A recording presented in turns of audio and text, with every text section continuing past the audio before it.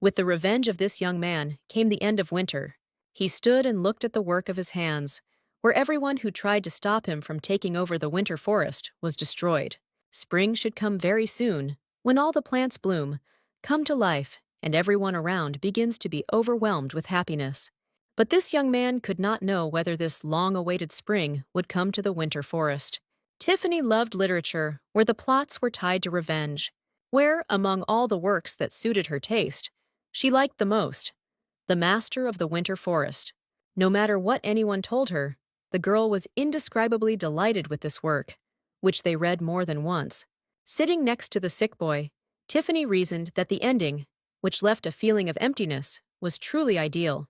The boy's voice distracted the girl from her thoughts about her favorite book and the feelings associated with it. Tiffany turned her head and looked at the boy's face, blazing with fever and fully conveying his general condition. The girl asked how the child was feeling now, but what Oliver replied was that his aunt should not worry about his health and calmly go for a walk at today's festival, thereby causing a smile on her face. The girl adjusted the compress on the boy's head and told him not to think about her, but rather to sleep a little more to gain strength. In her mind, Tiffany thought that the boy would be upset if she said that she really wanted to go to the festival. Looking at the falling asleep boy, the girl remembered that in the future, this child would become the main character of the novel Master of the Winter Forest. While washing the clothes along the way, Tiffany again plunged into memories. Now she was in the role of a minor character in her favorite work, Oliver's aunt, Elizabeth Rowdy. Yes, Tiffany literally took over the body of this beautiful girl. About a month ago, in her world, she was returning from some party in a state of extreme intoxication, and, not following safety rules when crossing the road, she fell under a speeding car. When she woke up, Tiffany discovered that she was in another world in the body of this girl. She discovered that in addition to her own memories, this new body contained the memories of Elizabeth herself. But the main problem was that she found herself in a novel whose plot is filled with revenge, where there is no place for places or hopes. Once again, Tiffany returned to the memories of the contents of her favorite book, in the events of which she unexpectedly became a participant. Oliver, an illegitimate child who did not know his father and lost his mother early, lived with his Aunt Elizabeth.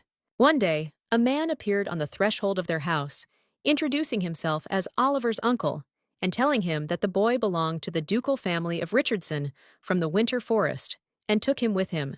However, in the Winter Forest, only the embittered glances of his relatives awaited Oliver, who clearly did not want to share the benefits of the life of aristocrats with the child.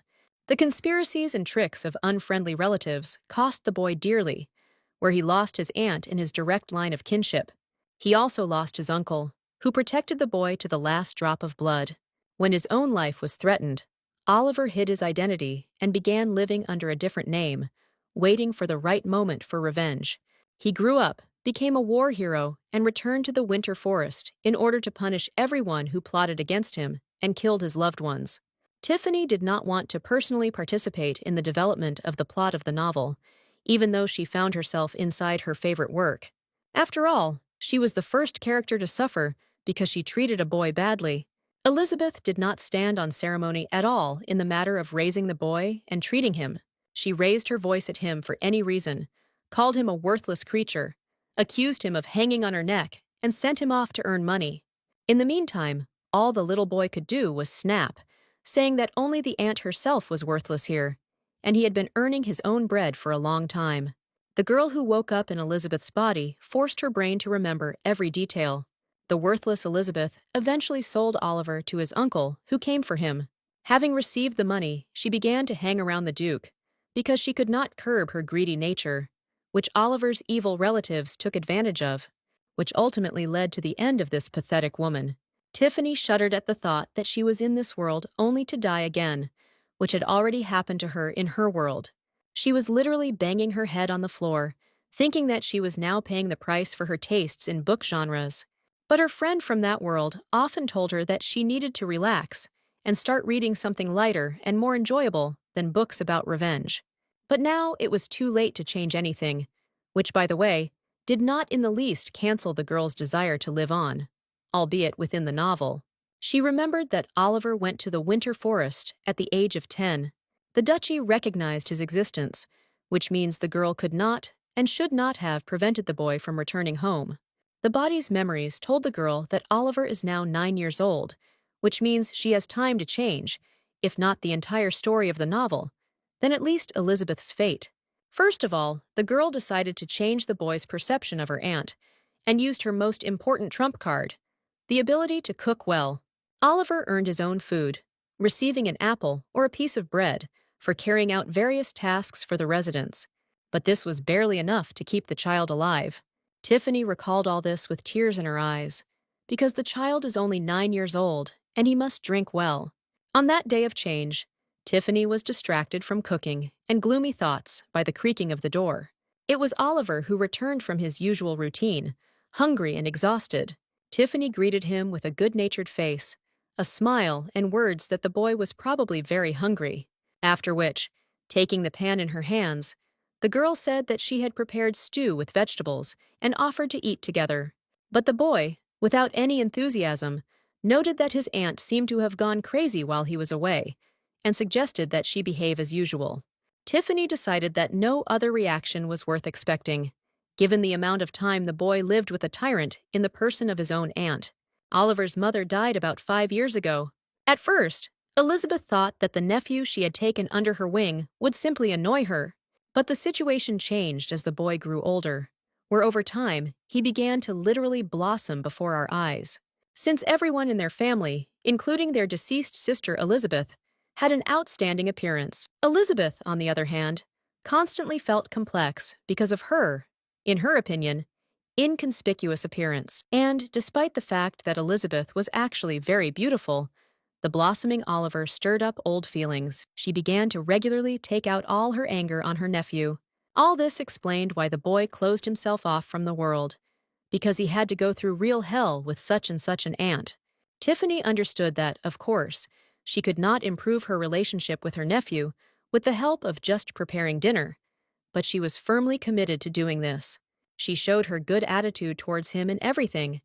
She invited him for a walk, cooked delicious food, came to the room in the morning, wishing him good morning.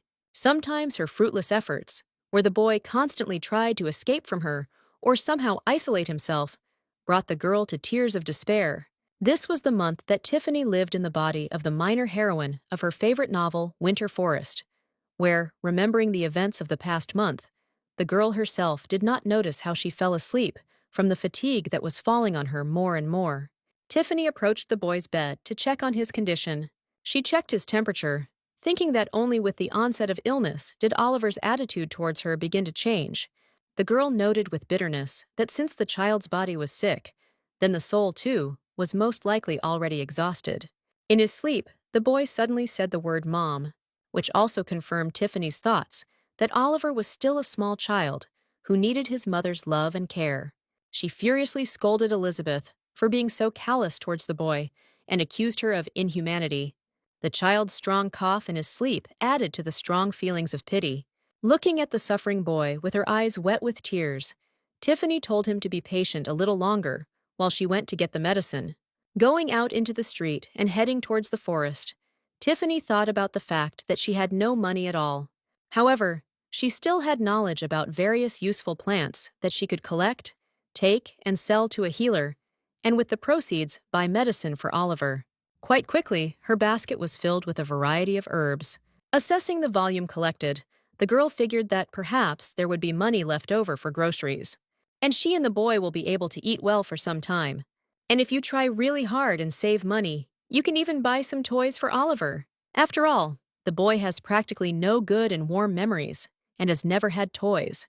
The girl mentally turned to the Almighty and asked him to allow the boy to find only happiness in the future. She was distracted from her prayer by a rapidly approaching sound that made her turn her head. But she didn't have time to notice anything. Something rushed past the girl like a hurricane, sweeping away everything in its path. Tiffany could only do that, already sitting on the ground, next to an overturned basket of herbs, to follow the carriage disappearing in the distance, almost repeating the story of the girl in that other world. My first reflex was to rub my bruised head, and then Tiffany turned her attention to her dress, which was now damaged, and it was not clear whether it could be repaired.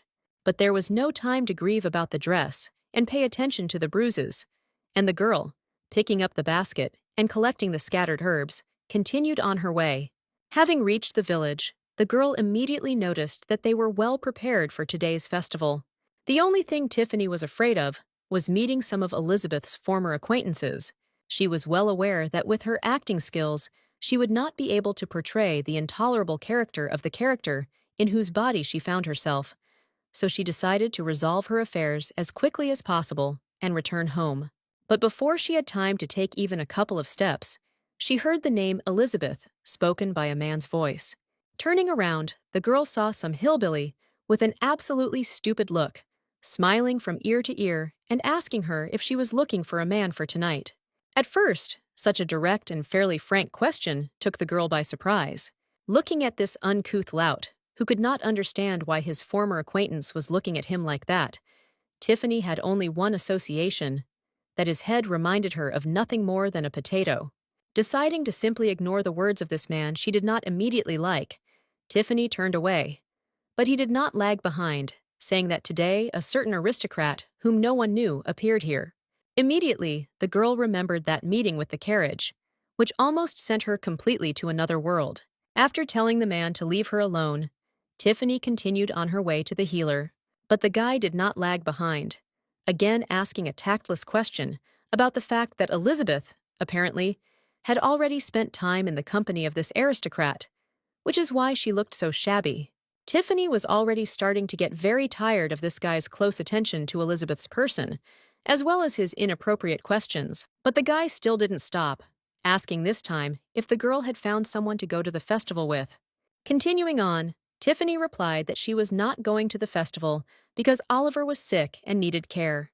The words that all this was an invention completely infuriated the girl, and she, turning around sharply, very rudely told him to leave her alone, asking at the same time whether he needed to pester her so much that it got to the point of rudeness. Stunned by this behavior of his previously rather compliant acquaintance, the guy, stuttering, replied that no, it was not necessary. Finally calling the annoying character in her favorite novel a fairy tale idiot, Tiffany continued on her way. However, this character quickly came to his senses from such an attack from the girl, and, deciding to leave the last word for himself, said that she should not pretend to be touchy and should lower the bar in order to get married. Tiffany couldn't ignore this and turned around and walked up to her even more unpleasant interlocutor. With a smile on her face, she said that, judging by his attempts to woo her, he had also set his bar too high, which should be lowered significantly lower in order to get married. The guy never expected such an answer from the girl and fell into a complete stupor. Unable to find a way to respond to such a statement, Tiffany's opponent hastily retreated, muttering something under his breath. Although she won the verbal battle, the girl, angry with the whole situation, also continued on her way, which did not last long, since in a fit of emotion, she did not notice how she had stumbled upon a random person she met. And again, the girl was sitting on the ground, only now she was rubbing her nose, which had been bruised in the collision, and cursing at today's unfortunate day. Suddenly, an open palm appeared right in front of her, accompanied by a question whether the girl was okay. And the first thing she was delighted with was the stranger's voice, which she was very pleased to hear. The next thing she noticed was the shoes of her random stranger. They were very expensive shoes, which indicated the high position of their owner, but Tiffany did not need to meet such a person. And then the man dropped to one knee and apologized that in his haste he had shown tactlessness and inattention towards the beautiful lady. Trying not to look at him, Tiffany quickly stood up and said that nothing bad had happened because she was also in a hurry. And in response to the words of the person she met that her clothes were ruined and an attempt to look into her eyes, the girl, covering herself with her hand, replied that the man was not to blame for anything. Having finally said that she had a lot of urgent matters and she needed to go, Tiffany hastily left the place of the second unexpected meeting, and the man who encountered her remained standing right in the middle of the street, greatly surprised by the strange behavior of his random acquaintance. Soon the girl was already heading back home, where in her basket, instead of herbs, there were already medicines and some food. The voice of the red-haired girl asking what she had in her hands attracted Tiffany's attention. Turning around, she saw one of Elizabeth's friends named Lara. She replied that Oliver was ill, and she went to the healer for medicine, buying food for home along the way, which clearly shocked her interlocutor, who knew Elizabeth's character, who would never take care of the boy. However, this was not all that Lara could not understand, because she asked what Elizabeth was doing here, which confused the latter. Seeing the girl's reaction, Lara explained that she recently wanted to flirt with some aristocrat, but he asked about Elizabeth's house and immediately left. Tiffany listened attentively, and Lara continued, saying that she naively believed that Elizabeth managed to lure this handsome man in military uniform to her. This information greatly puzzled Tiffany, who could not figure out what kind of man was looking for her house and why a military man. And then it dawned on her that Oliver's uncle should appear just during the spring festival, but this should happen when the boy turns 10 years old. And at that very moment, she understood everything that was happening. Abruptly taking off, she rushed towards her house, hastily saying goodbye to Lara. And she, in turn, shouted curses after her, accusing her of the fact that the man was more dear to her than her friend. Tiffany ran home as fast as she could, managing to simultaneously send curses to Elizabeth, who, as it turned out, did not even know the exact age of her nephew, giving Tiffany the memories that he was 9 years old. A man in a beautiful military uniform was indeed already standing near the front door, and the girl had no choice but to acknowledge the presence of that same man here. Oliver's father's brother, Thomas Richardson. His attractive appearance also became the subject of Tiffany's close attention, where she closely examined every detail of his uniform and every feature of this handsome face of a true aristocrat. And when Thomas, noticing the girl, approached, she joyfully noted that he was also tall. The first thing the man said were words of joy at their re-meeting, which made the girl feel confused as she couldn't remember her or Elizabeth ever meeting this man. But Thomas quickly dispelled this embarrassment by recalling the confrontation on the street that occurred less than an hour ago, making the girl surprised and embarrassed even more. Then, with ceremony, the man introduced himself, calling himself Colonel Thomas Richardson of the Royal Army, and asking if the girl was the mistress of the house. Answering positively, Tiffany asked what brought the man to this house, to which the man asked if the girl knew a man named George Richardson. Of course, this man was familiar to Tiffany from the novel, because this is the name of Oliver's father, but he could not be familiar to Elizabeth. Therefore, the girl replied that she did not understand who the man was talking about, and that he was probably just in the wrong house. With disappointment, Thomas concluded that if it wasn't the rowdies living in this house, then he had really made a mistake. Knowing very well the plot of the book and how this man knows how to stand his ground, the girl confirmed that her last name was indeed Rowdy, after which she politely suggested continuing the conversation inside the house. As they walked inside, Tiffany quickly replayed the events of the novel in her head, once again remembering that the man following her was Thomas Richardson. On the first day of the May festival, he arrived in this village in order to take his nephew to the winter forest. Arriving at the house, he found Oliver there, sick and completely alone, because his Aunt Elizabeth had fun at the festival until the early hours of the night. This sent the colonel into a frenzy, where he accused Elizabeth of being completely irresponsible and said he was taking Oliver away.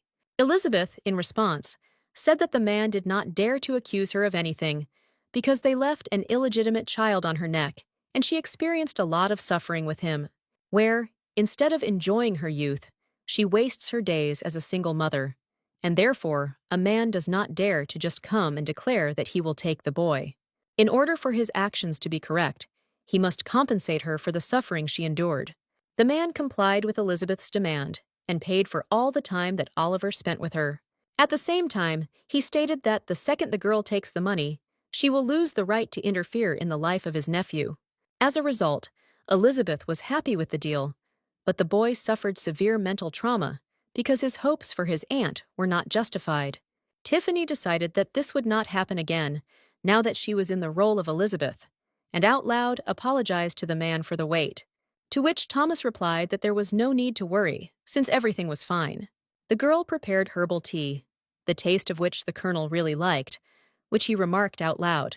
Tiffany drew up a plan for the conversation, where she should not disclose the information she knew about the events of the book, and should not create in the man the opinion that she wanted to get rid of the boy. She began the conversation with the fact that she was really hearing the name George for the first time, and her rowdy family was from a remote area and had nothing to do with the Richardson family. To which Thomas asked if she had written a letter to George about 5 years ago, informing him that he had an illegitimate son, mentally concluding that Sister Elizabeth had managed to write the letter before her death. Tiffany voiced out loud the question that whether it was too late for the man to decide to respond to the letter 5 years ago. Thomas explained that he was just George's younger half-brother, and their family knew nothing about the child because his brother hid it from everyone. When George died, while sorting out his things, he came across a letter informing him of the presence of his son. However, there was no more information there, except for Rowdy's last name, which was the reason for such a long time spent on the search, for which he also apologized to the girl. Tiffany was sympathetic to the situation, saying that there was no need to apologize since Thomas was not the creator of this story. And when asked where the child was, the girl, pointing to the stairs, said that she was sleeping at the top. This was followed by a logical question about the boy's name, which was no secret, and Tiffany said that his name was Oliver. Looking at the man, the girl recalled the events of the book, where Oliver was delighted with his Uncle Thomas, who took care of him in a fatherly way, acted as a mentor, and also, according to Tiffany's personal observation, was very handsome. After some thought, Thomas asked who Oliver's girlfriend was, promptly receiving the answer that she was his aunt. Then, the man asked the next logical question regarding the whereabouts of the boy's mother. Tiffany sadly reported that his mother died of an infectious disease 5 years ago.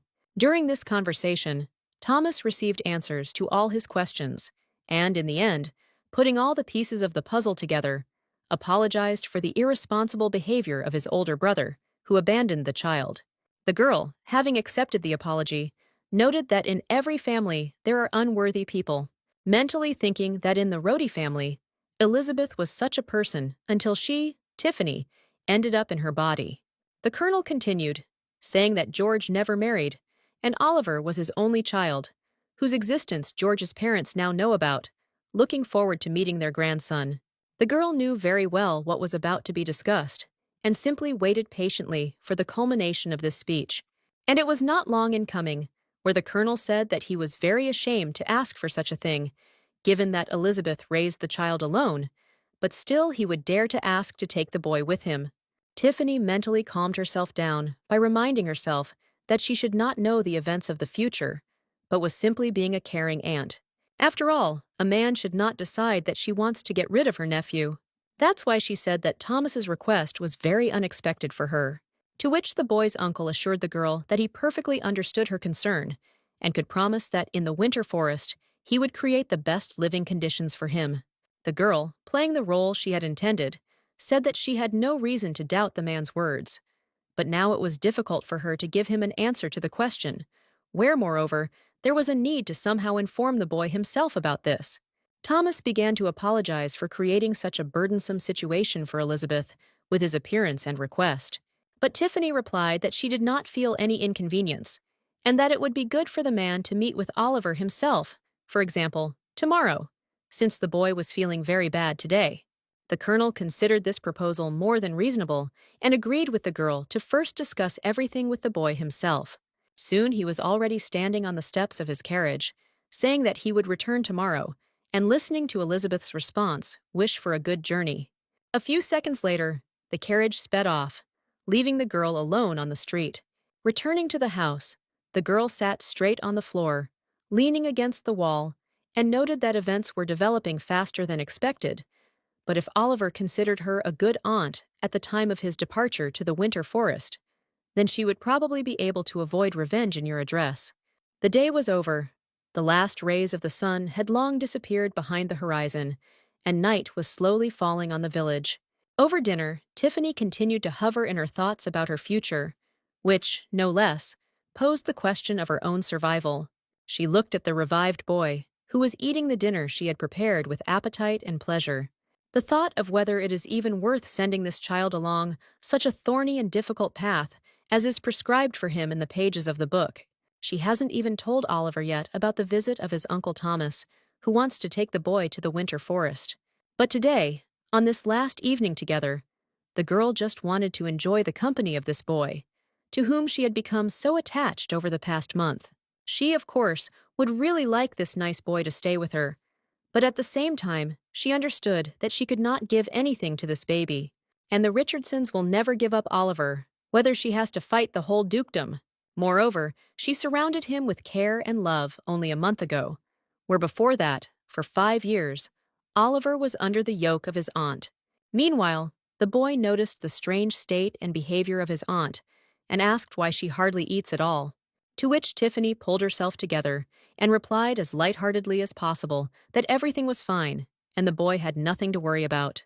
Remembering again that today was their last evening together, the girl carefully patted the boy's cheek with words of tenderness, causing a corresponding reaction from Oliver in the form of words that he was no longer little.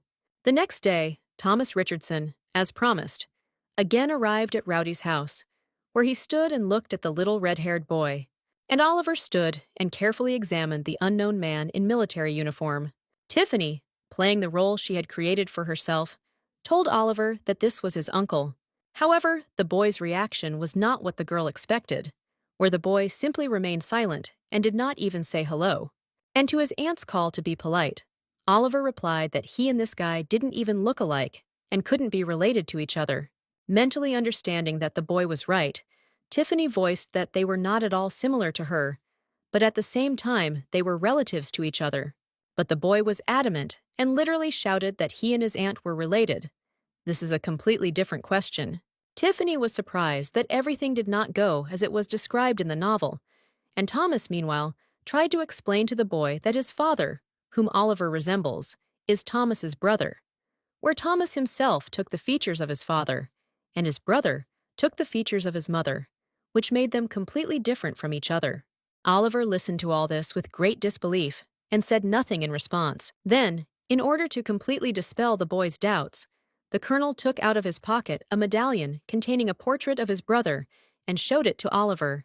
The first to silently admire the beauty of Oliver's father was Tiffany, who did not find anything surprising in the fact that her sister Elizabeth was fascinated by this man. And Oliver himself looked sadly at the portrait of his father, recognizing his features in himself. When the boy finished looking at the portrait, Tiffany said that his uncle was from a very wealthy aristocratic family, and if the boy goes with him, he will be able to eat good meat every day and learn a lot. After these words, the boy asked about the fate of his aunt herself, to which Tiffany replied that she would stay to live here, in this village. She was very pleased that the boy still considered her his relative, and they parted on such a wonderful note. Oliver cast a sly glance towards the man standing nearby, and suddenly shouting the word "Mom," he rushed into the arms of his Aunt Elizabeth, which shocked Tiffany twice, both with his hugs and by calling her Mom, which was completely unexpected for the girl. With tears in his eyes, he asked his mother not to leave him and promised to continue to call her aunt. Here the colonel intervened in this scene, carefully noting his memory that the girl introduced herself to him as the boy's aunt, to which Tiffany once again confirmed that she really was just an aunt to Oliver. But the boy continued his performance, snuggling into Tiffany and over again shouting the word "Mom" and requests not to leave him. And the colonel, continuing to observe what was happening, expressed complete misunderstanding regarding this scene. But, a second later, Thomas made a statement that if Miss really was Oliver's mother, then he could not afford to take him away, so as not to break the maternal connection. And his next words, that the girl, in this case, needed to go to the winter forest with them, rang like thunder in the girl's ears. She understood perfectly well that her own life was at stake, because staying in the winter forest promised her death, and therefore she voiced that a measured and quiet life in this village was more suitable for her. At this point, Oliver intervened, reminding Elizabeth of her own words that she had always dreamed of living in a palace like a princess, where her fingers would be decorated with gold rings with precious stones, and veal steak would be served for lunch every day. To which Tiffany, in contrast to Oliver's arguments, replied that she had always been and remains a supporter of a modest life, and she was used to eating simple and low-fat foods. Then she sat down and said in all seriousness that everyone has an inherent desire to live in abundance, but she spent her whole life in this village, where she has many friends, and she does not want to move to another place. Then the boy continued to play his role, roaring and making a statement that by giving him to this suspicious guy, the girl was trying to get rid of him so that she could later get married. Where the words relating to the colonel's personality about his suspicion surprised the man a lot. Reinforcing what was said, the boy gave Thomas an extremely incredulous look. But having gathered himself, Thomas announced that if Miss plans to get married, then the best option would be to find herself a husband in the winter forest. Oliver was quick to support what was said, saying that the man's proposed option was excellent and suitable for both the aunt and the boy. Now tears began to well up in the eyes of Tiffany, who, trying to avoid a fatal trip for her, said that she would definitely be out of place there, and they might begin to oppress her. After all, she is just the younger sister of a girl who gave birth to a child from their deceased son. But the boy turned it around and said that the situation is completely different from how Elizabeth sees it, because she is the one who raised this child when one parent hid his existence and the other died. Such intelligence of the boy led the girl into a stupor, and she simply did not know what to say. Thomas interrupted the awkward pause, saying that the Richardson family could well afford to shelter and take care of one more person. He said that it is possible to make any girl's desire come true, be it a simple measured life, or the life of a princess in a palace. And he ended his slightly pretentious speech by saying that absolutely everything is possible in the winter forest. Tiffany was struck on the spot by such a speech, after which she had no more arguments left. The carriage was already standing ready for the journey, and Tiffany still couldn't believe that she was starting a journey into the winter forest, where, according to the plot of the book, Elizabeth faces inevitable death. The girl packed her few luggage quite quickly. Suddenly, a familiar female voice sounded behind her, shouting Elizabeth's name. Turning around, the girl saw Lara running up to her, who asked if the rumor that Elizabeth was going to live with aristocrats and would now be a rich lady was really true. Running closer, Lara stated that everything happened exactly as Elizabeth had always said, that sooner or later she would marry an aristocrat. Having heard such things, Tiffany was very scared that Thomas, with whom she had a completely different relationship than Lara imagined, might hear this. Meanwhile, the colonel announced that all preparations were completed, and they could set out. He approached the girls and, in front of the astonished Lara, invited Elizabeth to get into the carriage, calling her Miss Rowdy. And Lara mentally concluded that somewhere she definitely did something wrong, and from today on, she needs to dream big, like Elizabeth. And after the leaving girl, she shouted that her groom would be no worse than Elizabeth's groom, and she, too, would sooner or later join aristocratic society. Tiffany could do nothing but blush, and Thomas added fuel to the fire by asking what kind of problem arose with Miss Rowdy's friend. Quickly saying that there were no problems, the girl literally jumped into the carriage, and only then did it dawn on her that Thomas offered her his hand in order to climb into the carriage, which she simply ignored. While she was worried about this, and the colonel was looking at his hand, Oliver began to hurry the man, asking what the uncle was doing there and stating that it was time for them to go. Tiffany reacted emotionally to this boy's remark, saying that he should call Thomas not uncle, but uncle. According to the events of the book, Oliver was very thirsty for love and tried to show his best side to all his relatives in the winter forest. Now Tiffany noted that the boy was showing up in a completely different way, which meant he should be educated. In a calmer tone, the girl told the boy that he shouldn't address his uncle like that, but the boy simply ignored what was said, looking out the window of the carriage starting its journey, and so the gates of this village were left behind. Tiffany sat in the carriage and thought that after so many trials that had befallen her, she was leaving this village. Suddenly, a familiar male silhouette appeared in the window. The girl said nothing to the man with the potato head. She only thought that he had no business staring at her like that. Of course, the future worried the girl greatly, but there was no going back. Her fight for survival in this revenge-driven plot has only just begun.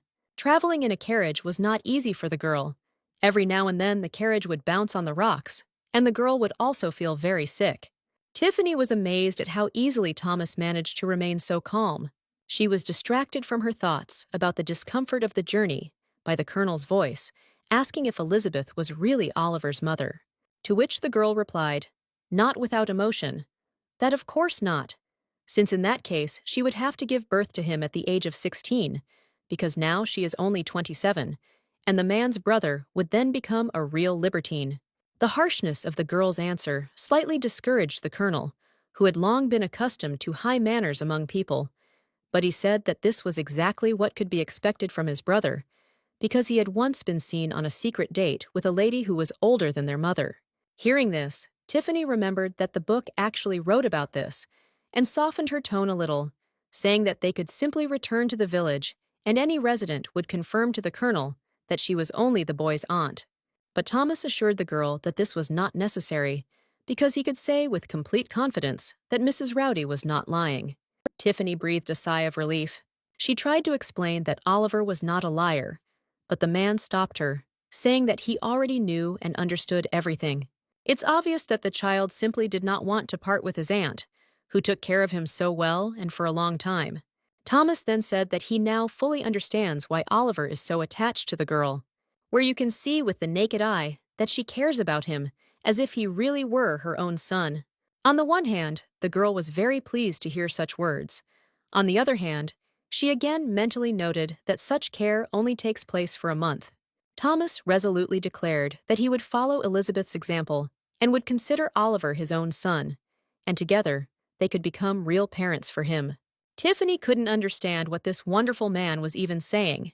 In response, she said that the colonel should choose his words more carefully, otherwise he might be misunderstood, to which Thomas reacted with incomprehension.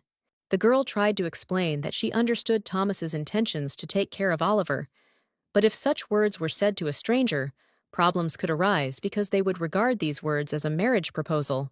At first, the colonel was simply silent, apparently digesting what he heard, and then voiced that he had no reason to say such words to anyone else, since Oliver considered only Elizabeth his mother. Tiffany, confused, came to the conclusion that Thomas did not understand at all what she was trying to tell him. And then the girl noticed that if the real Elizabeth were here, the man would long ago have been tied hand and foot with his words.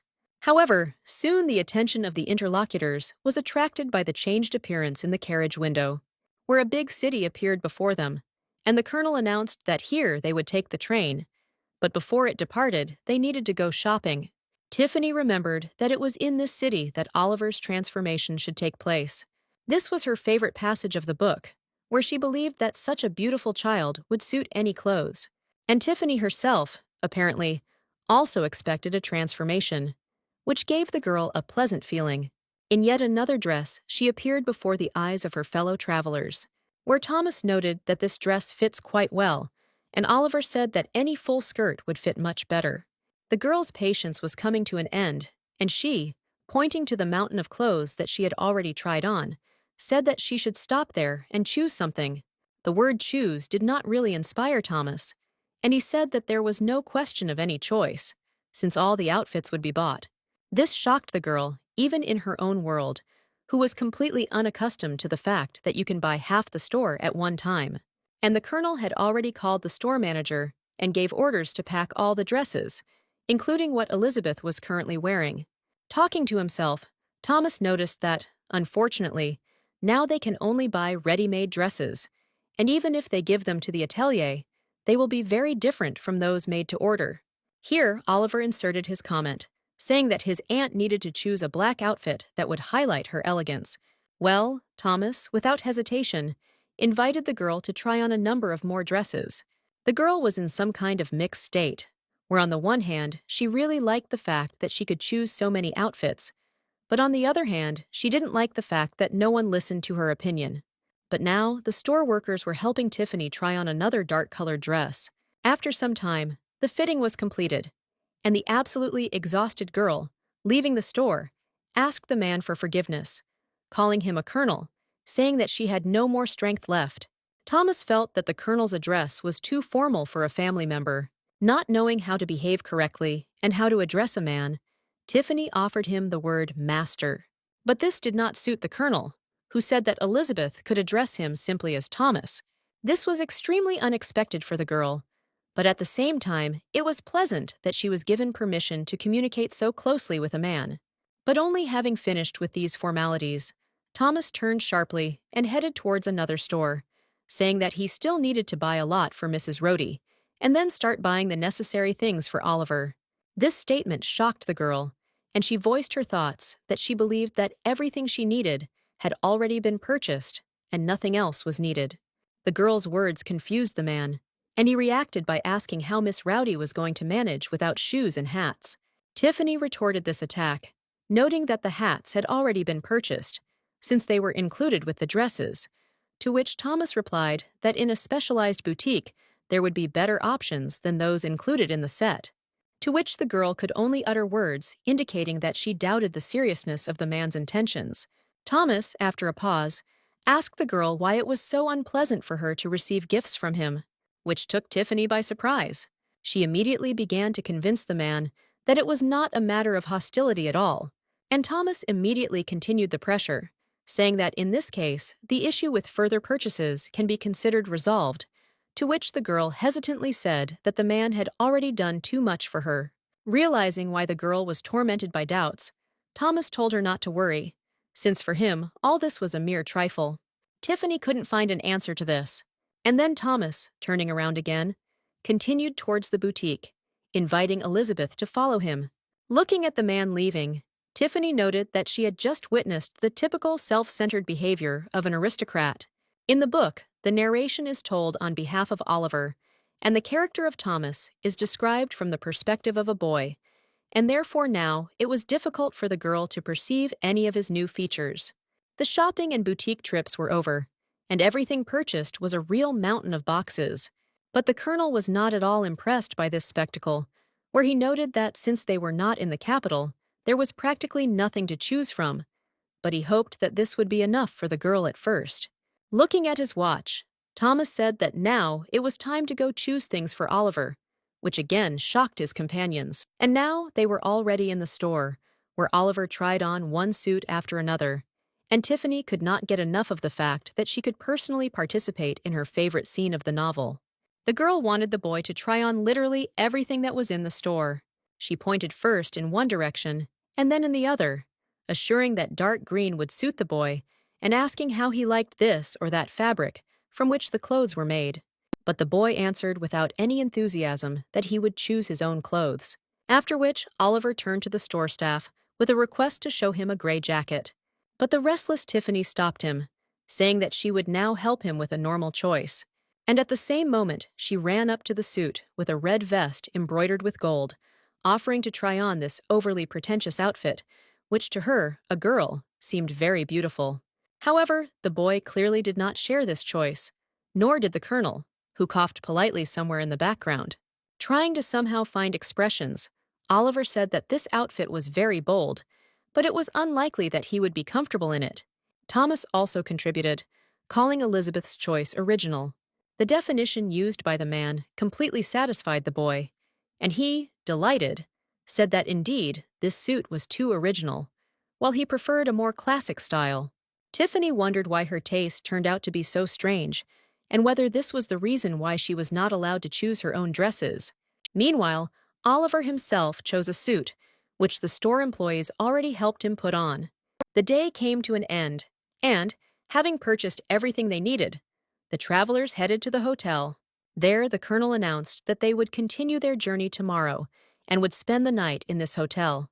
Thomas wished Mrs. Rowdy a good rest, who was still worried about not seeing Oliver in the clothes she wanted. For tired travelers, the night passed quite quickly, and it was replaced by a new warm spring day. Thomas, Tiffany, and Oliver had already reached the station and were waiting to board the train.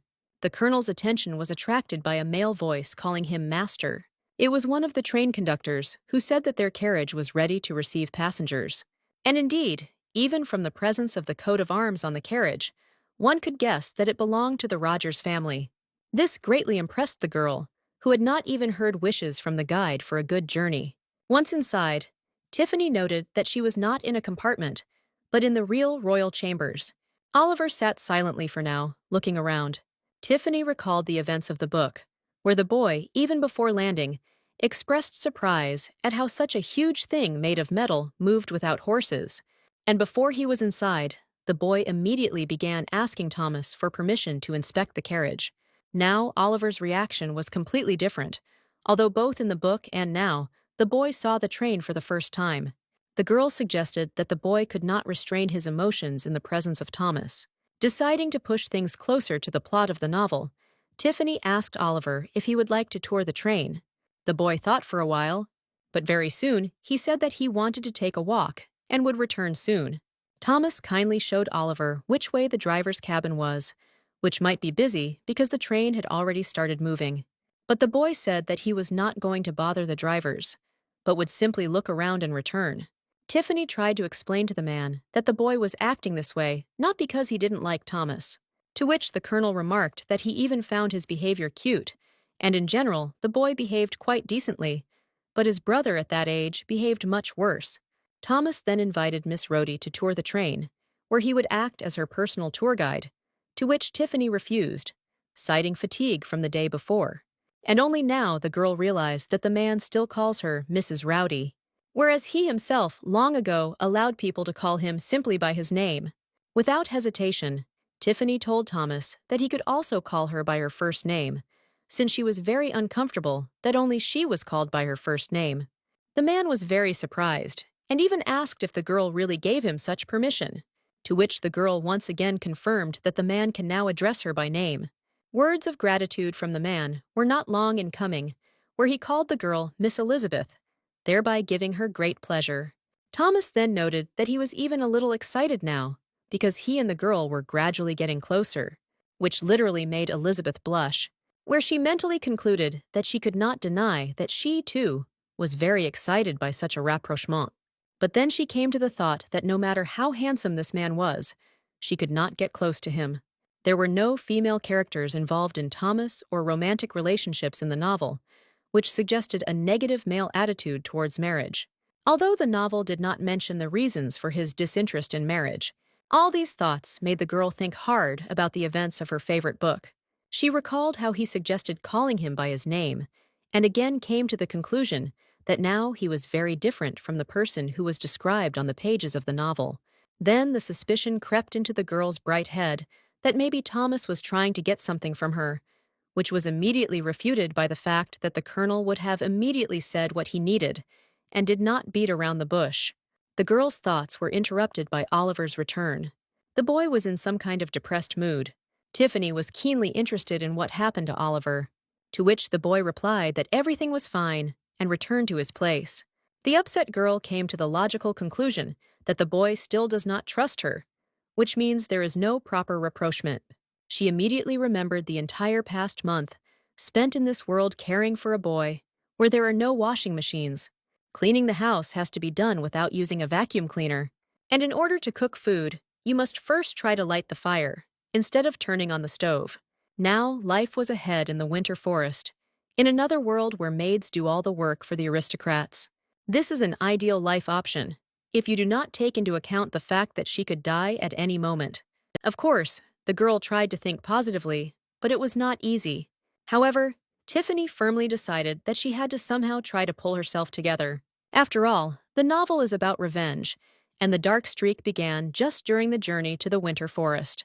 The first attempt was made on the train in which they are traveling now. Oliver then enters this seemingly better life in the dukedom, but the happiness does not last long, and Thomas comes to his defense. He sends the boy away from this evil place to save his life.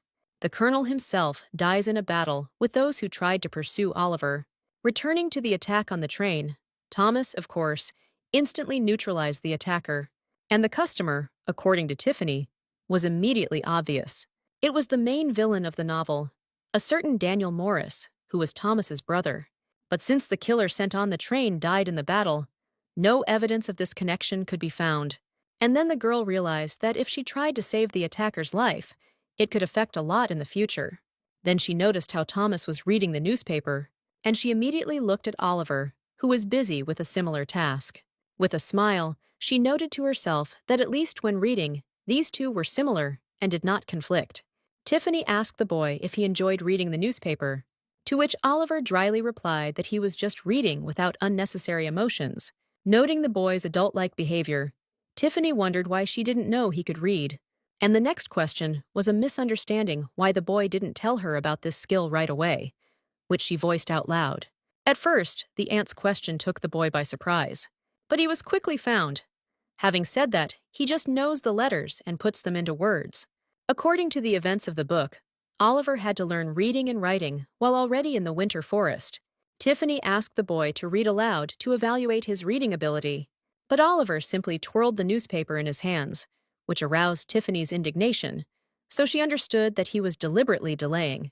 And suddenly, he actually started reading, where it was about the truth of George Richardson's death. This more than greatly puzzled Tiffany, who was in no way prepared for the fact that such a sensitive topic regarding the boy's father would be touched upon in the newspaper. She asked the boy to stop doing nonsense and read normally, to which he replied that it really was written like that. The girl, still not believing that such gossip could be written in newspapers, asked Oliver for the publication. But as she delved deeper into her reading, Tiffany became convinced that the newspaper contained not only what he managed to voice, but also many other gossips about the Richardson family, including about Colonel Thomas himself, whose noble origins the newspapermen questioned. The contents of the paper greatly angered the girl, who began to lament that a child should not read such things and wonder what this newspaper was doing in their compartment. Thomas explained that the reputation of this publication is indeed very dubious. However, many aristocrats read the newspaper and therefore are forced to purchase it and offer it for reading in those places where high society frequents. But Tiffany could not be stopped. She continued to swear, calling the newspaper a disgusting source of information that a child should not see. Apologizing, Thomas said that he did not see anything wrong in the newspaper because everyone read it, and promised that this would not happen again. Meanwhile, Tiffany pulled out a book with children's fairy tales from somewhere and handed it to the boy, saying that a child should read such literature. The reading given did not at all impress Oliver's precocious nature, where Tiffany almost guessed his thoughts that this book was not at all interesting to him. Realizing that the boy could only pretend to read, the girl promised to test him on his knowledge of the events of the book, to which Oliver said that he would read the book. Well, the newspaper that Tiffany took from the boy lay crumpled next to the girl, where she could not deny to herself that she would be interested in finishing reading the gossip that was written in it. And now, the girl's hand imperceptibly reached out to the printed publication, where, a moment later, Tiffany was already enthusiastically reading that the dreams of the Duchess of the Winter Forest were not destined to come true. Earl George was the eldest son of the Richardson family. He was popular with women, and everyone dreamed of marrying him, but he died in an accident. The new heir to the family was his younger brother Thomas, who was not an ideal candidate. Tiffany remembered that the stumbling block was the contract for the construction of the railway with the royal family. In this world, the construction of railways began quite recently. The royal family awarded very few contracts for railway construction. The fight for the contract was very fierce, but one family still managed to win this Cold War. The winner was Duke Richardson House in Winterwood, where the house was represented at auction by the current Duke, Lord Julian Richardson. He acquired the right to build railways on the condition of his marriage to Princess Mary. Another condition of the contract was that the heir to the Winterwood Duchy must be a blood relative of the royal family. However, Princess Mary died giving birth to her son George, after which Evelyn, the princess's former maid of honor, became the wife of Lord Julian and gave birth to Thomas, where the latter is not related by blood to the royal family. Consequently, Oliver is the only and last rightful heir to the Duchy of Winterwood. Will the old duke be happy about this? Will Thomas marry a representative of the royal family? Such questions swirled in the girl's head. She recalled that the second princess was quite close in her relationship with Thomas, even though he was always disappearing in the capital. Continuing to read the newspaper, Tiffany concluded that the plot of the article was very, very exciting. But suddenly, the newspaper was torn out of the girl's hands with a rather quick and deft movement. It was Oliver who reproached his aunt for reading herself what she had forbidden the boy to read. Tiffany had no choice but to say that she was an adult, and she was not forbidden to read such things. But the boy, without listening to her, rushed away, taking the newspaper with him. And the girl, to no avail, continued to tell the boy to come back and give her the newspaper that she needed for her own investigation. Hearing the word investigation, Thomas was distracted from reading and began to be keenly interested in what kind of investigation the girl was conducting and what kind of information she needed. Embarrassed by her own carelessness in expression, Tiffany said that she just wanted to know how things were in the winter forest. To which the man stated that such newspapers only write rumors that are not based on facts and cannot be trusted. And if a girl really wants to know something, then it's best for her to ask him. When asked by Tiffany about the frankness of her answers, Thomas assured the girl that he would be absolutely honest with her. Delighted, Tiffany asked the most important question that interested her regarding what stage the consideration of the issue of Thomas's marriage to the princess was at. The colonel clearly did not expect such a direct question and was greatly embarrassed when he heard it. The girl, of course, also felt uneasy about her question, especially when she saw the man's reaction. To the man's counter-question about whether this was really being discussed in the newspaper, Tiffany answered positively. After collecting himself a little, Thomas replied that this information was not true at all and was being disseminated by an unreliable source. But the girl did not let up, saying that the man had to get married because of the contract for the construction of railways, to which the man also answered negatively, citing the fact that he now has Oliver. The girl continued to insist on her opinion and argued that Thomas's marriage to the princess would save him from unnecessary rumors. According to information from the newspaper, the current duke is already quite old, and even changing the duchess will not help him have new offspring, and his son Thomas does not intend to marry and inherit the ducal title. Therefore, when Thomas publicly refuses the marriage, the old duke will need to find another candidate for the wedding with the princess, where the closest unmarried man and the first candidate is Daniel Morris, where Daniel will say that since Thomas refuses to marry and George died, then the title of Duke of the Winter Garden should pass to him, to Daniel, where many pinned their hopes on such an outcome. But everything changed when Oliver arrived in the Winter Garden. This boy was a direct obstacle for Daniel to take over the title of Duke. If Thomas deviates from his plans and gets married, then the entire royal family will become Daniel's enemy. He cannot go against the king, which means the villain will try to get what he wants before something changes not in his favor. After all these thoughts, the girl raised her eyes and looked at Thomas, and the man wondered whether Elizabeth really wanted him to become related to the royal family.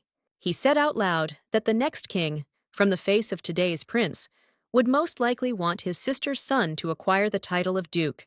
And Tiffany, recalling the events of the book, sadly concluded that there was no guarantee that Oliver would be happy about this.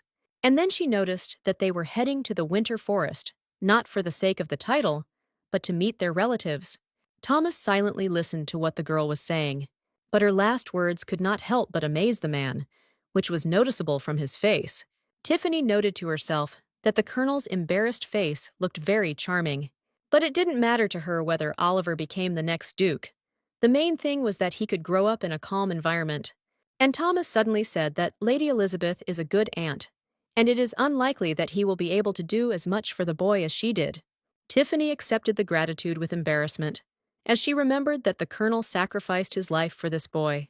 She said out loud that Mr. Thomas would be a wonderful uncle to the boy, which couldn't help but touch the man, and he expressed his gratitude for the girl's opinion of him. After these words, there came that same awkward pause, where people don't know what to say or do now. At that very moment, they were caught by Oliver returning.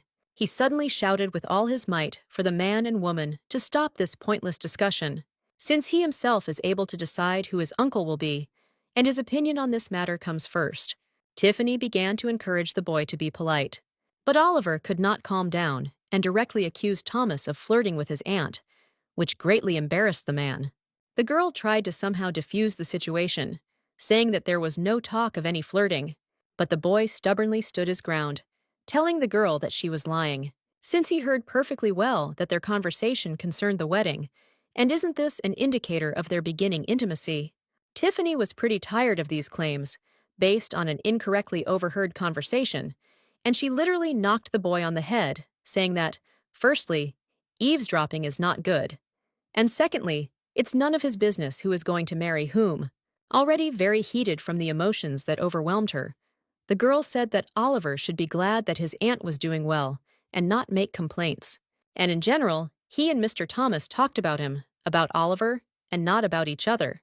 Looking at his aunt's reaction, the boy began to realize that somewhere he had made a mistake in his conclusions, and said something under his breath, like an apology. And Tiffany, fully playing the role of a strict aunt, turned the conversation in a different direction and asked if the boy had finished reading the book, to which he had nothing to answer, because the book had not been finished. Then the girl invited Oliver to sit down and read the book aloud to her.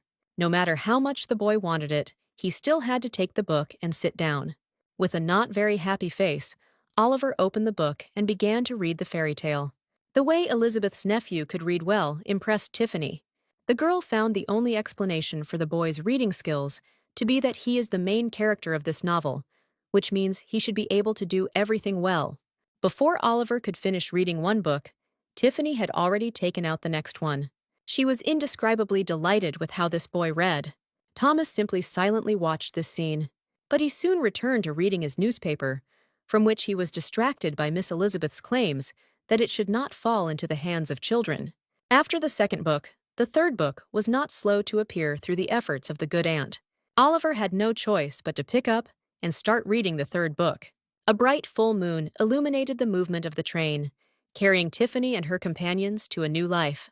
The girl did not feel very well and sat with her hands folded on her stomach. Oliver doesn't know how he can help his aunt and was just trying to find out from her what she could eat, but the girl could not remember what and when she ate. She thought that expensive food was completely useless since it made her stomach hurt so much. Simple food had never caused this to happen.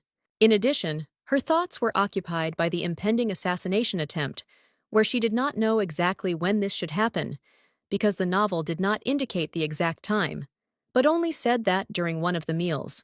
Tiffany knew she had to be on her guard whenever she ate food, and the boy, continuing to worry about his aunt's health, asked if she had taken any medicine.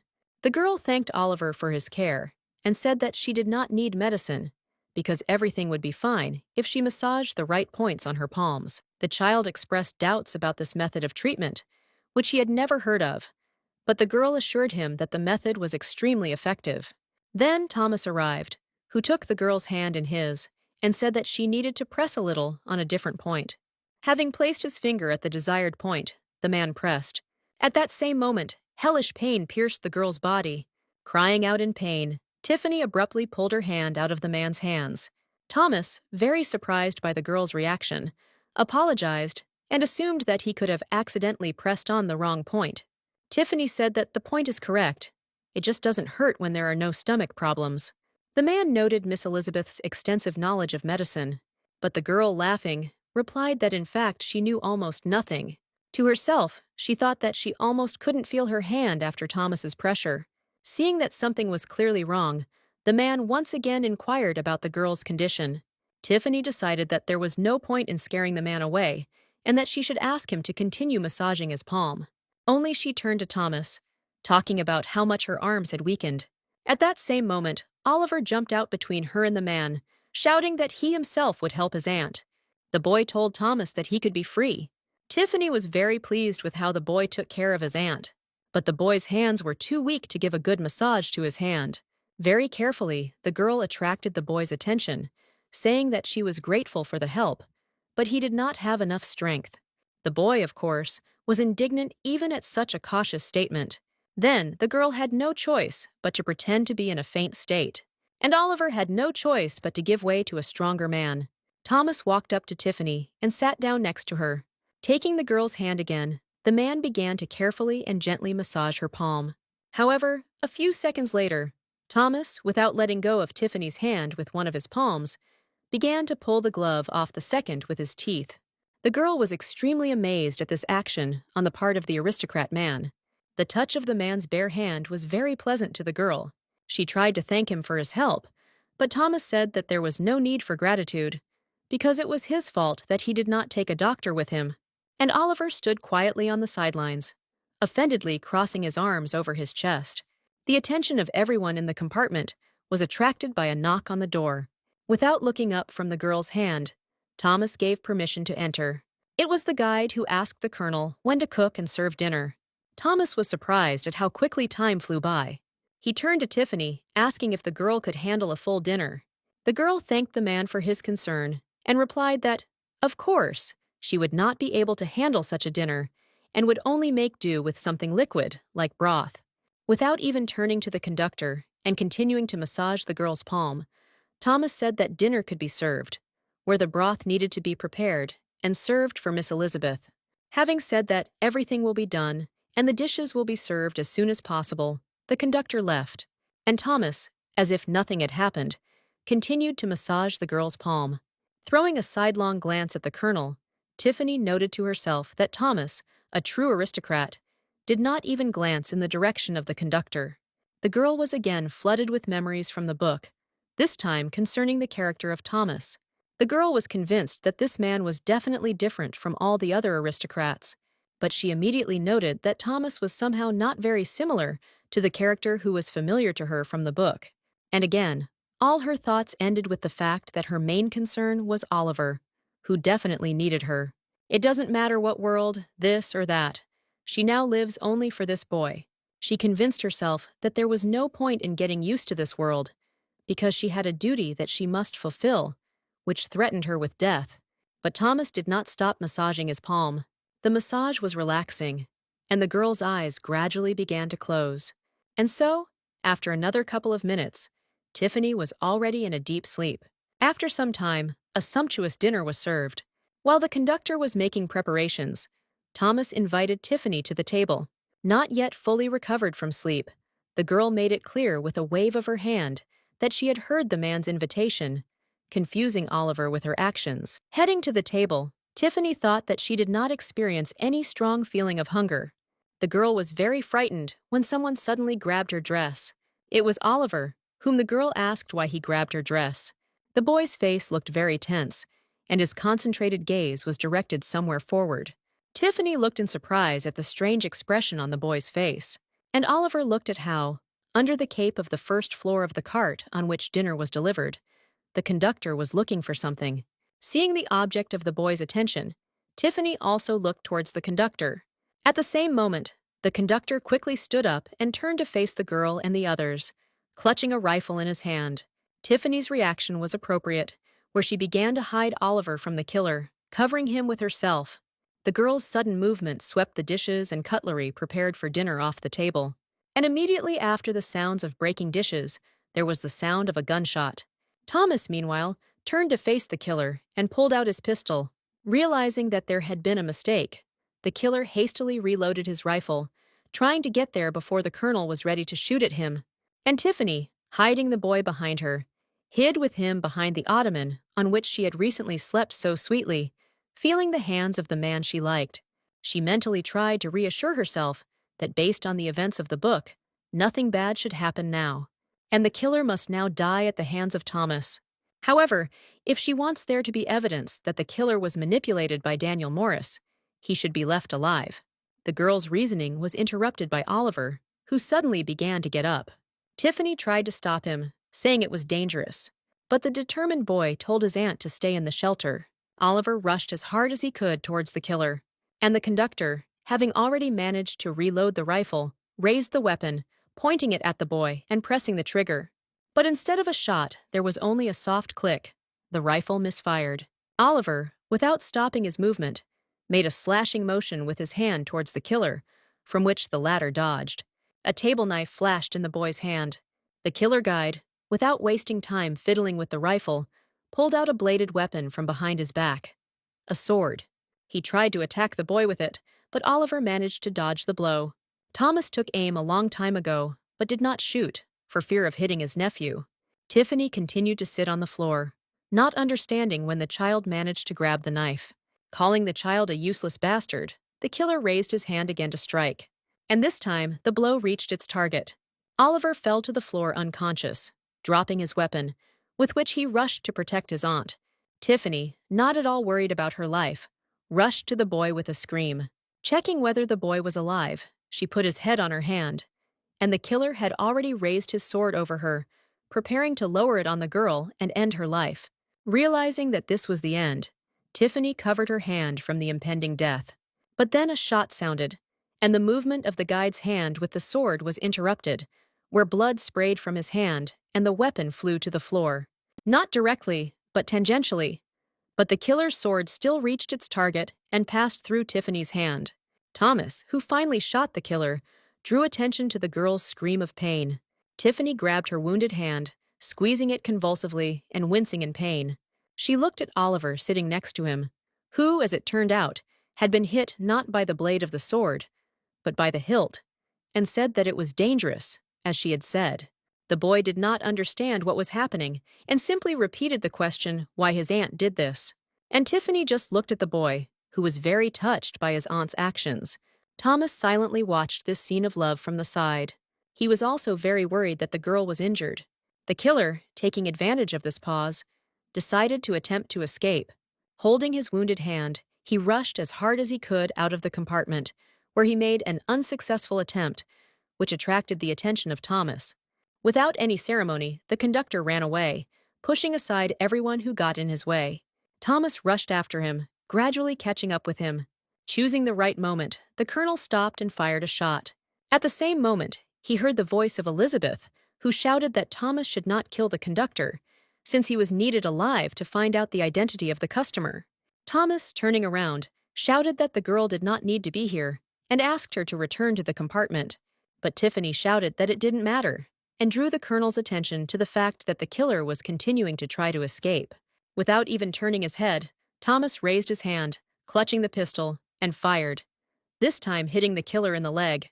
This impressed the girl, both in the part where Thomas shot without looking, and in the part where he apparently did not listen to the girl at all, that the intruder does not need to be killed. Meanwhile, the killer dropped to one knee and did not move. But then he straightened up again and continued his movement. Thomas raised his gun again without a word, and the killer had to take just one step to find himself on an open platform from which he could jump from the train. The decision had to be made quickly, and Tiffany looked around for something that would prevent the killer from escaping without killing him. A rather heavy pepper shaker caught her eye, which it was decided to use as a weapon. The short swing and throw did not take long to arrive, and then the throwing weapon flew straight to the target, which was the back of the head of the killer trying to escape. The delighted girl noted to herself that it was not in vain that for some time she attended the baseball section at school in her former world. The killer, meanwhile, began to lose his balance and fall on his side into the door that he himself had opened. And a moment later, he fell out completely and disappeared. Tiffany ran up and only managed to catch the moment when the legs of the conductor, who had fallen over the fence, disappeared into the darkness. Without saying a word, the girl sadly looked into the distant place that had swallowed up the guide. Thomas approached and found the girl in a strange state, where she was smiling for no reason. Turning to the man, Tiffany asked if the guide had died, to which the man concluded that most likely yes. Without saying a word in response, the girl turned away and returned her gaze to the darkness rushing nearby, from which branches of bushes and trees stuck out in places. It was a shock. Thomas helped Tiffany back into the compartment, where she sat, clutching her head with her hand, in which thoughts could not subside, where the girl only thought about the fact that today she had turned into a killer and tried to somehow justify herself, remembering that according to the plot of the novel, this man was supposed to die anyway. Oliver looked sadly at his aunt's condition and at her hand, which was bandaged at the site of the injury, and suddenly he spoke, saying that Elizabeth would be better off returning to their village. Such a statement distracted the girl from her dark thoughts, and she asked where the boy was sending her, and Oliver repeated that his aunt had better return to their village, because she still didn't want to go to the winter forest.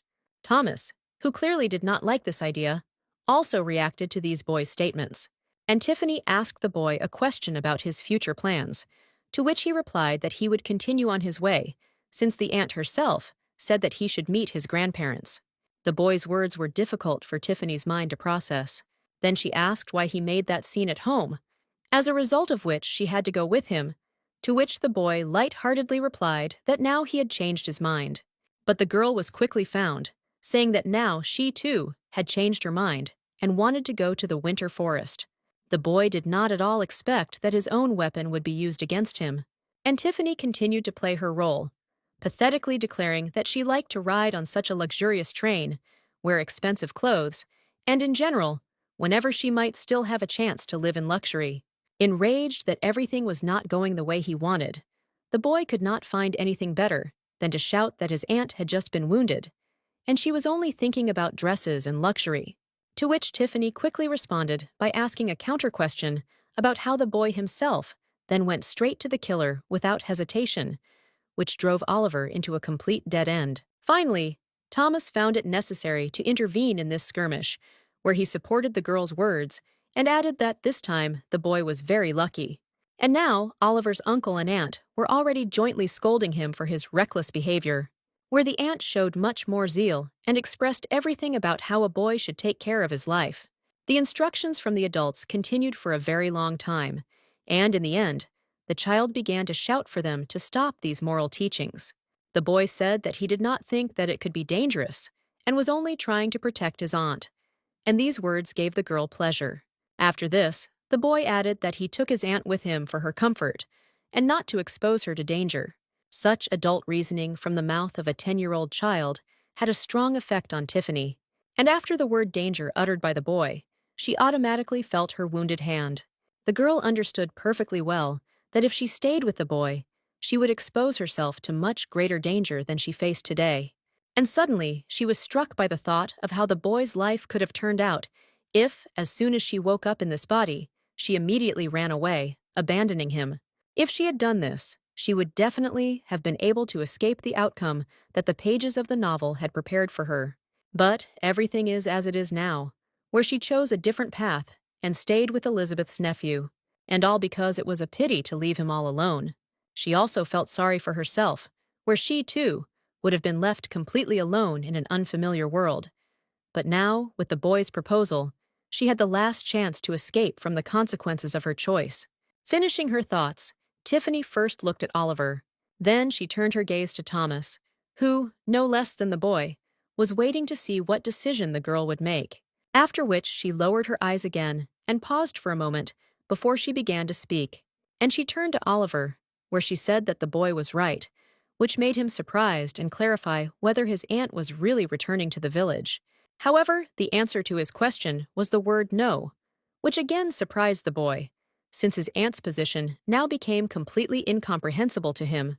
Without keeping anyone else waiting, Tiffany loudly declared that she would continue her journey to the winter forest, not as an aunt, but as Oliver's mother, simultaneously remembering everything that she had already experienced during this short trip, where she experienced the most joyful feelings from new, beautiful outfits. She experienced wild fear from being attacked and injured.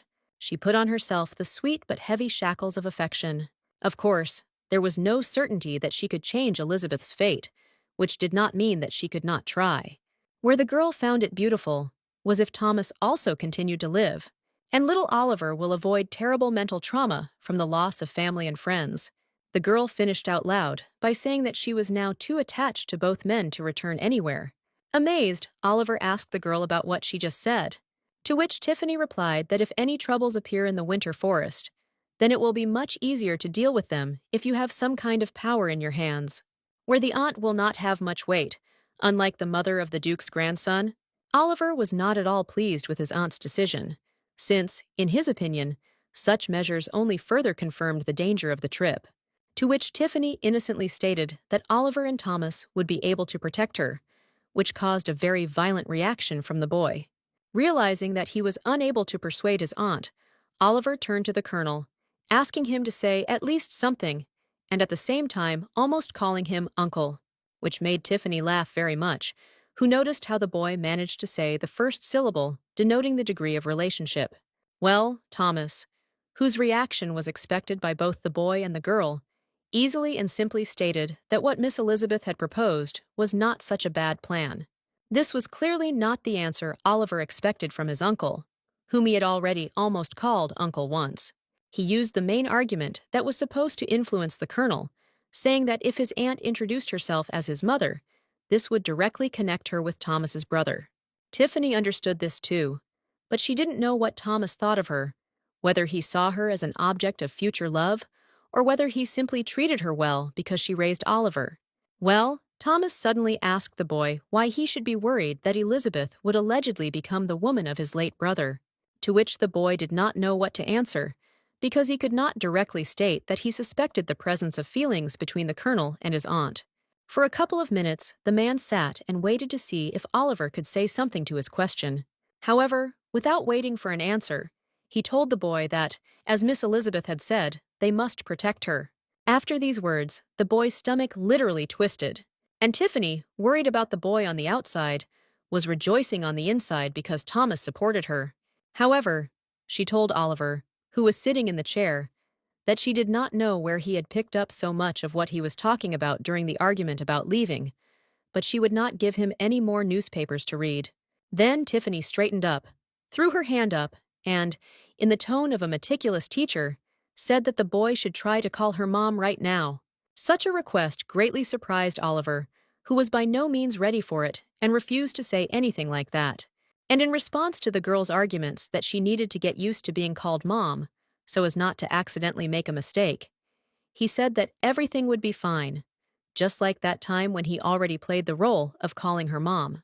But Tiffany did not let up, playfully approaching the boy, declaring that last time he did the task so well, so what's stopping him from calling her mom now? The girl's game was interrupted by a bright blue glow suddenly bursting into the window of their spacious compartment. The amazed girl slowly turned to the window, where she saw snowy mountain peaks, snow-covered trees, and snowflakes falling from the sky. Without hiding her emotions, Tiffany went to the window and called Oliver to look at the falling snow, to which the boy replied without any enthusiasm that he had already seen snow and was no longer interested in it. The girl was surprised that in their village there is no snow even in winter, but here it snows even in spring. Tiffany then stated that although the boy did not show emotions, he was seeing snow for the first time, which Oliver could not deny. Tiffany remembered how this episode was described in the novel, where the boy was so happy to see snow that he even blushed. Now, sitting in front of her was some kind of direct opposite of the book Oliver. And then it dawned on the girl that the boy was behaving with restraint only because she, his Aunt Elizabeth, was here, which was not in the plot of the book. Saying that the boy was very cute, she jumped up to him and began to run her hand through his hair, causing a violent response from Oliver. Tiffany's actions were interrupted by Thomas's voice, announcing that they had arrived at their destination. On the one hand, it seemed that the local station was no different from the one from which they began their journey. However, there was still a difference, and it was that everything around was covered with snow, emitting a bluish glow. Not having had time to spend even a few minutes in the local conditions, Tiffany, sneezing loudly, concluded that the local weather was definitely not happy with her. And then she thought about whether she could even survive in these foreign lands. The girl was distracted from these sad thoughts by the call of Thomas, who invited Miss Elizabeth to follow him. Walking up to the man, Tiffany wondered how they would be able to get to the estate with so much stuff, to which Thomas explained that before leaving, he sent a telegram and a carriage should arrive for them any minute. While the girl noted for herself the existence of telegrams in this world and drew a parallel with her world of mobile communications and the internet, the colonel moved forward, again inviting his companions to follow him. From the outside, the train station looked much more impressive than the one from which the heroes began their journey. Stopping abruptly, Thomas noted that, contrary to his expectations, the crew was already here. And indeed, just outside the gate there was a luxurious carriage, next to which there was a man making signs to the colonel. He shouted for the young duke to come to him, but the colonel could not recognize his face. However, when he got closer, the man recognized the head groom of their family, who told those who approached that the duke and duchess were looking forward to them, to which Thomas stated that they had arrived on schedule, and they had no reason to express their impatience. Here the man meeting the travelers drew attention to Oliver standing behind him, immediately asking the boy who he was, and noting his striking resemblance to his late father George. But immediately, realizing, the man greeting us, having first apologized for his rudeness, introduced himself as Jimmy, the head groom of the Richardson family. In response, the boy said without much enthusiasm that he was pleased to meet you, and Tiffany noted to herself that this man was very kind and open, and had probably served this family for a long time. In addition, the girl noted that she did not remember the groom at all from the book, where she, however, did not particularly pay attention to such minor characters. Meanwhile, Jimmy turned his attention to Tiffany, asking what kind of beautiful girl was accompanying the boy and the colonel. Since the first impression was very important, Tiffany, taking the most open pose, said in a gentle voice that her name was Elizabeth Rowdy, and she was the mother of the boy. At this point, the meeting of travelers and the first acquaintance were over, And soon, Thomas, Oliver, and Tiffany had already arrived at the estate of the Duchy of Winter Forest. Moving towards the castle, Tiffany mentally concluded that they had arrived on the battlefield, where her own life was at stake. At the entrance, they were met by servants, who, having inquired about the well-being of the trip, which was required by the rules of etiquette, said that they would now escort the guests inside. Heading inside, Tiffany thought that the local landscapes might well be to her liking. In her thoughts that the winter forest fully lived up to its name, the girl did not notice how she was closely examining Thomas's face, which immediately provoked a corresponding reaction in the form of a question about what was wrong with his face. To which Tiffany replied that the man's face was fine, and she was just admiring his beauty. This answer made a very strong impression on the colonel, where he could not find a single word in response. Seeing how embarrassed her interlocutor was, Tiffany hastened to say that she just said this as a joke. At the same time, he thought to himself that the man's reaction looked very cute. And so Tiffany and her companions found themselves inside a spacious room, where they were met by Princess Mary's former maid of honor, Thomas's mother, and current Duchess of Winterwood, Evelyn Richardson.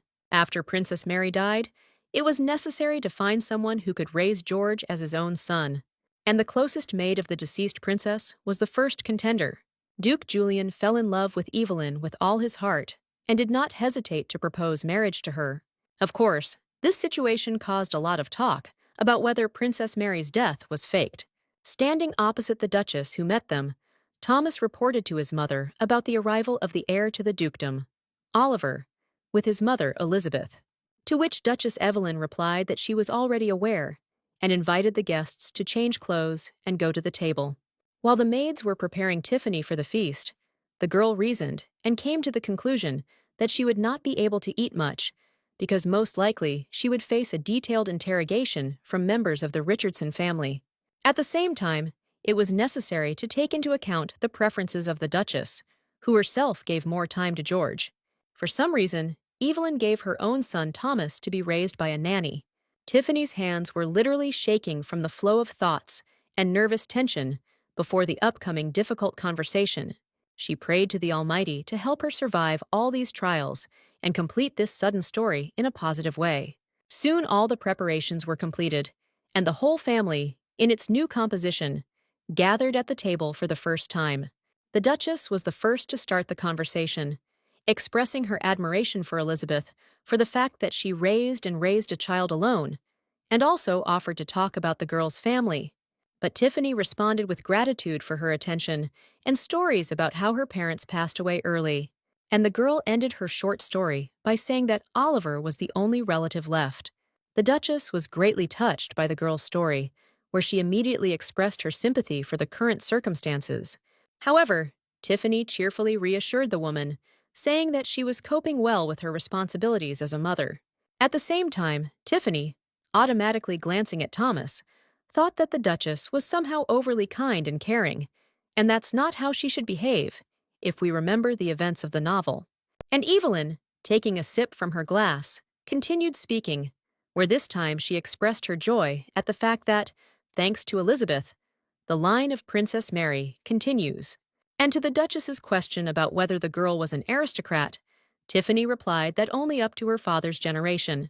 The next question from the woman was regarding Elizabeth's eyes, where the Duchess was interested in who she had inherited such an unusual color from, to which Tiffany replied that she got this eye color not from her parents, but a generation later from her grandmother, which immediately raised the question of what kind of family Elizabeth's grandmother was.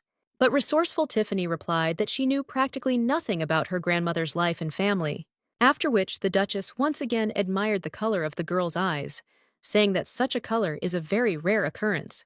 Tiffany never ceased to be surprised by the Duchess's strange behavior, which was completely incompatible with the events of the book. But suddenly, Evelyn voiced that it would be excellent if Elizabeth's son inherited this eye color. Tiffany almost choked on a piece of meat from what she heard. After all, Oliver looked exactly like his father George, which should have pleased the Duchess most of all. But her statement about the preference for resemblance to Elizabeth directly indicated that something definitely did not go according to plan in this story. The Duke, who was sitting at the table, did not utter a single word the entire time. Tiffany recalled that the Duke's name did not appear very often in the novel, and now he, apparently, was not very interested in his new relative. Throughout the entire story, the Duke's attention was directed exclusively to his new wife, Evelyn. But then Tiffany remembered the words of the Colonel, who said that the Duke was looking forward to the arrival of his grandson with great impatience. And looking at the boy, the girl thought that now Oliver was probably very disappointed with this reception. And then the Duchess turned to the boy, asking if his name was reported to her correctly. Oliver. To which the boy replied that that was indeed his name, calling the Duchess grandmother. The woman then asked if he liked the food, where she explained that she did not know what small children liked, but told the cooks to prepare the best. But Oliver, for some reason, was in no hurry to answer the question, thereby causing a storm of emotions in Tiffany, who mentally tried to tell him that the boy should not ignore the Duchess. And finally, Oliver said that it was the first time in his life that he was tasting such delicious food, thereby bringing relief to the girl sitting next to him. Evelyn was also pleased with the answer and asked what food Oliver liked best, to which the boy immediately replied that it was chocolate cake with apricot jam. Delighted by this answer, the Duchess said that their chef came from those places where confectionery was popular, and tomorrow he would prepare such a cake. And Tiffany noted to herself that this dessert was very exquisite, and she had never seen or tasted it in the village where she lived with Oliver for a month. From which the girl concluded that the boy went to the pastry shop with Thomas in secret from her, and became very angry that she was not invited along. But she was abruptly distracted from thoughts of sweets by the Duchess's speech, where Evelyn turned to her son with a question about when he plans to return to duty. At the same time, with the naked eye, one could notice in the woman's hands how much she was worried, which caused Tiffany quite a surprise. Meanwhile, Thomas, in response to his mother's question, explained that due to the fact that he had accumulated many vacation days, he decided to spend some time in his native nest. The next words of the Duchess, that in this case he would be able to accompany Elizabeth and her son to the capital, literally shocked the girl. Evelyn explained that Oliver has royal blood in his veins, and therefore they are obliged to introduce him to the royal family. Tiffany continued to think that according to the events of the book, everything happened differently, and the conversation about introducing the royal family did not arise until Oliver had a defender in the person of his uncle. And then the Duchess voiced something that almost gave the girl a seizure, where the woman said that for a trip to the capital, she would need to choose suitable outfits. At that very moment, Tiffany remembered all the horrors of fitting when she picked out outfits for herself, accompanied by Thomas and Oliver, and the girl immediately reported that she had more than enough clothes, which were kindly presented to her by the Colonel. Surprised by this address to Thomas, the Duchess asked who told the girl to call her son that.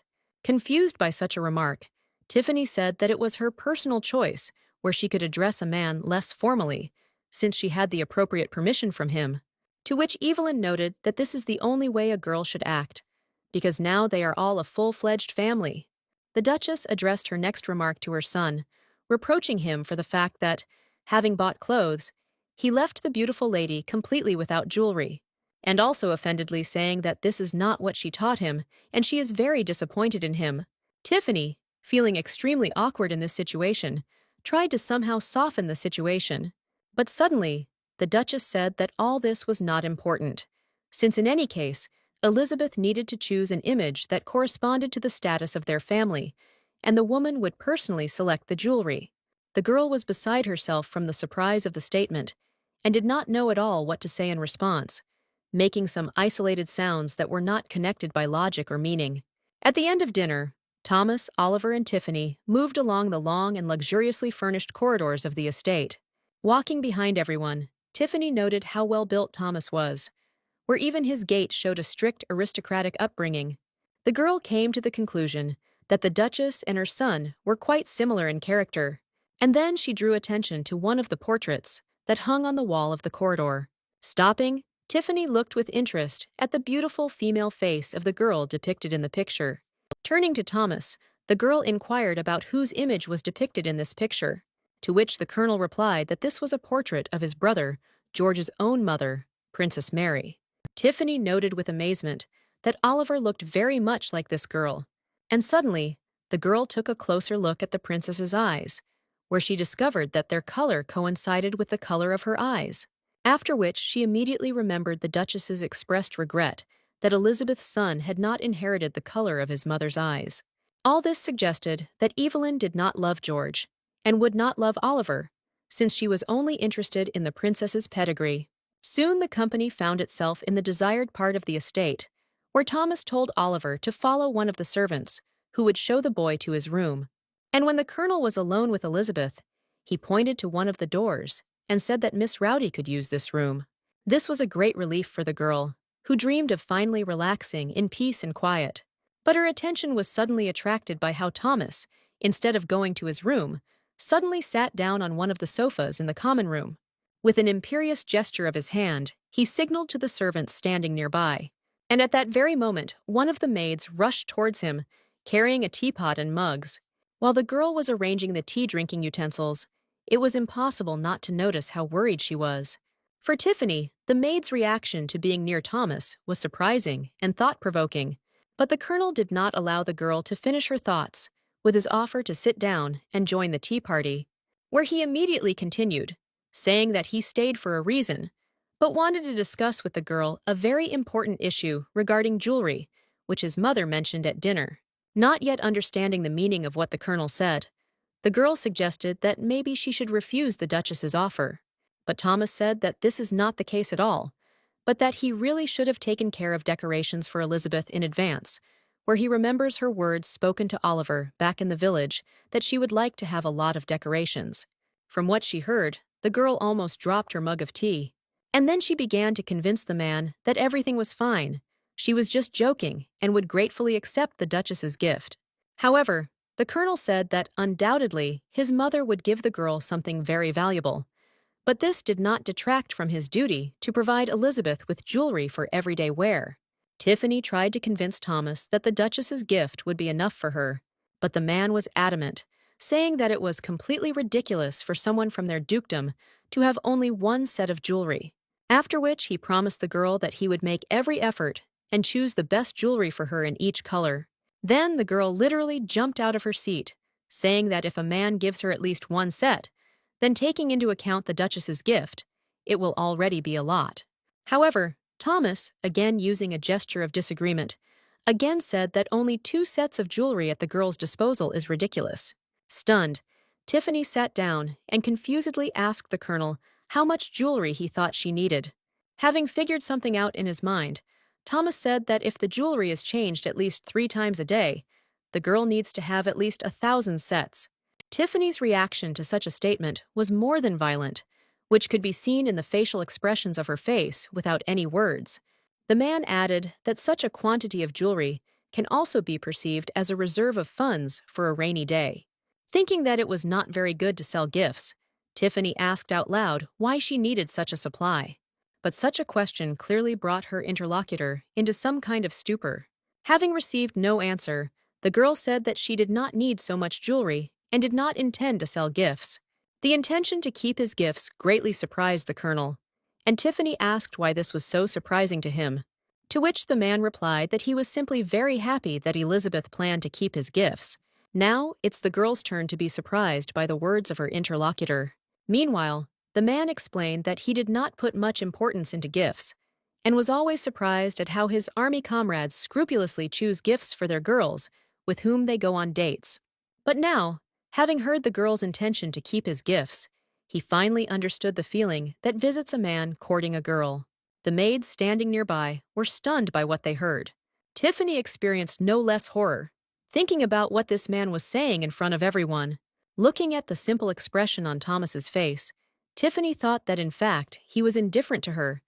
It was just the specificity and manner of communication of a man which caused such statements, similar to which had already taken place. And among the maids, whispers had already begun that George was not enough for this new mistress. Now she had switched to Thomas, and Tiffany could only note with regret that rumors arise in such an absurd way. Already in a noticeably upset voice, Tiffany said that this whole situation is a heavy burden for her, and she really doesn't need so much jewelry where she can get by with just the Duchess's gift. Realizing that he had clearly overdone it with attention, Thomas asked the girl to accept at least 2 sets from him. No longer knowing how to fight off the colonel's insistence, the girl once again began to say that she had no need for jewelry. But the man interrupted her, saying that she needed to have at least such a small amount of jewelry, and he would not offer more. Tiffany mentally concluded that the man was particularly persistent. Exhaling forcefully, which meant complete surrender, the girl said that she was ready to accept the man's last offer. Having said that the jewelry would be picked out for them in the very near future, Thomas finally retired to his room, leaving the girl alone. Very tired from today's eventful day, Tiffany collapsed on the bed and soon fell asleep. Two huge black penguins, with the hairstyles of the Duchess and her son, reproached the little penguin for the fact that all available money was provided exclusively in the form of precious stones. It was a nightmare for Tiffany, whose subconscious was imprinted by conversations about jewelry. The gray-haired man, adjusting his clothes with a graceful gesture, introduced himself as Martin, the butler of the Richardson family. Having said that you can contact him with any questions, the man introduced Elizabeth candidates for the position of her personal maid, where Martin noted that since Miss Elizabeth arrived from the South, candidates who lived in the provinces were selected for the position of maid, which, however, did not in any way detract from their abilities. Tiffany understood that she could not understand anything about these girls just by looking at them, and she decided to choose according to this principle, where the maid was to be the girl whose appearance was least likely to be unpleasant. Before she could point to a dark-haired young girl with pigtails, she immediately bowed, saying that she would be happy to serve her mistress, after which she introduced herself, calling herself Lori, and saying that the lady made the right choice. Soon Tiffany and her new friend were already in the room, where the girl cheerfully asked Miss Elizabeth if she would like tea to be prepared, to which Tiffany refused, but instead invited Lori to sit down, since she had questions for her. The girl was very surprised by such a strange first request from her new mistress. Politely asking for forgiveness, the maid accepted Tiffany's offer and sat down opposite her. And Tiffany's first question was whether the maids were afraid of the Duchess's son, Colonel Thomas. Lori did not quite understand the question asked, and asked to clarify what her mistress wanted to know. And Tiffany explained that yesterday she was a little embarrassed by the maid's behavior. When pouring the tea, the girl was shaking all over, as if she was very afraid of the man. But the girl immediately added that if this caused any inconvenience, then Lori might not answer the question posed. However, the maid said that she didn't mind answering it at all. She was just trying to find the right words. And so, having found the right words, Lori said that Sir Thomas is not the kind of person the servants should deal with, because most of the maids were fired by him, so the rest are just trying to keep their place. Such a statement, of course, amazed the girl, and she asked how bad everything was in the gentleman's character. But the girl immediately corrected herself, saying that she had presented the information incorrectly, and in fact, the colonel was a very good person. And she began to explain everything from the beginning, saying that Mr. George was very handsome and royal blood flowed in his veins, but Thomas was not at all deprived of beauty, although he was not a follower of the royal line, and was also slightly rude. Tiffany noted to herself that her maid was absolutely correct in noticing both the rudeness and the beauty of the man. And Lori continued the story, explaining that many maids, in order to raise their status, tried to flirt with Mr. Thomas, what the man didn't like at all, and without any regret, he fired every slutty maid. His half-brother George behaved opposite to Thomas. Over the years, the events became surrounded by rumors. Besides, the colonel rarely visited the estate and spent a lot of time in his regiment, and therefore now everyone believes that he is capable of expelling the servants for the smallest offense. Now Tiffany understood why the maids were shaking so much in front of Thomas, who in himself was also quite strict. The girl reproached herself for doubting Thomas's integrity, not thinking that he treated the servants badly.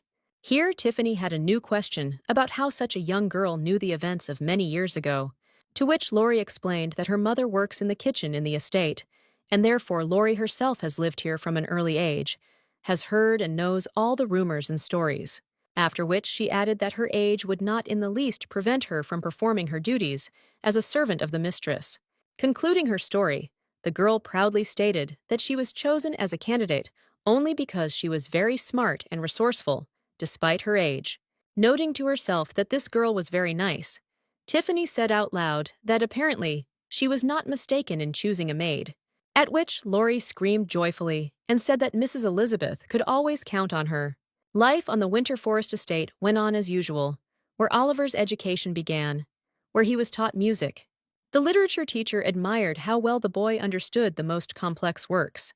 For a long time now, the gray-haired history teacher eagerly noted that Oliver seemed to already know his subject. The foreign language teacher also spoke about the child's incredible mental abilities. For Tiffany, this state of affairs was another oddity, since according to the events of the book, Oliver never showed signs of genius.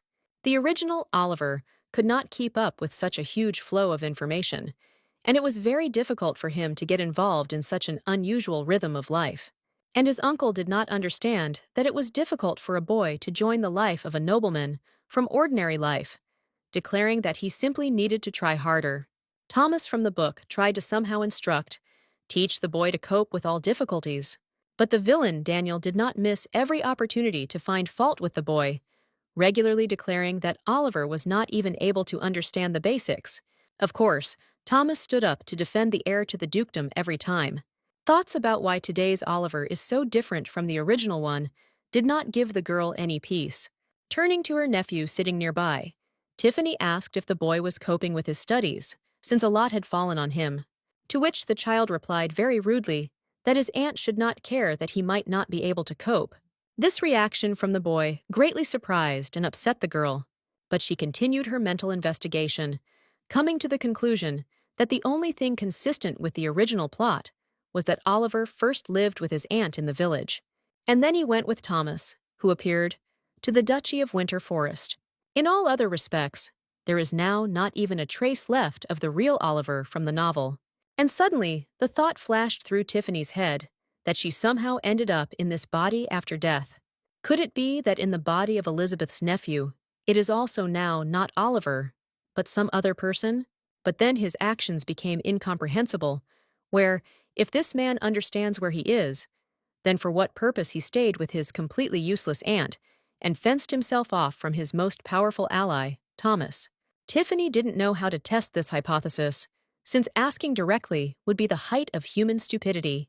Here the girl realized that the characters of other characters in the novel, for example the Duchess and Thomas, also differed from the original ones.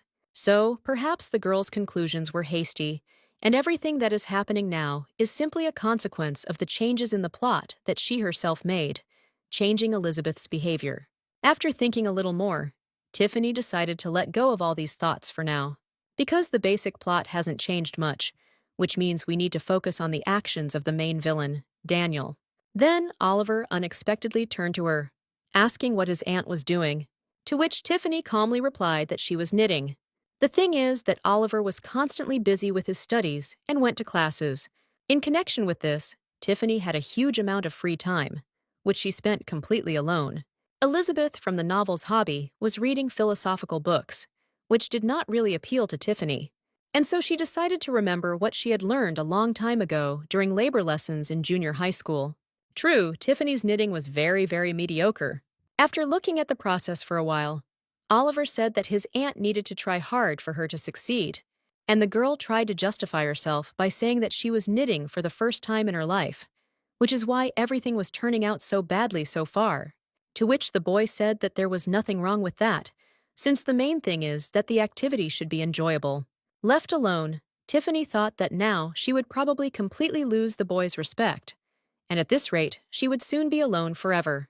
It was necessary to act immediately, and the girl, inviting Laurie, asked if she knitted well. And so, under the strict guidance of her young maid, Tiffany began to learn how to knit normally. After putting in a lot of effort, Tiffany sat and looked at what she finally came up with. And when asked how Laurie found her work, the young girl enthusiastically stated that the lady did a great job. Standing in front of the mirror, Tiffany, continuing to admire what she had done, decided that she would give this scarf to Oliver.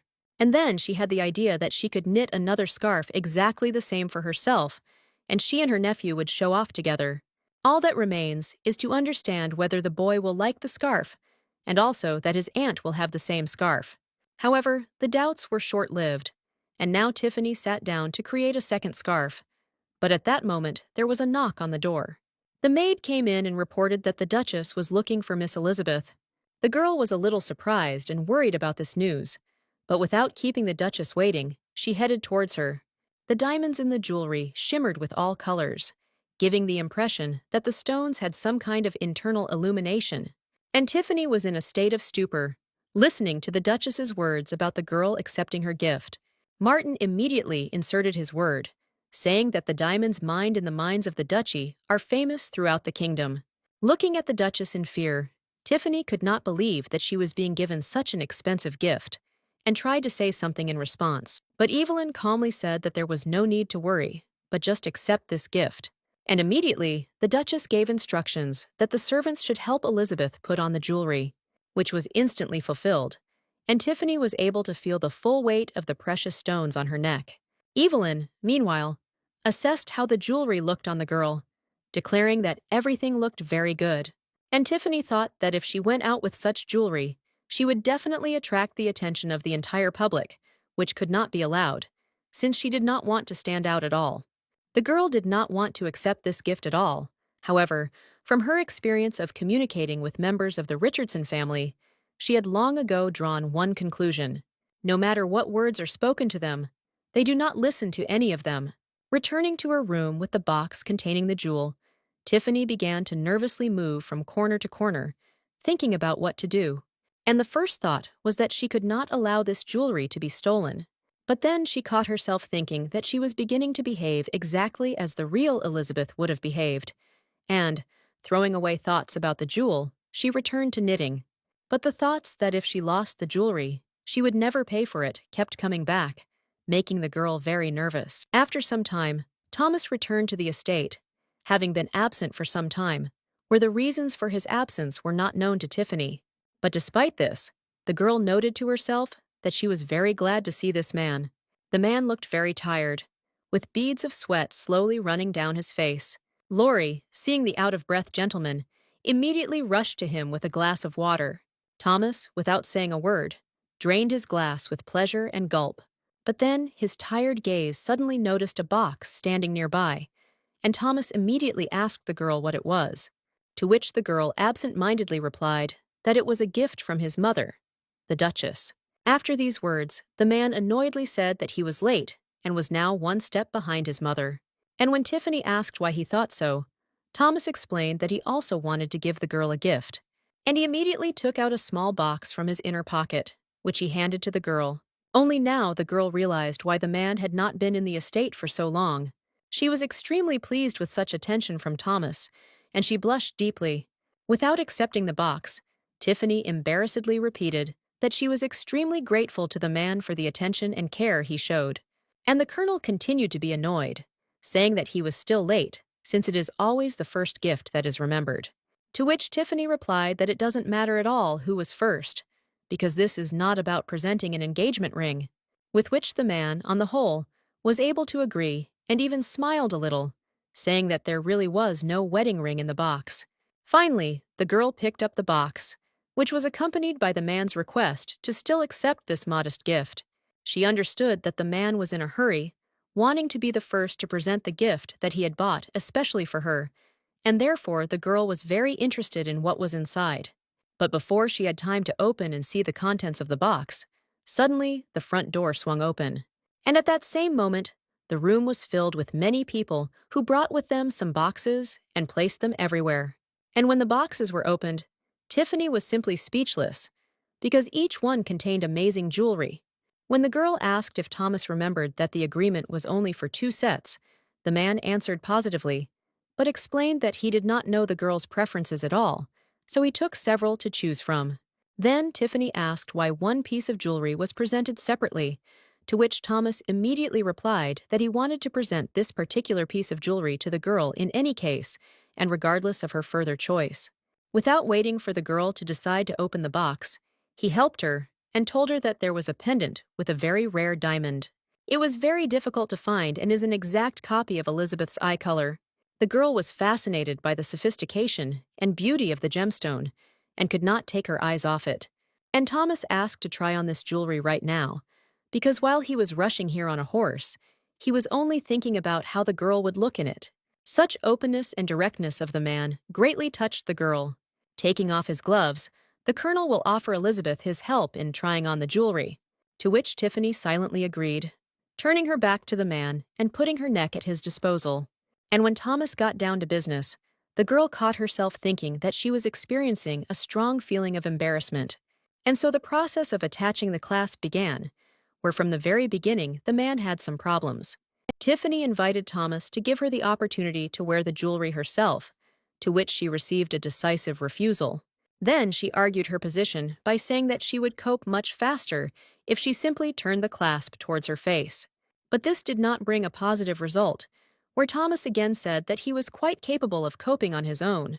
And so, after a few agonizing minutes, the colonel managed to do the clasp, after which he apologized to Elizabeth, also saying that he would train. While Tiffany was admiringly thinking about how determined this man was, Lori had already brought a mirror. But instead of looking at herself in the mirror, Tiffany suddenly asked the maid how this jewelry looked on her. The slightly embarrassed girl modestly replied that the decoration suited her mistress perfectly. And finally, Tiffany decided to verify this herself by paying attention to her reflection in the mirror.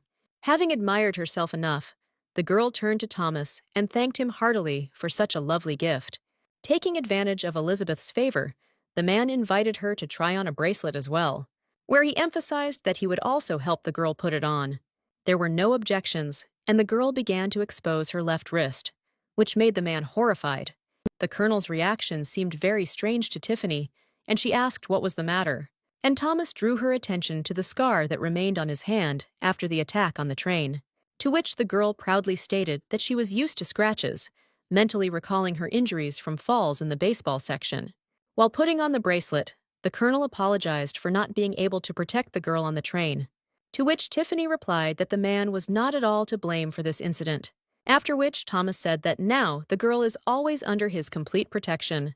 And only now, when Lori squealed, saying that it looked like a declaration of love, Tiffany remembered that she and the man were not alone in the room. Immediately, she began to quickly talk about how the man should really just take care of her until her wound finally heals, and nothing more. After which the girl noticed what time it was, remembered the man's fatigue from the trip, and literally began to push him out of the room. But Thomas declared in surprise and swore that he felt great and was not tired at all. Then Tiffany had no choice but to start talking about how tired she was, which even made her feel slightly dizzy, which of course worked. And the polite man said that in this case the girl should rest, and he retired to his room. Suddenly, Tiffany had the idea that it would be somehow wrong to let Thomas go without thanking him in any way for his attention. After looking around, she called out to the man, stopping his movement and forcing him to turn around. After which Tiffany asked to accept this modest gift from her, handing Thomas a scarf she had recently knitted.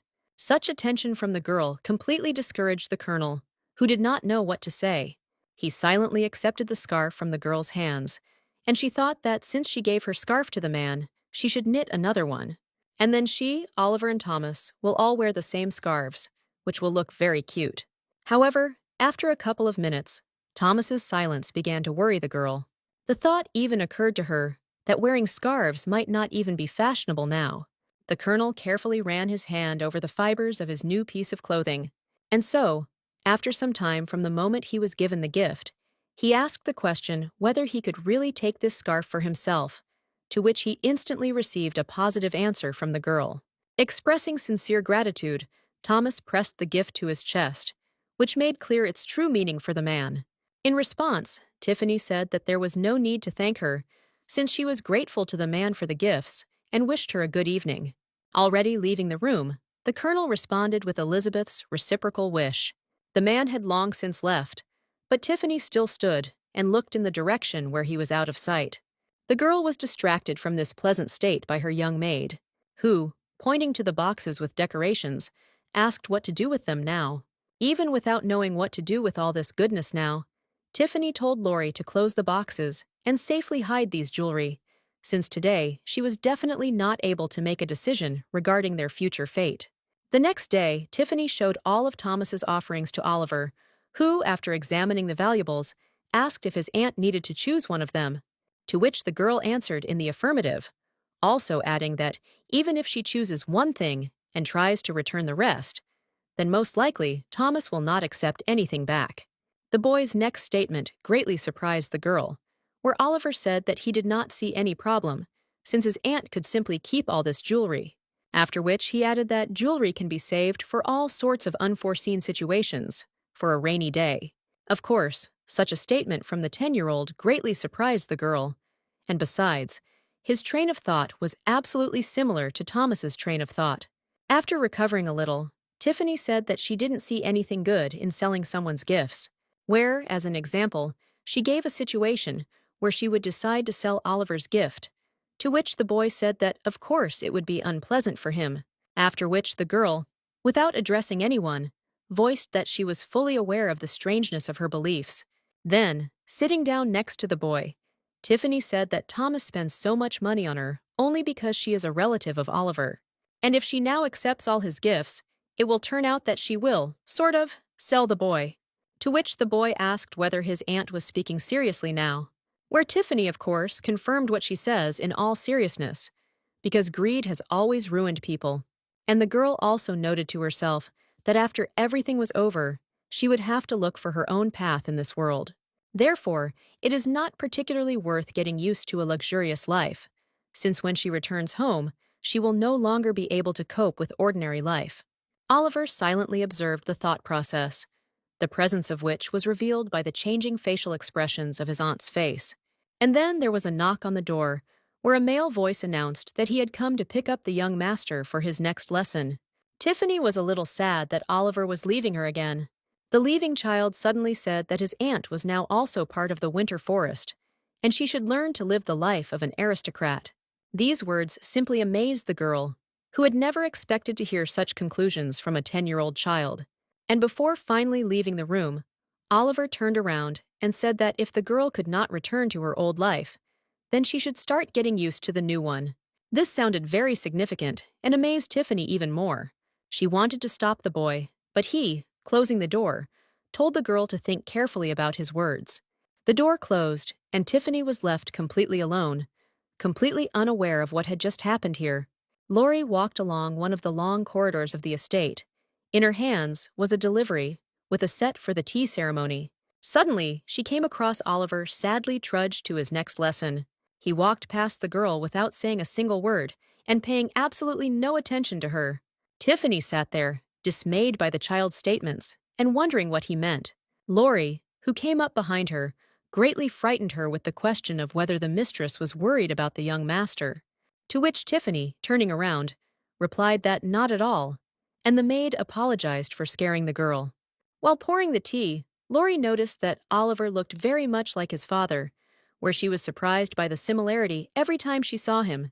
However, the girl's next remark was that the young gentleman's character was more like his uncle, Sir Thomas, cold and not particularly talkative. Whereas she heard about George that as a child, he was very capricious and cried a lot. And then Lori noted that only Mrs. Oliver and Thomas showed warmth and care, which was surprising for Tiffany, and she expressed her doubts about this matter. But the maid objected, saying that the girl simply had not yet seen how cold both gentlemen could be. Tiffany thought that this could be thought about Thomas, but not about Oliver, a kind and good boy. The girl suggested that both gentlemen were simply timid, but such a guess did not greatly appeal to the overly astute maid. Changing the topic, Lori, having received permission from her mistress, asked if there was a romantic relationship between her and Thomas, which of course amused Tiffany a lot. However, without thinking for a long time, the girl replied that there was no relationship between her and the Duchess's son, and never had been, since she was, first of all, the wife of his late brother. To which Lori replied that she thought about a personal relationship due to the fact that the colonel was very affectionate with Elizabeth. But Tiffany had her own opinion on this matter, where she believed that Thomas was simply fulfilling his duty to his nephew. She noted with sadness that even the Duke, who was completely aloof from everyone, treated the woman he loved with trepidation. Lori continued to talk about the reasons why she decided that there was something between her mistress and Thomas, completing her thought with the voiced guess that perhaps one of them was suffering from unrequited love. To which Tiffany said that Thomas simply has a very strong sense of responsibility and nothing more. Immediately, Taking advantage of the opportunity, the girl asked her maid to explain this to everyone who might be mistaken about the existence of a relationship between her and the Duchess's son. And Laurie, of course, said that she would help her mistress.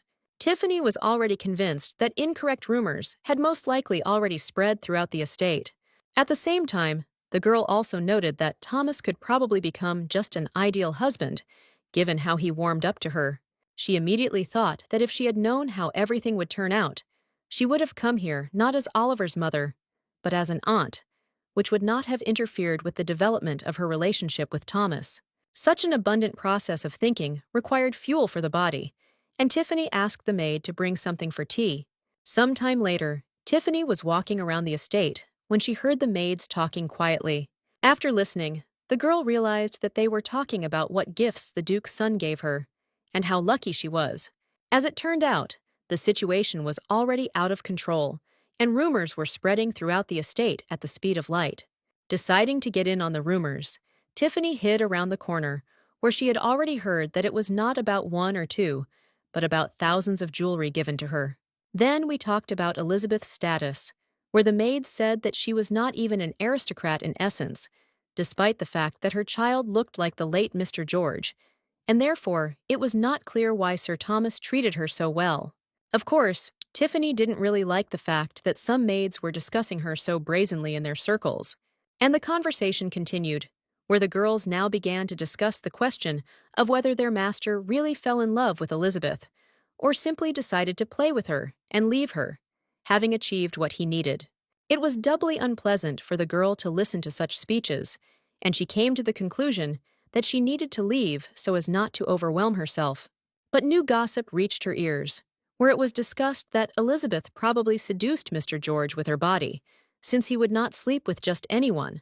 From these words, the girl stopped and froze in place, and behind her back, the maids continued to throw mud at Elizabeth, saying that the Duke and Duchess were blind, that Elizabeth would soon seize power here, and that very dark times awaited them. But then, the maids saw that there was already quite a lot of time, and, very reluctantly giving up gossip, just as reluctantly ran off to fulfill their duties. And Tiffany turned around, looking after the leaving gossips, and not believing that she was really considered some kind of slutty person.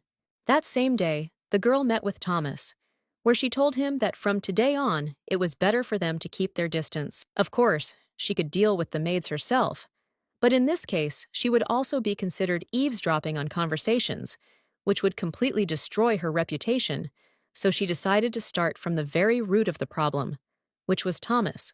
The man did not understand at all what the girl was talking about, and asked to name the reasons for such changes in her behavior. Tiffany began by thanking the man for the wonderful gifts, and for the fact that, with his help, she quickly and easily became friends with members of his family. But then she added that his kindness towards her is not always perceived correctly by other people. Thomas still could not understand what Elizabeth was trying to tell him, and asked what her statement meant. Tiffany tried to somehow explain, saying that they don't do so much for her brother's wife, that she is just a widow. But the stubborn man did not want to understand her, asking this time what other people she meant. Now the girl understood why the man could not understand her, and she quickly said that these people were maids. The amazed man asked how the maids' opinions could matter to Elizabeth, to which Tiffany very emotionally responded that all these girls work here, and therefore their opinion cannot be ignored.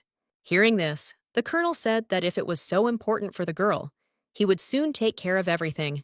But Tiffany began to stop Thomas, saying that because of his interference, the maids would only talk more, to which the man again responded with a questioning look. Tiffany then tried to give an example by asking if he cared about what other soldiers said and did, if it had anything to do with him. To which Thomas, with an absolutely calm face, replied that he didn't care at all, because there was always an army regulation for problem soldiers. Clutching her head, Tiffany concluded that she had not chosen a very good example. But before she could formulate a new thought, she suddenly heard a question from Thomas as to why she was so worried about some maids. And, without waiting for an answer, the colonel also asked about the reason why Elizabeth constantly smiles at her maid and generally treats her in every possible way. The girl was angry that this man could not understand the simplest and most human things. She tried to explain that this is how people show each other attention and care, and when someone doesn't like someone, then they should worry about it. But Thomas could not understand this, asking why the girl cared that someone might not like her. Tiffany noted that they go in a vicious circle, and she does not know how to explain something to a person with different values. Perhaps the point was that the Duchess's love was unevenly distributed among the children, where, of course, it could seem from the outside that Thomas didn't care about this. But in the end, he grew into a person who doesn't care about anyone's opinion at all. The girl ended her thoughts with the thought that he cared about Oliver with such zeal, definitely not out of sympathy or selflessness. Although Thomas really loved the boy, the real reason was only his sense of responsibility. Realizing that it would definitely not be possible to change this man's worldview with a couple of sentences, the girl changed tactics, saying that given Thomas's opinion, she had nothing more to explain to him. But at the same time, she noted that if the colonel suddenly hated her, she would not remain indifferent to it. Hearing this, Thomas concluded that if Miss Elizabeth suddenly hated him, then he would be very worried about it too. It was a relief for the girl to see this impenetrable man gain understanding. She also noted to herself that according to the plot of the book, Thomas did not seem like some kind of antisocial person. He simply isolated himself from other people, and therefore their reciprocal words and actions were cruel. And if we consider the situation from this side, then the girl could only sympathize with this man. After a short pause, Thomas said that he now understood Elizabeth's concerns about the maid's conversations, which gave the girl hope for a successful outcome of the conversation and the situation as a whole. But the man's next proposal to simply fire all the maids and recruit new ones made the girl come to the conclusion that everything that was said to her had gone somewhere into emptiness. Literally clutching her head in her hands, Tiffany said that this is not at all what she means and what she sees as a solution to the problem. Then she straightened up sharply and categorically stated that changing all the maids was not a solution to the situation. The man tried to compare the current circumstances with everyday life in the army, where all personnel, on the contrary, are wary when a new commander appears, and do not spread rumors about him. And Tiffany continued to insist that it would be very difficult for the girls if they suddenly lost their jobs, and she was ready to tolerate rumors. But there was no need to fire them. Here the man made the argument that these maids were making fun of Elizabeth, and if everything is left as it is, the situation will only get worse, and then the girl may change her mind about their dismissal. But the girl thought to herself that she definitely wouldn't decide people's fates just like that, with the snap of a finger. And the man suddenly began to voice his reasoning, saying that, in principle, all the maids have been working for a long time, and there is no big reason to change them for new ones. After which Thomas said that in this case, one should proceed as usual, which caused misunderstanding in the girl. And Thomas explained, saying that they need to turn to that initial stage of their relationship, then they won't have to fire anyone. The girl was delighted at his words, thinking that this could really be a solution. But then, after analyzing the situation, I realized that this would not change the final result. Considering the conversation over, Thomas invited Elizabeth to have dinner together. Tiffany, of course, thought to herself that it would be better for the man to leave now and leave her alone, but within the bounds of decency she could not refuse. And when all the conversations and dinner were completed, Tiffany leaned back exhausted on the bench, standing in the alley. But before she had time to enjoy a couple of minutes of silence, two maids appeared in the alley, whispering about something. Noticing the mistress sitting nearby, one of them interrupted the second story with a poke in the side, from which Tiffany, smiling, concluded that the conversation between the girls was about her. Meanwhile, the maids were deciding which of them would approach the mistress, while she pretended that she had not heard anything. And so, one of them, taking advantage of her friend's confusion, sharply pushed her forward, and the girl had no choice but to say hello and attract Elizabeth's attention. Taking a submissive pose, the maid suddenly said that on behalf of all the servants, she expressed gratitude to the mistress for her prudence.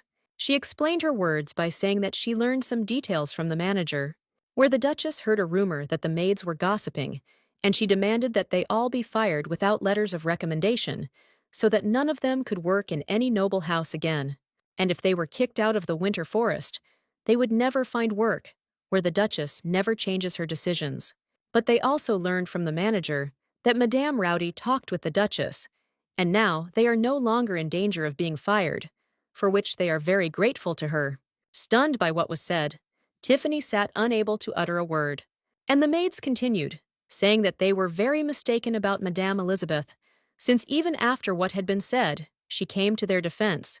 They then apologized for what they had said earlier, promised that it would not happen again, and said that all the other maids also expressed their gratitude and apologies. Not knowing how to respond to all this, Tiffany embarrassedly said that everything was fine, and the girls had nothing to worry about. And the maids had already fallen to their knees in front of her, calling Elizabeth the best mistress and practically canonizing her. Tiffany thought that she was unworthy of such praise, where she, of course, tried to resolve the issue with the dismissal, but not in the manner in which the maids now presented it to her. The maids left, and Tiffany slowly moved along the corridors of the estate, thinking about why the manager gave them such information, where it definitely did not come from the Duchess, since the latter would definitely have warned her. The girl thought hard about who else could influence the manager, and the answer lay on the surface, where there was no one but Thomas to do it, and there was no need to do it. This conclusion was extremely surprising for Tiffany, because she never expected such actions from Thomas. With a feeling of great relief, the girl entered her chambers, where Laurie was already waiting and greeting her. Where, literally from the threshold, a young maid attacked the girl with a question about whether the rumor was true that her mistress saved the lives of the Colonel and Oliver, having been seriously wounded. This question shocked Tiffany even more than the sudden apologies from the other maids. And when asked where such information came from, Laurie said that there was a rumor where Mr. Thomas's good attitude towards Elizabeth was connected precisely with the fact that she saved his life. With genuine admiration, the girl talked about how Elizabeth single-handedly stood up against an armed killer, calling her mistress an incredible woman. And Tiffany could only silently listen to the admiration of her maid and think about who was spreading such rumors. Tiffany remembered well the events on the train, where she simply tried to capture the killer alive by throwing a pepper shaker at him. But according to the rumors going around, she was a straight-up action hero. Tiffany told Laurie that the story was embellished a little and told the girl how it really happened. But even the real story evoked a feeling of true admiration in the young girl, where she said that in such a situation, she definitely would not have been able to behave so boldly, but would simply hide in a corner. Tiffany thanked Laurie for her words and added that the misrepresentation still really embarrassed her. But Laurie objected that there was nothing wrong with this, because in general, the story was not made up, and trying to correct the rumor would be useless. This is because the story has already spread throughout the estate, and there is hardly a worker who has not heard it. And Tiffany soon became convinced of this when, moving around the estate, she constantly saw admiring glances and heard cheers, becoming the center of attention in this house. And Thomas, who met her along the way, said that now no one would dare say anything bad about Elizabeth. However, the girl's reaction was very violent, where she said that saying that she saved a man in the war was too much. Since no rumors had been created about the war, Thomas could only wonder how rumors could evolve over time. Expressing gratitude on the one hand, Tiffany also asked that the Colonel not do this again, since she did not want to be the center of attention. Here the man agreed, saying that there was no point in fanning the rumors even more. Having asked whether Elizabeth's worries were now over, he immediately received the answer that everything was all right now. The girl thought to herself that this man, who always didn't give a damn about others, showed such concern for her. This was very pleasant for her, and Tiffany decided to reconsider her attitude towards Thomas. But the quiet life did not last long, as Thomas soon presented Elizabeth with another gift, where the maids who witnessed this scene noted to themselves that this was how gratitude for salvation was manifested. He regularly came to the girl's room under the pretext that he needed to make sure that the girl was comfortable and did not need anything, which also caused a corresponding reaction from the maids. And Thomas also did not forget to invite Elizabeth for walks, where such excessive male attention was noted and condemned even by Oliver. Tiffany noted, not without pleasure, that as soon as the servant's wariness subsided, he began to visit her more often. One day, Tiffany had breakfast with Thomas. The thought that this man was showing some special care for her could not leave her head. Deciding to put an end to the guesswork, Tiffany asked Thomas for permission to ask a frank question.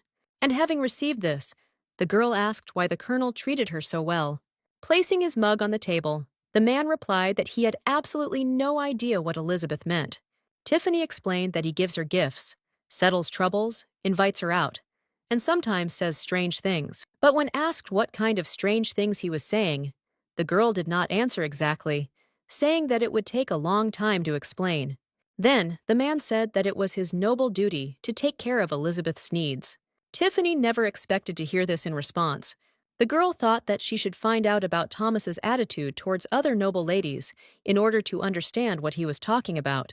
Deciding that she herself had thought of something unnecessary, since she did not know how a nobleman should treat women, the girl, blushing, said that she understood everything.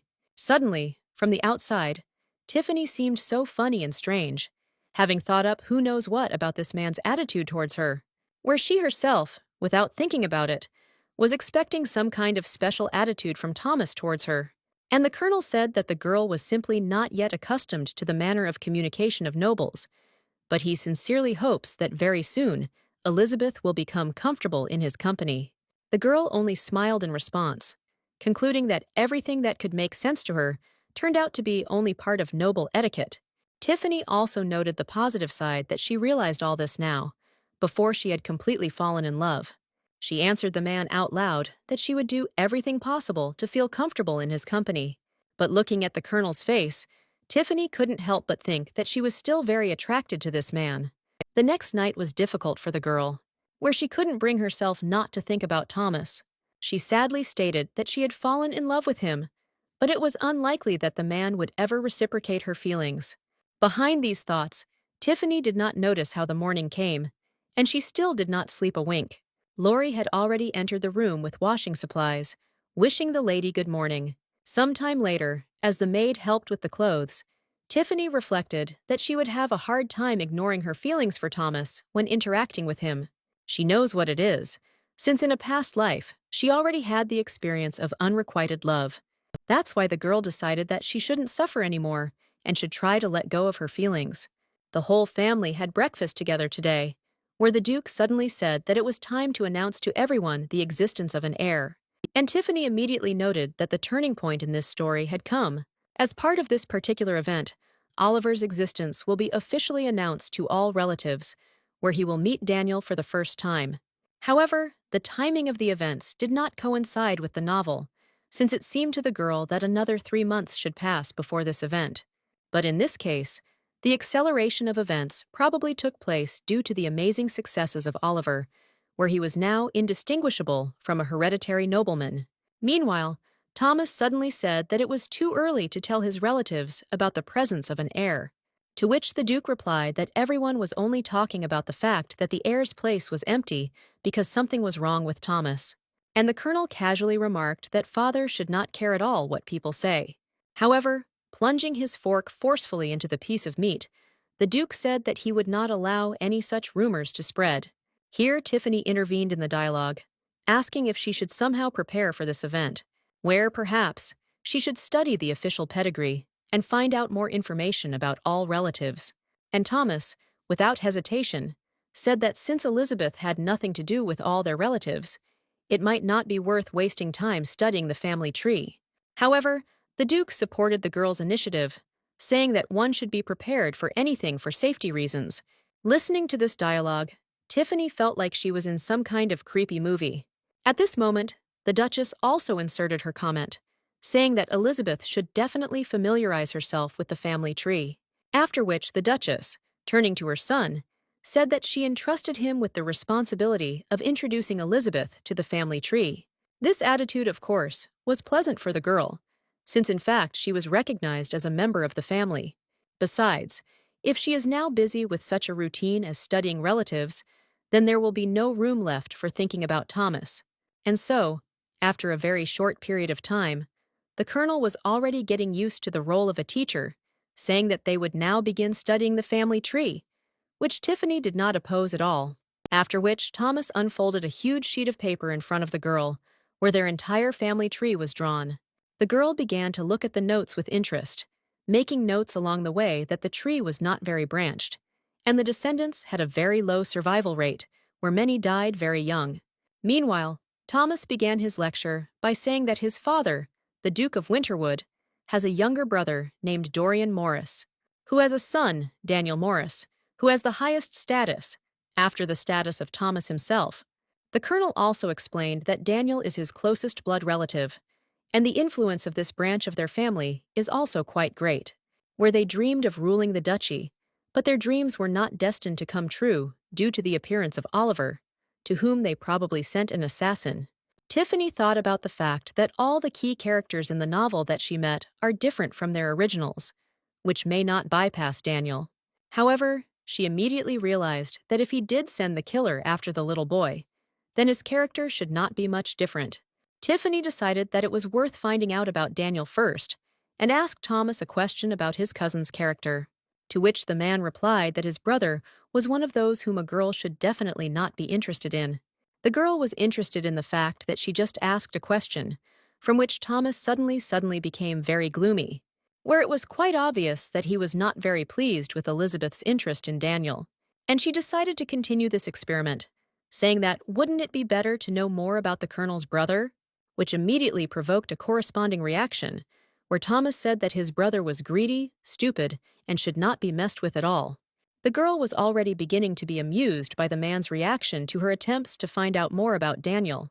Having said that she would be prepared for the tricks of Brother Thomas, she immediately heard that it was better to try to avoid meeting him altogether. She listened with emotion as Thomas told her never to talk to Daniel, and when the colonel finished his instructions, she cheerfully said that she would do so. Tiffany thought to herself that she could avoid him only of her own free will. But in the novel, Daniel was a frequent guest at evenings, at which she would also need to be present. Thomas suggested continuing to study their family tree.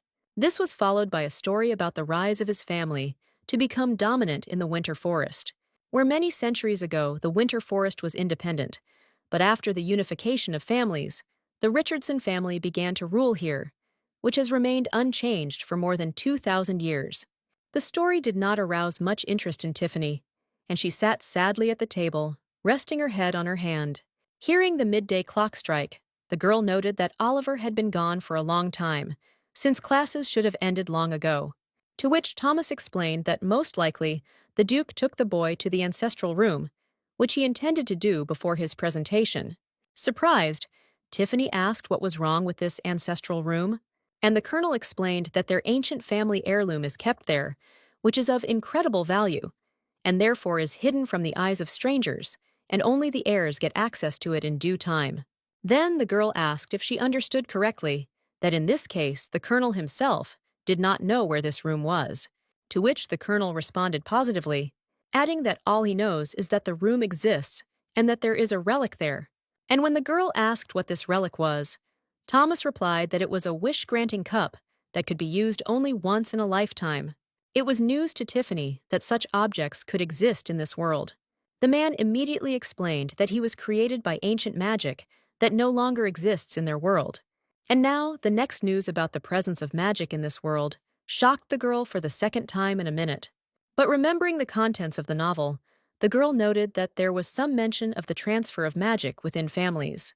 While Thomas was winding down the family tree, the girl asked if the Morrises were aiming to take over the Winterwoods just because of the cup, to which the colonel replied that this is unlikely, because everyone considers it a myth, where he himself thought the same, until his father once told the truth, and his relatives lay claim to the diamond mines. This was quite reasonable, and Tiffany agreed with this conclusion, after which she asked if she had the right to know about the existence of the cup, and the colonel replied that without any doubt, since she is now also part of their family. After thinking for a moment, Thomas said that most likely even his mother knew this, although he did not know for sure. Then the girl decided to ask one more question, where she was interested in whether it was possible that the Duke had made a wish. But Thomas had nothing to answer to this, since he did not know, and the Duke himself did not tell him anything about it. The next question was whether it was worth keeping the wish a secret, to which the man answered positively, but added that this was everyone's business, since in their family there were cases when the person who made the wish admitted that he had made it. Moving to the window, Thomas seriously thought about what his father's wish might be, and finally he voiced that most likely it was a desire to get a contract for the construction of a railway, since in his youth he was obsessed with this idea.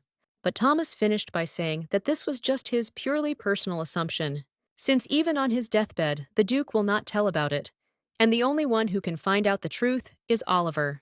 In response to the girl's question, the colonel explained that in the room there is a wish list of the heirs who have been in the room. Concerned, Tiffany asked why she was being taken to the room at such an early age, and Thomas replied that age does not matter here at all.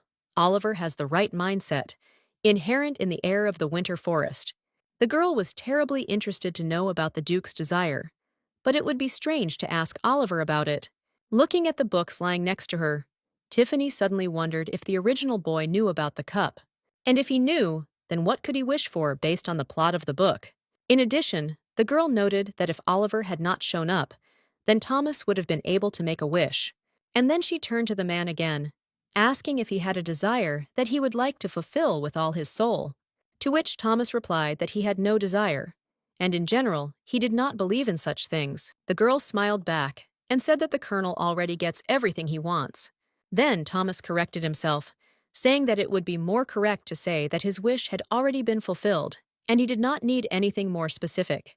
This was very unexpected for the girl, and she didn't even know how to react to what was said. That fulfilled wish was clearly in the man's personal space, where the girl had no access. Quite a long time had passed, where Tiffany, after studying the tree, managed to return to her place, but Oliver still did not appear. Suddenly, the door to the room suddenly opened, and the girl turned around, and her gaze immediately saw the face of Oliver entering the room. Without any prelude, Tiffany asked the tired boy if he had been in the ancestors' room today, which amazed Oliver, who responded with a counter-question, asking how his aunt found out about it. Tiffany thought about whether to tell the truth, but if she didn't say something, the child would think that she was watching him. Having made up her mind, the girl light-heartedly replied that Thomas told her everything. However, inside, she was already reproaching herself for mentioning her knowledge at all, being careful that rumors would not spread again. Deciding to change the subject, Tiffany said that the boy didn't look well and asked if he was okay. Oliver replied that he was fine. He just had a lot to think about. Then, Tiffany said that he could always talk to her about all his problems. The boy was silent, and Tiffany once again concluded that he did not trust her at all. She thought hard about what she could say to the boy in order to somehow get him to talk. Turning to Oliver again, Tiffany said that most of his experiences are actually not as terrible as they might seem at first glance. Every situation has its own solution. If not what lies on the surface, then what can be dug deeper? The boy's question about what if a completely hopeless situation had developed made the girl think a lot. However, she quickly found herself and said that then the solution might be to switch to something else. She then asked what wish he would like to make when he became head of the duchy. And when the boy asked whether his aunt believed in this, Tiffany replied that yes, and as an option, you could wish for a lot of money. The girl immediately shared that she had already asked about Thomas's wish, but he said that he did not need anything, since his wish had already come true. Oliver was very surprised by his aunt's frankness, and Tiffany once again noted that the boy reacts strangely as soon as she mentions Thomas. Instead of answering the question, Oliver asked his aunt what she would like. Tiffany's first thought was to return to her body, but she quickly abandoned it, since her previous body might be dead, and returning to it would not bode well. Then the idea of a love spell for Thomas came to her, but the girl abandoned this thought, since this kind of thing, as a rule, does not lead to good. And suddenly, she realized that now it would be appropriate, and at the same time, help improve her relationship with the boy. She told Oliver, who was surprised to catch her every word, that she wanted him to become the head of this dukedom without unnecessary adventures. And to the boy's question, she replied that this was her sincere desire, and she hoped that he would be happy when he grew up. Suddenly turning away sharply, Oliver said that he was talking about the girl's desire, and not about his future. And Tiffany was touched by how the boy was moved by her desire, although he tried with all his might to hide it. Rising abruptly and hiding his reddened face, Oliver said that he was going to his next class. The girl tried to call out to him, believing that there was nothing to be embarrassed about, but Oliver did not answer and left the room. And only now Tiffany realized that the guy never voiced his desire. But the girl was quite pleased that she was able to at least cheer up her nephew, deciding to ask about his desire another time. The day arrived to meet the other family members, where Lori had just finished putting on her mistress's makeup. Tiffany looked simply dazzling and was very excited about the upcoming events. Then Oliver looked into the room, asking if his aunt was ready to go out. But the girl said nothing in response, fixing her gaze on the boy, where she sincerely admired how Oliver looked now. And to his question about why she was looking at him like that, Tiffany explained that now he looks like a real young master. To which Oliver gave the girl a counter-compliment regarding her appearance, not forgetting to call her mom. And then he suggested that she definitely didn't choose the dress herself. Where, to the question of the embarrassed girl, the boy answered that she herself would definitely not have chosen anything good. Discouraged by such frankness, the girl said that her taste was not so bad, since she chose the jewelry herself.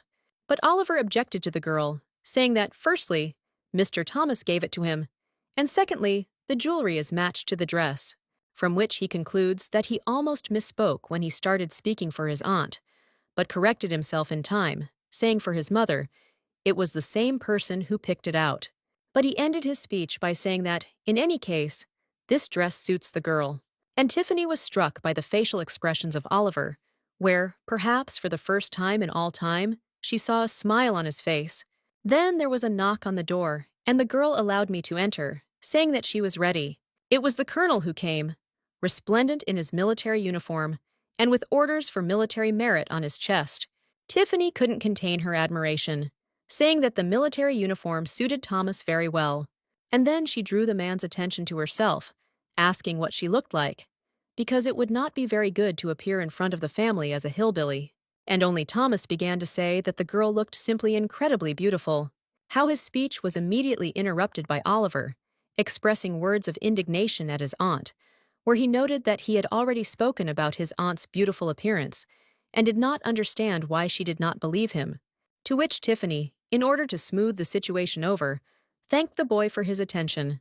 And so Thomas, holding out his hand, suggested starting the journey to the reception hall. Tiffany put her hand in the man's hand, and the whole trio began to move. Being next to Thomas, the girl caught herself thinking that she felt the aroma of winter near this man. The colonel looked so cold and imperturbable. As they walked, Thomas noted that the girl had chosen to wear his gift, hinting at the decoration. Tiffany nodded in response, but then asked whether the Duchess would be offended by this, which surprised the man, who immediately asked a counter-question about what his mother might be offended by. And the girl explained, saying that the reason for the offense could well be the fact that she did not wear her gift. But the colonel reassured Elizabeth, saying that her mother would definitely not be offended by such a trifle, and would not even notice it. But Tiffany continued to be tormented by doubts, where she combined her first appearance in public and the fact that the Duchess was the first to give the gift. And then it became unclear to the man why the girl, in this case, decided to wear his gift.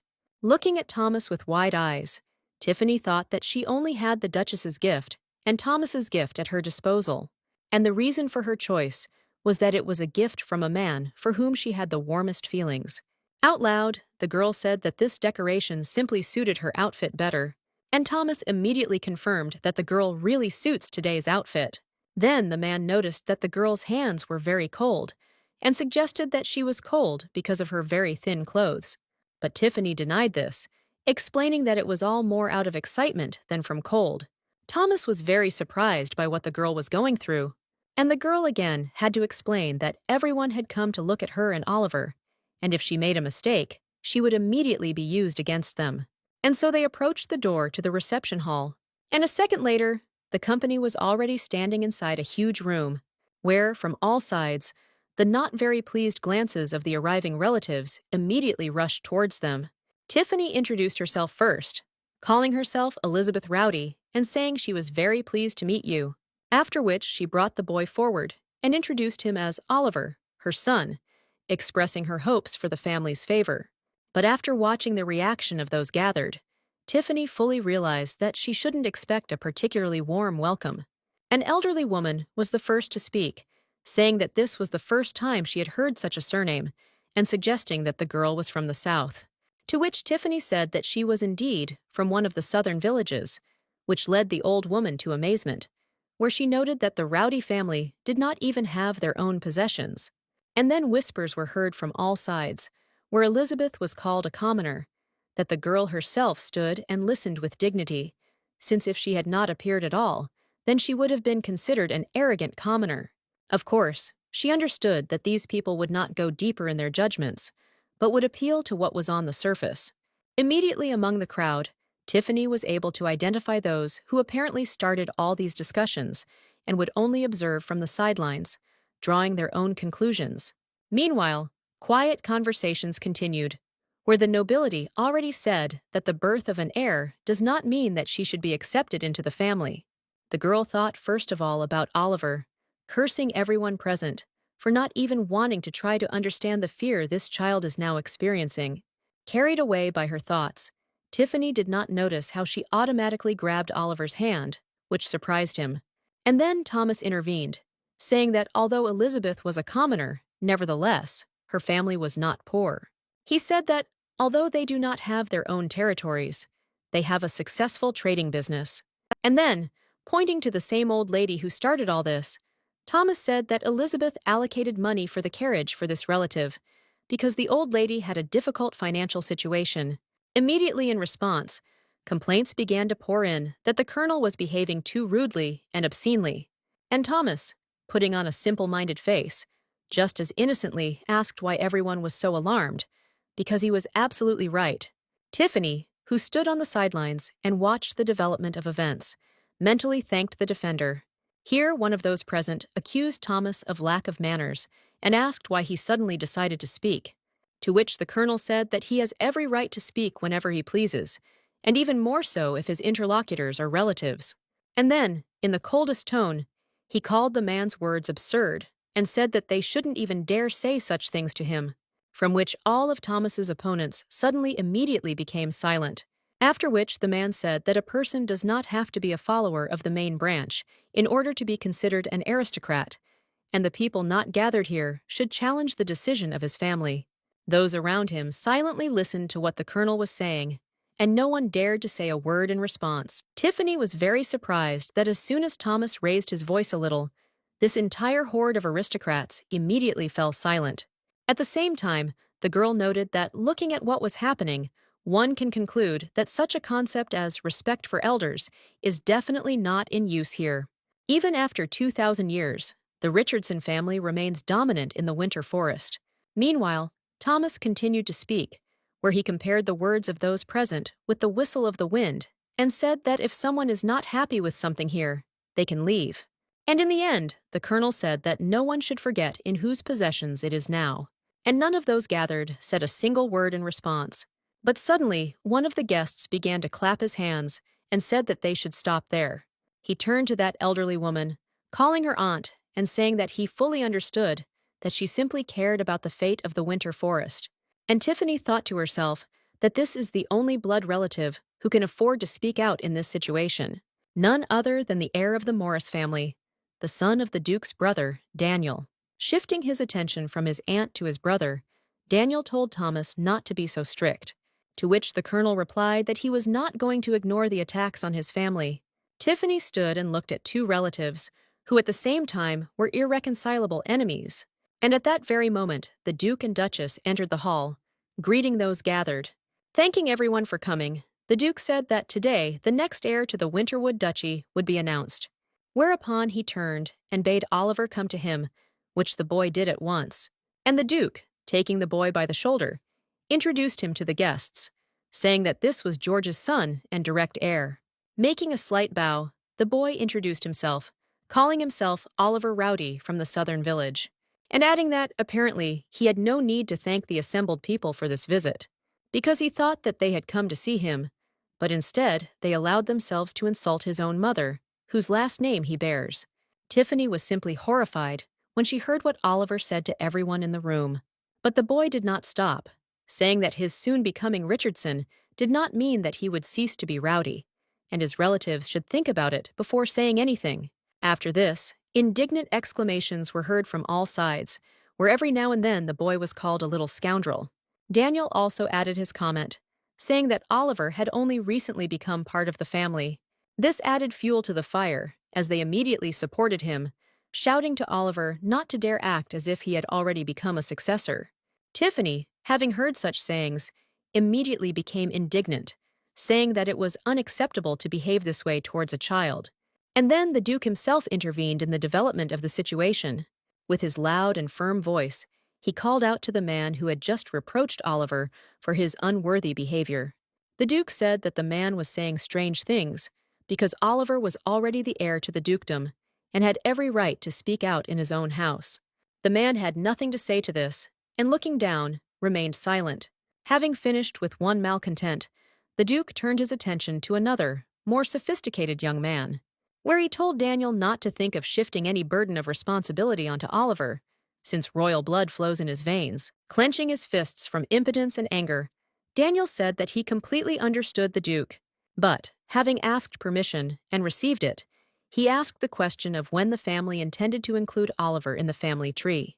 After all, as the Duke said, royal blood flows in his veins, which he received from the last heir, his father George, and therefore he needs to change his last name and appear before the royal family, to which the Duke replied that all these events were already planned immediately after their meeting today.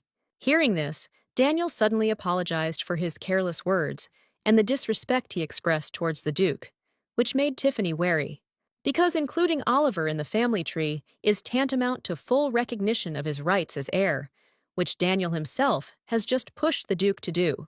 But according to the plot of the novel, this man should not be at all happy with this outcome, let alone provoke it himself. Meanwhile, noticing the girl's gaze on himself, Daniel gave her the most good-natured smile, and Tiffany had no choice but to smile back. While continuing to think that such a significant part of this story suddenly went completely against the book, even in such a tense atmosphere, the banquet continued, where the ladies' guests, of course, began to try to somehow hook Elizabeth, saying that it was completely impossible to imagine how a girl lived in a village with such an appearance, where men would probably pass her by. They didn't give it, but Tiffany thought to herself that Elizabeth's life should not concern these ladies at all. But the attacks continued, where another guest asked if they looked askance at a single woman raising a child, which could lead to misunderstandings. Tiffany was still silent when Thomas suddenly appeared next to her. Leaning towards the girl, he asked if she needed any help in putting all these arrogant people in their place. However, already knowing the man's methods, Tiffany quickly said that there was no need to do anything while slapping Thomas on the leg. She immediately came to her senses and looked with horror at the man's reaction, thinking that she had crossed all possible boundaries. Here the Duchess, who was standing nearby, coughed violently, and the Duke immediately escorted Evelyn from her chambers for rest and recuperation. Tiffany noted the woman's suddenly unhealthy state. This was an excellent opportunity to leave this inhospitable place, where Tiffany apologized and referred to the fact that Oliver was still small and tired quickly.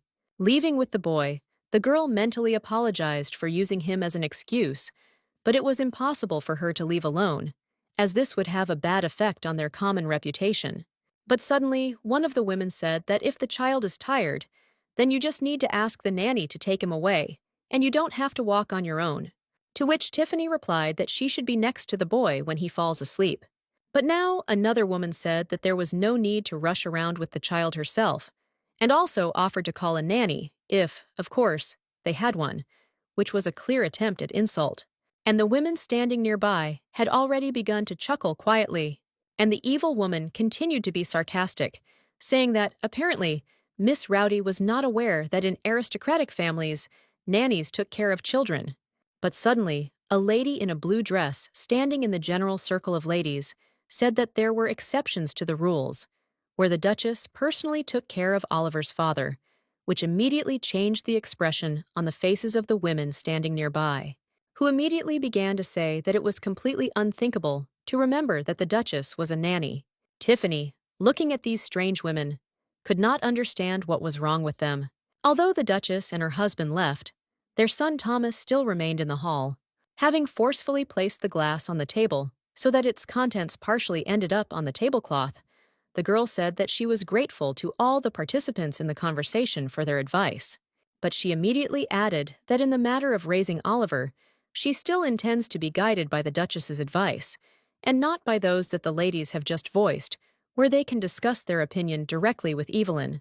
It was an unconditional victory, because not another word was spoken in response, and of course, none of them would dare speak to the Duchess in person. Having said goodbye, Tiffany, and with her Thomas and Oliver, gracefully left the reception hall. Already entering her chambers, Tiffany thanked Thomas for his participation today. But before she had time to say goodbye to him and close the door, Thomas suddenly called out to the girl, where the man was interested in why Elizabeth just listened silently to what these shameless women were saying today. Tiffany did not quite understand what the colonel meant when he asked to clarify the question, to which Thomas directly asked why the girl allowed them to throw mud at her, where before that she was very worried about some ridiculous and innocent rumors spread by the maids.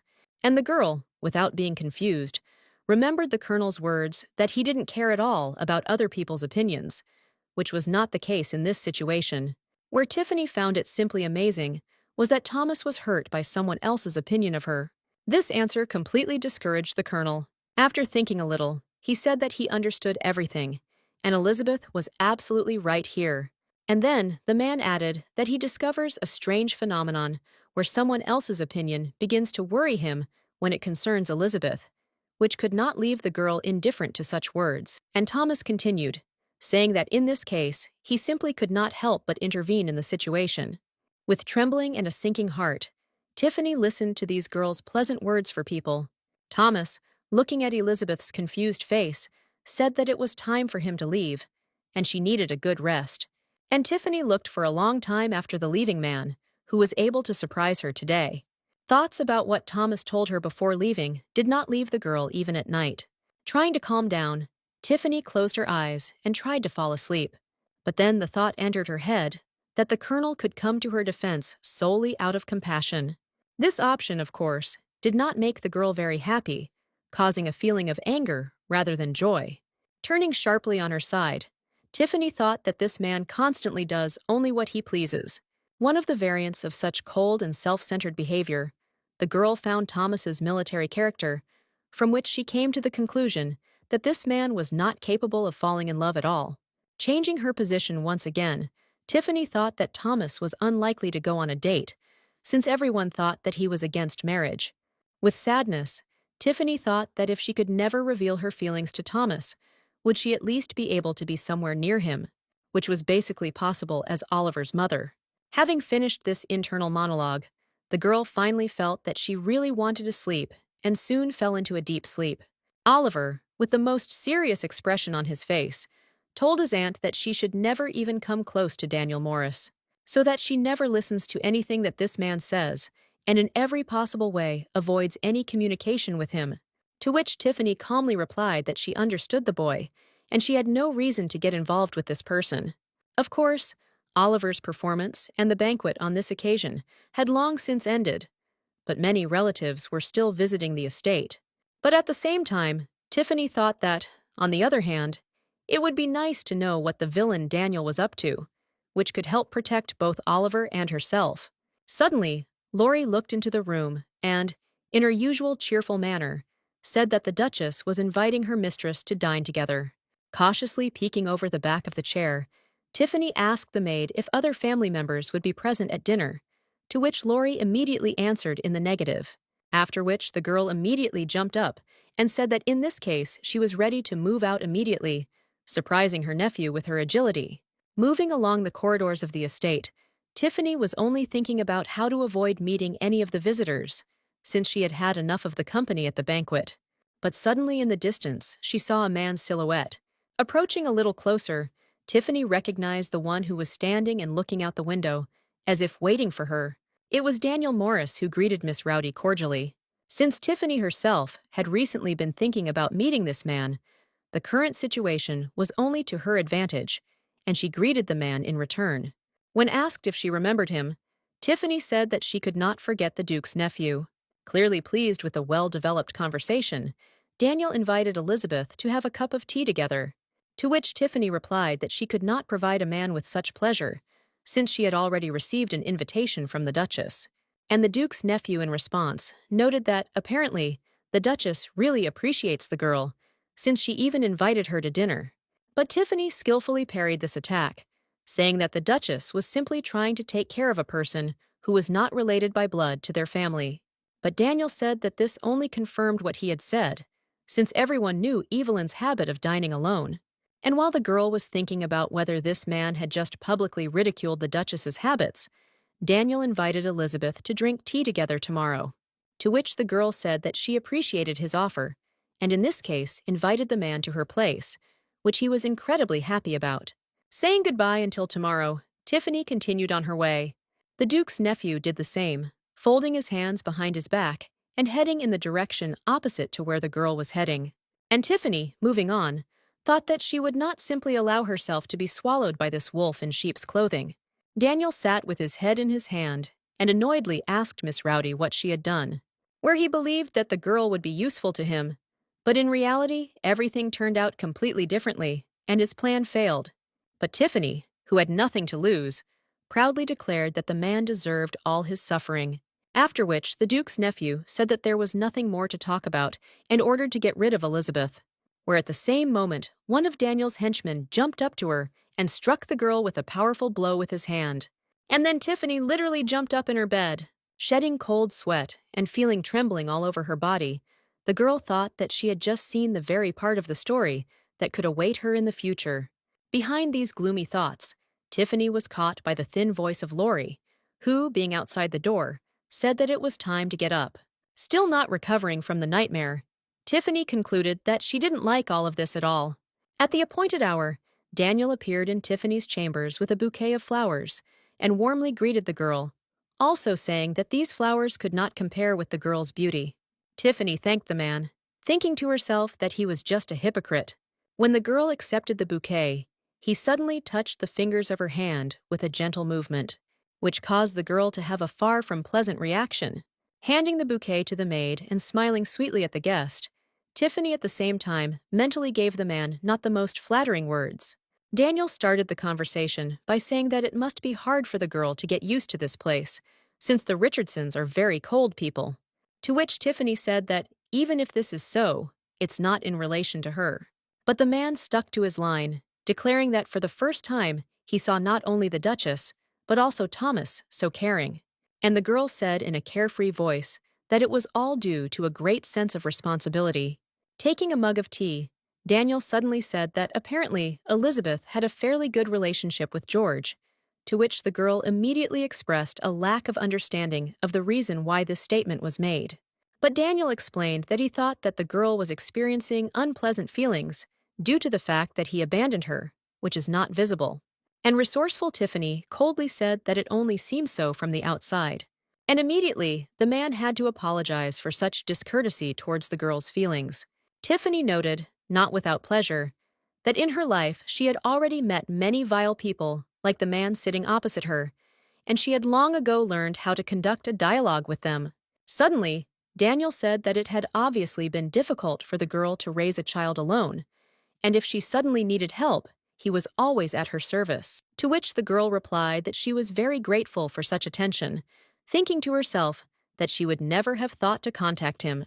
And then Tiffany made up her mind and asked whether the Duke's nephew really did not like the Richardson family, to which Daniel, to the girl's surprise, responded positively, saying that the reason for this was their arrogance, where he paid special attention to Thomas, saying that even if he takes care of Elizabeth, he will miss a lot, which seemed to the girl a ridiculous and unworthy statement for a man. Deciding to change the topic of conversation, Tiffany noted Daniel's high popularity and asked if he was married, to which the man responded negatively, and the girl expressed her surprise at this circumstance, after which she voiced her assumption that in the North everyone gets married late, since Thomas is also not married yet. But Daniel answered only for himself, saying that he simply had not yet met the right person. Tiffany noted that given the age of both this man and Thomas, for some reason, no one in the duchy insists that such enviable candidates remain alone for a long time. And then the girl was struck by the idea that, without looking for a wife, Daniel was simply aiming to become an heir, where one of the conditions was that he must be connected with the royal family. And if this is the case, then this man is truly obsessed with his idea.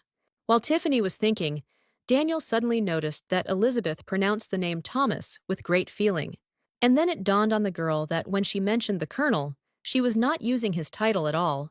However, Tiffany quickly found her way, saying that she was a commoner, and it was common for her to make such mistakes. And the man, taking the chance, asked whether he understood correctly, in this case, that there was nothing between Elizabeth and Thomas. To which the girl said that she did not quite understand what was meant by such a question, after which she said that she was not accepted into the family properly, and in general, she was not sure that she could call someone family here.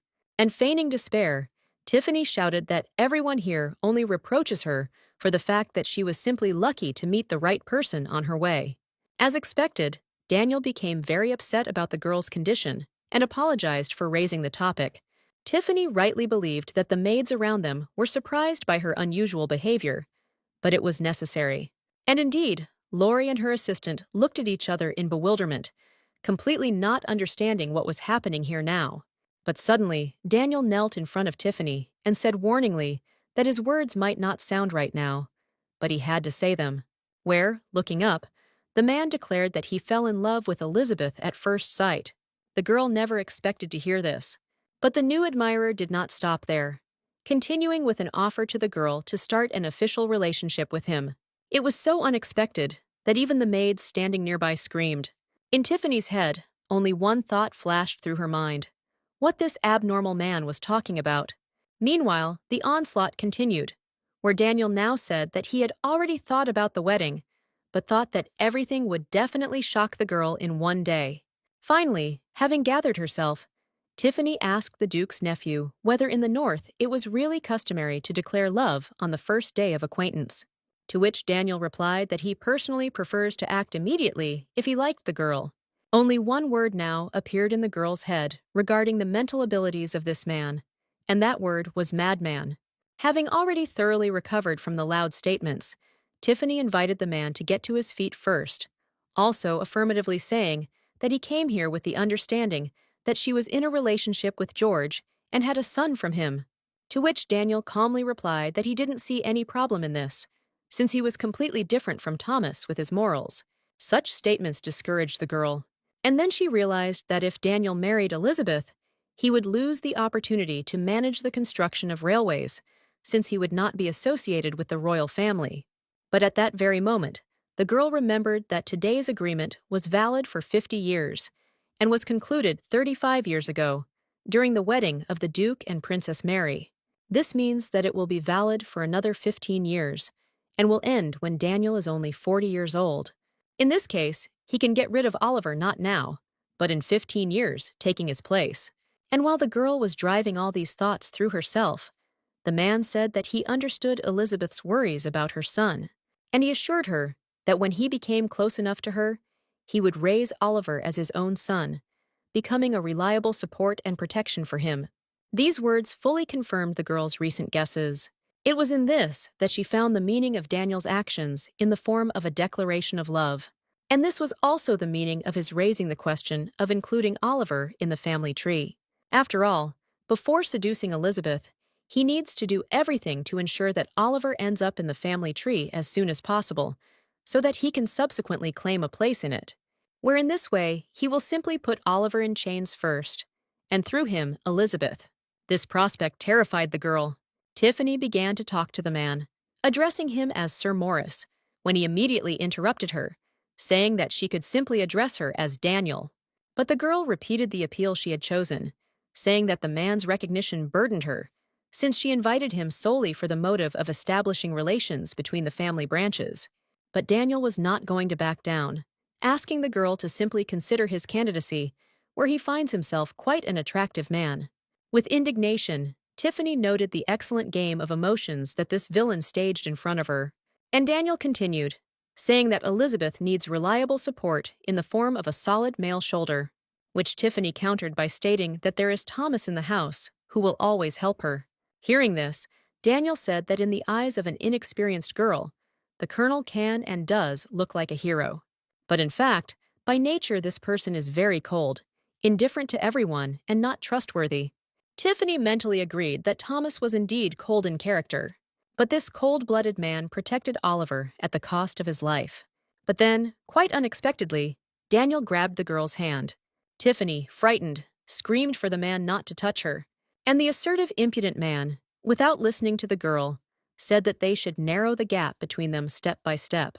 Tiffany tried in vain to pull her hand out of Daniel's strong grip, where the maid standing next to her intervened in this scuffle, shouting that the master was only complicating everything with his actions. And at the moment of peak intensity of passions, the door to the room suddenly opened sharply. Tiffany turned around in fear. Thomas stood in front of her, with Laurie hiding behind him. The colonel looked closely at how the man grabbed and held the woman, where the tension in the hands of the participants in the action was visible to the naked eye. Saying that he had now witnessed a pathetic act, Thomas began to move towards Daniel, grabbing the poker that was standing by the fireplace along the way. In one sharp movement, he struck the hand of the failed admirer with an iron, which, of course, forced the latter to let go of the girl's hand.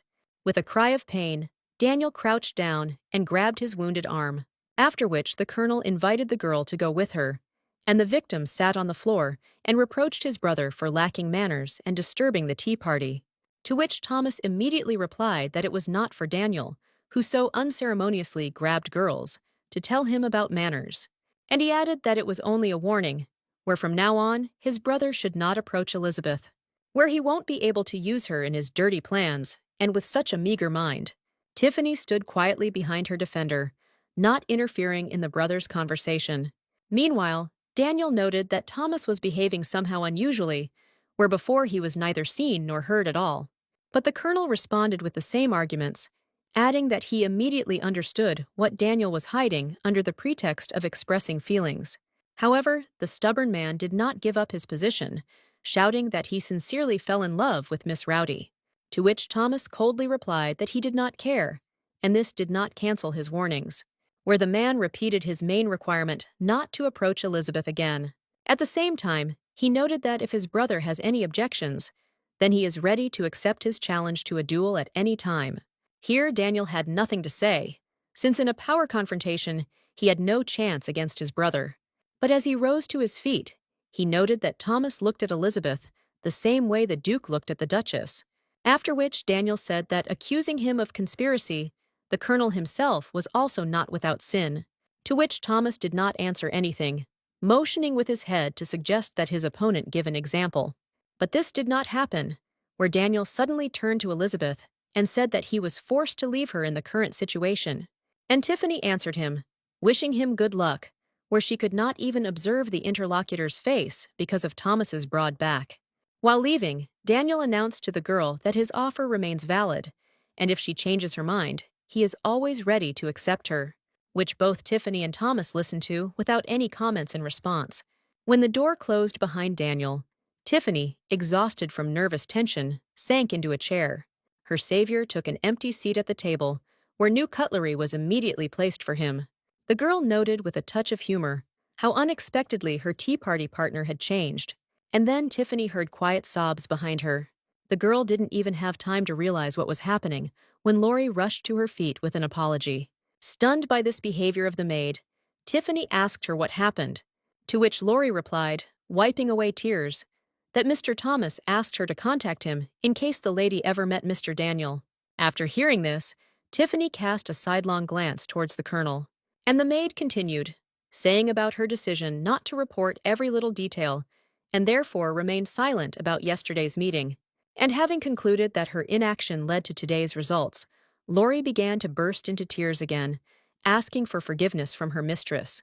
Tiffany didn't know how to calm her maid down, because she believed that there was nothing to cry about at all. And then it dawned on the girl that most likely Laurie was afraid of Thomas's reaction to such inaction, which was the reason for her behavior. And then she turned to Thomas with a request not to kick this maid out of work, since everything that happened was not her fault, but the fault of Elizabeth herself, who showed stubbornness. To which the colonel responded in surprise that he had no intention of expelling anyone, where Tiffany, experiencing something like rage, immediately remembered how the man spoke out about changing all the servants because of just rumors. But now she doesn't even think about kicking out the one who did not comply with his direct order.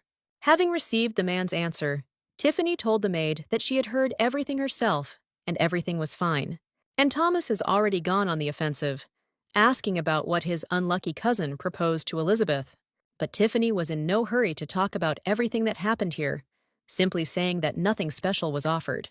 To which the colonel insistently said that since it was nothing special, it would not be difficult to tell about it.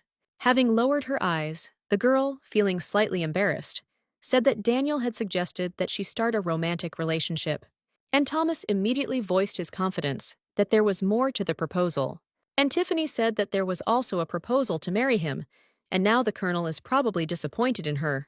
Thomas did not understand this statement and asked why he should suddenly be disappointed. Where Tiffany explained that she went against his advice to stay away from Daniel by inviting him over for tea. But the man said that this is not a reason for him to be disappointed in her. But in these words of Thomas, Tiffany saw her own meaning, suggesting that he was simply not interested in her as a woman. And the colonel expressed his lack of understanding of Elizabeth's concerns, because he considered Daniel to be to blame for coming to her. Tiffany thanked Thomas for these words.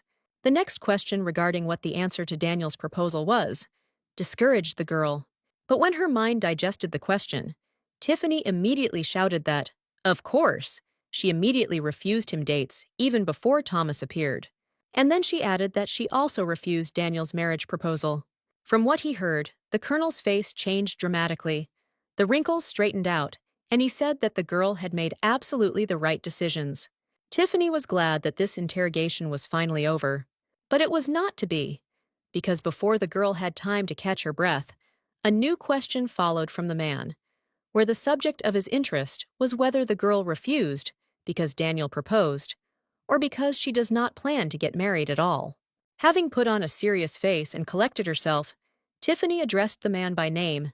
Then she said that she was here solely because of Oliver. Saying that this was not a problem, Thomas repeated his question as to whether Elizabeth intended to get married. Turning away, Tiffany asked what the man's interest was in this matter, and whether he was about to propose. To which Thomas sarcastically asked about the girl's desire to enter into an arranged marriage. However, the girl, who did not share the humor, said that she meant what the man said when they first met.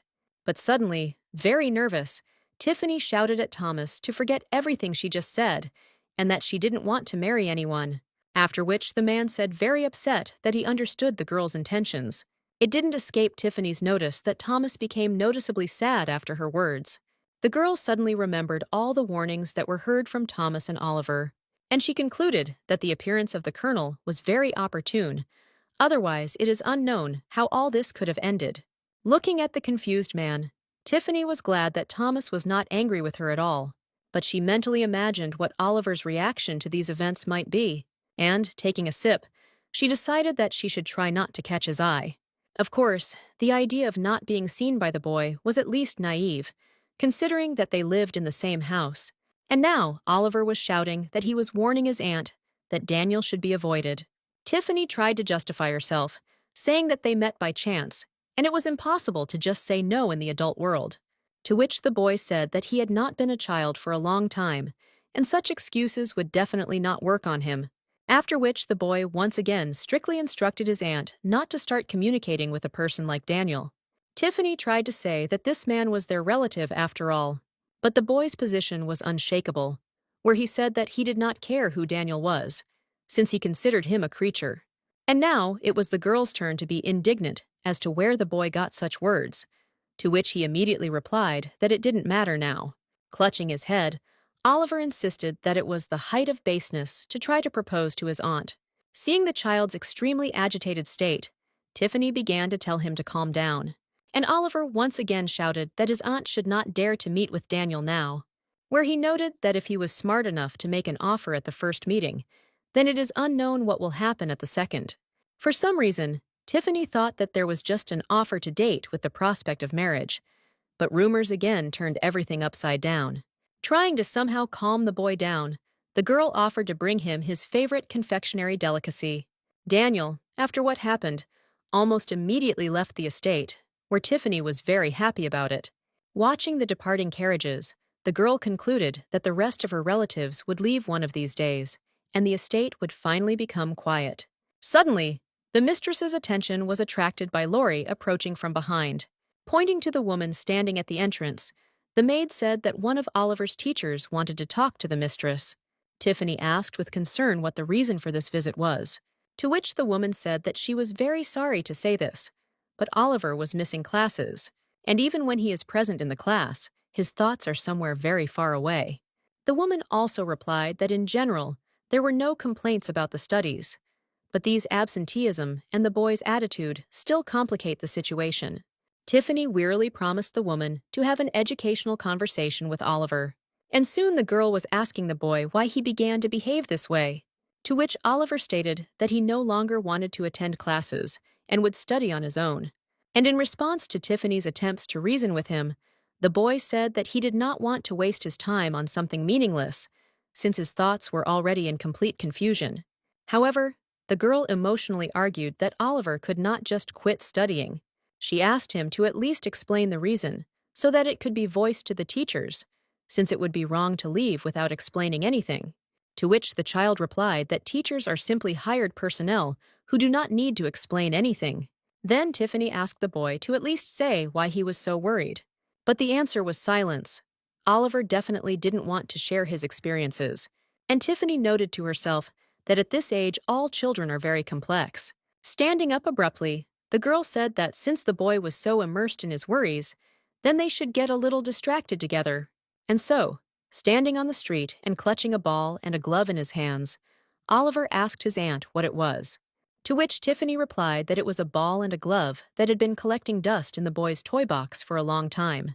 She showed that the glove should be put on the left hand, which Oliver repeated, after which the girl loudly announced that they would now play a game called Catch the Ball.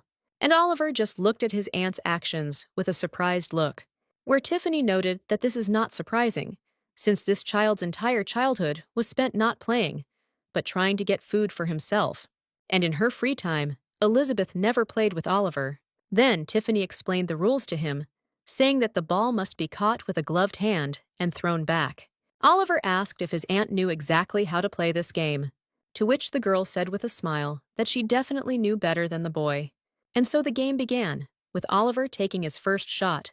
Without much difficulty, Tiffany, who had been a baseball fan in her previous life, accepted the pitch, saying that in reality the game is not so simple. The girl threw the ball back, not with a direct serve, but from the bottom up. The boy accepted such a serve with difficulty, asking aloud the question of how his aunt knows how to play so well, to which Tiffany, lifting her nose, replied that these were just flowers. Continuing to throw the ball, the girl tirelessly repeated that the best way to clear your head of annoying thoughts is physical activity, to which the boy quietly grumbled under his breath that if his aunt cleared her head, she would forget his instructions not to meet with Daniel. And when the girl asked what he just said, Oliver replied that it was nothing. Once again throwing the ball to the child, Tiffany praised him for grasping everything on the fly. Then Oliver asked why her aunt always throws the ball from the bottom up, because it's more convenient to throw it straight, to which the girl immediately replied that it was out of habit. But after a couple of seconds, she answered that this type of throw is best played with beginners, since there is no acceleration or strength in the throw, and the clothes are not very suitable. Tiffany was already very interested in talking about throwing in the game, and even suggested trying to use a bat next time, when Thomas approached her from behind. His words that Elizabeth and Oliver were having a lot of fun here made Tiffany flinch and turn around. Saying that he also wanted to try to play, the colonel asked permission to join. Not quite understanding the man's request, the girl asked if she understood correctly that he wanted to join her, and she immediately noted that the colonel probably lacked the determination to get closer to Oliver because of his coldness, and she decided to try to let them be together, inviting Thomas to play with Oliver. But at that very moment, the boy, making a very pitiful face, said that he was already very tired. Then he went up to Thomas and handed him the accessories for the game. Oliver himself stepped aside, towards the trees, and sat down on the ground. Tiffany was very surprised, deciding that she should go out with him to games more often, since he seemed very weak. Thomas, meanwhile, had already put the glove on his hand and got ready for the game. Having accepted the fact that she would have to play with Thomas, Tiffany happily said that she would quit first. Now the girl no longer stood on ceremony, and swinging properly, completed the serve. But the colonel, as expected, caught the ball quite easily. As he made his pitch, Thomas said he understood the concept of the game, which he found quite fun. And to Tiffany's question, The man said that he was playing for the first time, which the girl doubted because of his good playing skills.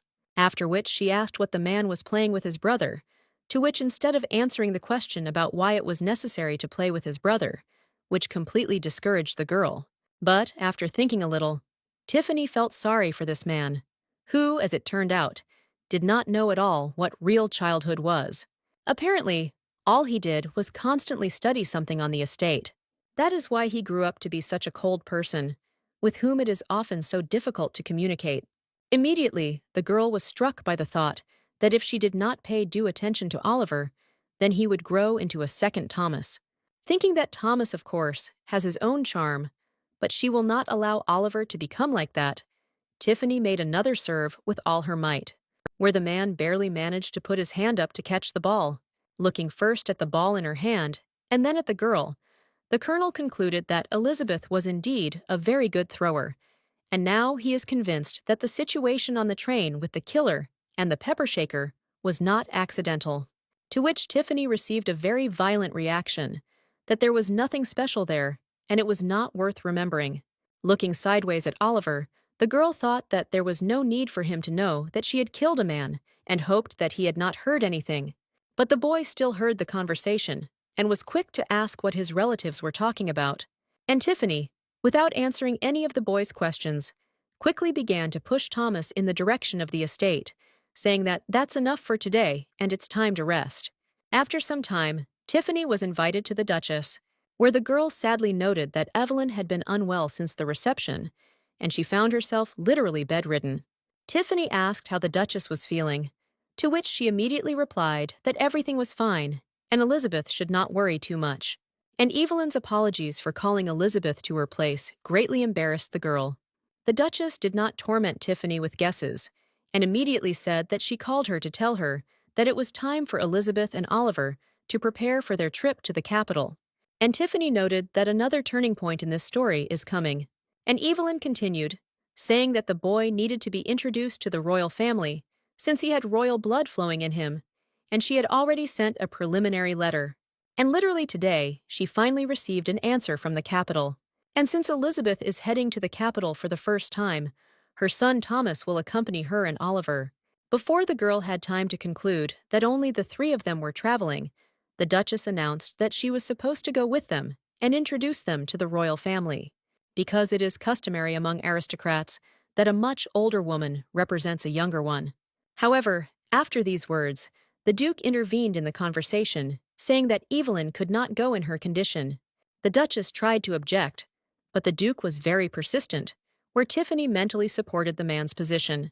The girl tried to come from the other side, saying that given her age, it would be preferable for the Duchess to accompany a younger person. Tiffany then added that everyone would understand the situation, and Thomas would go with her. But the Duchess objected, saying that for the status of their family, one accompanying man is not enough. There must be an accompanying woman, where the main argument was that Elizabeth was going to the capital for the first time, and for this first visit, all formalities must be observed in order to avoid unnecessary rumors and problems in the future, which the girl could not but agree with. And finally, the Duchess admitted that realizing her condition, she asked another person to provide the service of accompanying and introducing the royal family. This news was unexpected for Tiffany, and she immediately asked who it was, to which the Duchess immediately replied that she would become the younger sister of His Majesty and Princess Mary, Jessica. This turn of affairs simply stunned Tiffany, who did not know how to react to this, and Evelyn added that such a decision was reasonable because Jessica was George's aunt. Realizing that this was too great an honor, Tiffany began to say that she was just a commoner and was not even George's official wife, to which the Duchess said that Jessica would not be accompanying the commoner, but accompanying the heir's mother, and besides, the princess was already aware of all the affairs. Listening to this, Tiffany came to the conclusion that if she went alone, there would be less commotion than if she were accompanied by a member of the royal family. Already sitting in her chambers, the girl understood that no matter what, she would have to be the center of attention.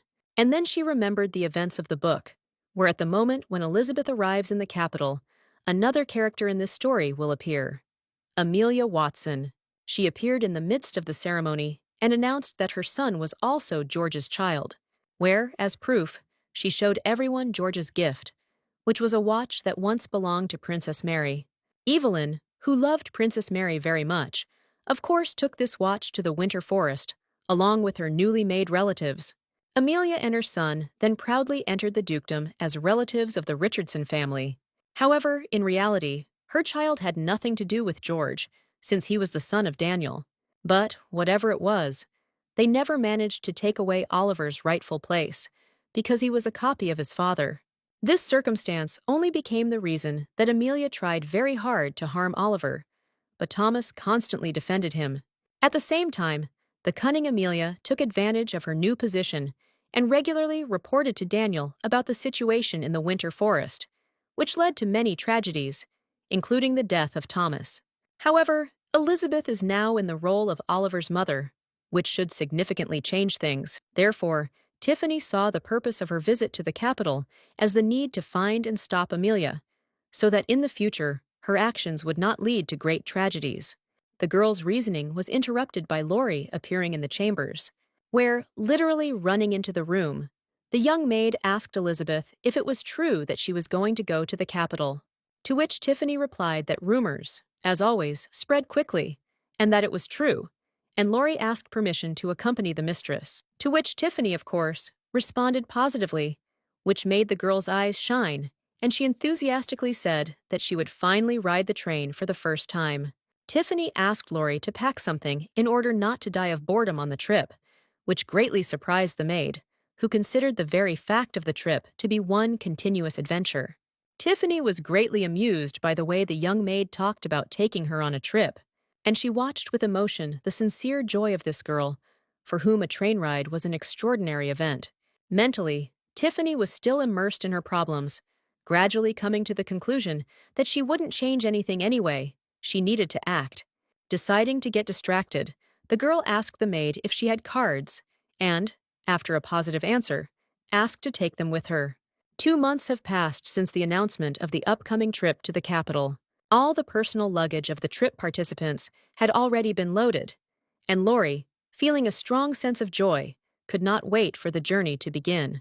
Tiffany, approaching the carriage, asked Oliver, who was accompanying her, if he had taken everything, to which the boy casually replied that it was not his concern to ensure that everything was collected, and the young maid was already joyfully shouting for the young master and mistress to quickly get into the carriage. Giving Laurie a kind look, Tiffany thanked her for her attention. Suddenly, a complete surprise for everyone was the appearance of the Duchess on the street. Tiffany approached her and started to say something, but then she realized that she didn't know what to say or how to properly say goodbye to Evelyn. But the situation was saved by the Duchess herself, who suddenly tenderly took the girl's hands, wishing Elizabeth to take care of herself and have a safe journey. Such an unexpectedly warm gesture from the Duchess touched Tiffany, who, confused, responded to the wishes with only a simple thank you. And at that moment, Thomas appeared from the carriage and shouted to Elizabeth that it was time to go. And while Tiffany and Oliver were moving towards the carriage, wishes for a good journey and a successful trip were addressed to them from all sides. As she began to climb into the carriage, Tiffany suddenly stopped on the first step and turned around. Looking around at the mourners, the girl concluded with tears in her eyes that after her rebirth, she spent the most time in the winter forest. But then everyone took their places, and the carriage took off, leaving behind the estate, which has become almost native to Tiffany. Looking at the landscapes passing outside the window, the girl felt as if she was leaving her home. Oliver, sitting next to her, also noticed his aunt's condition.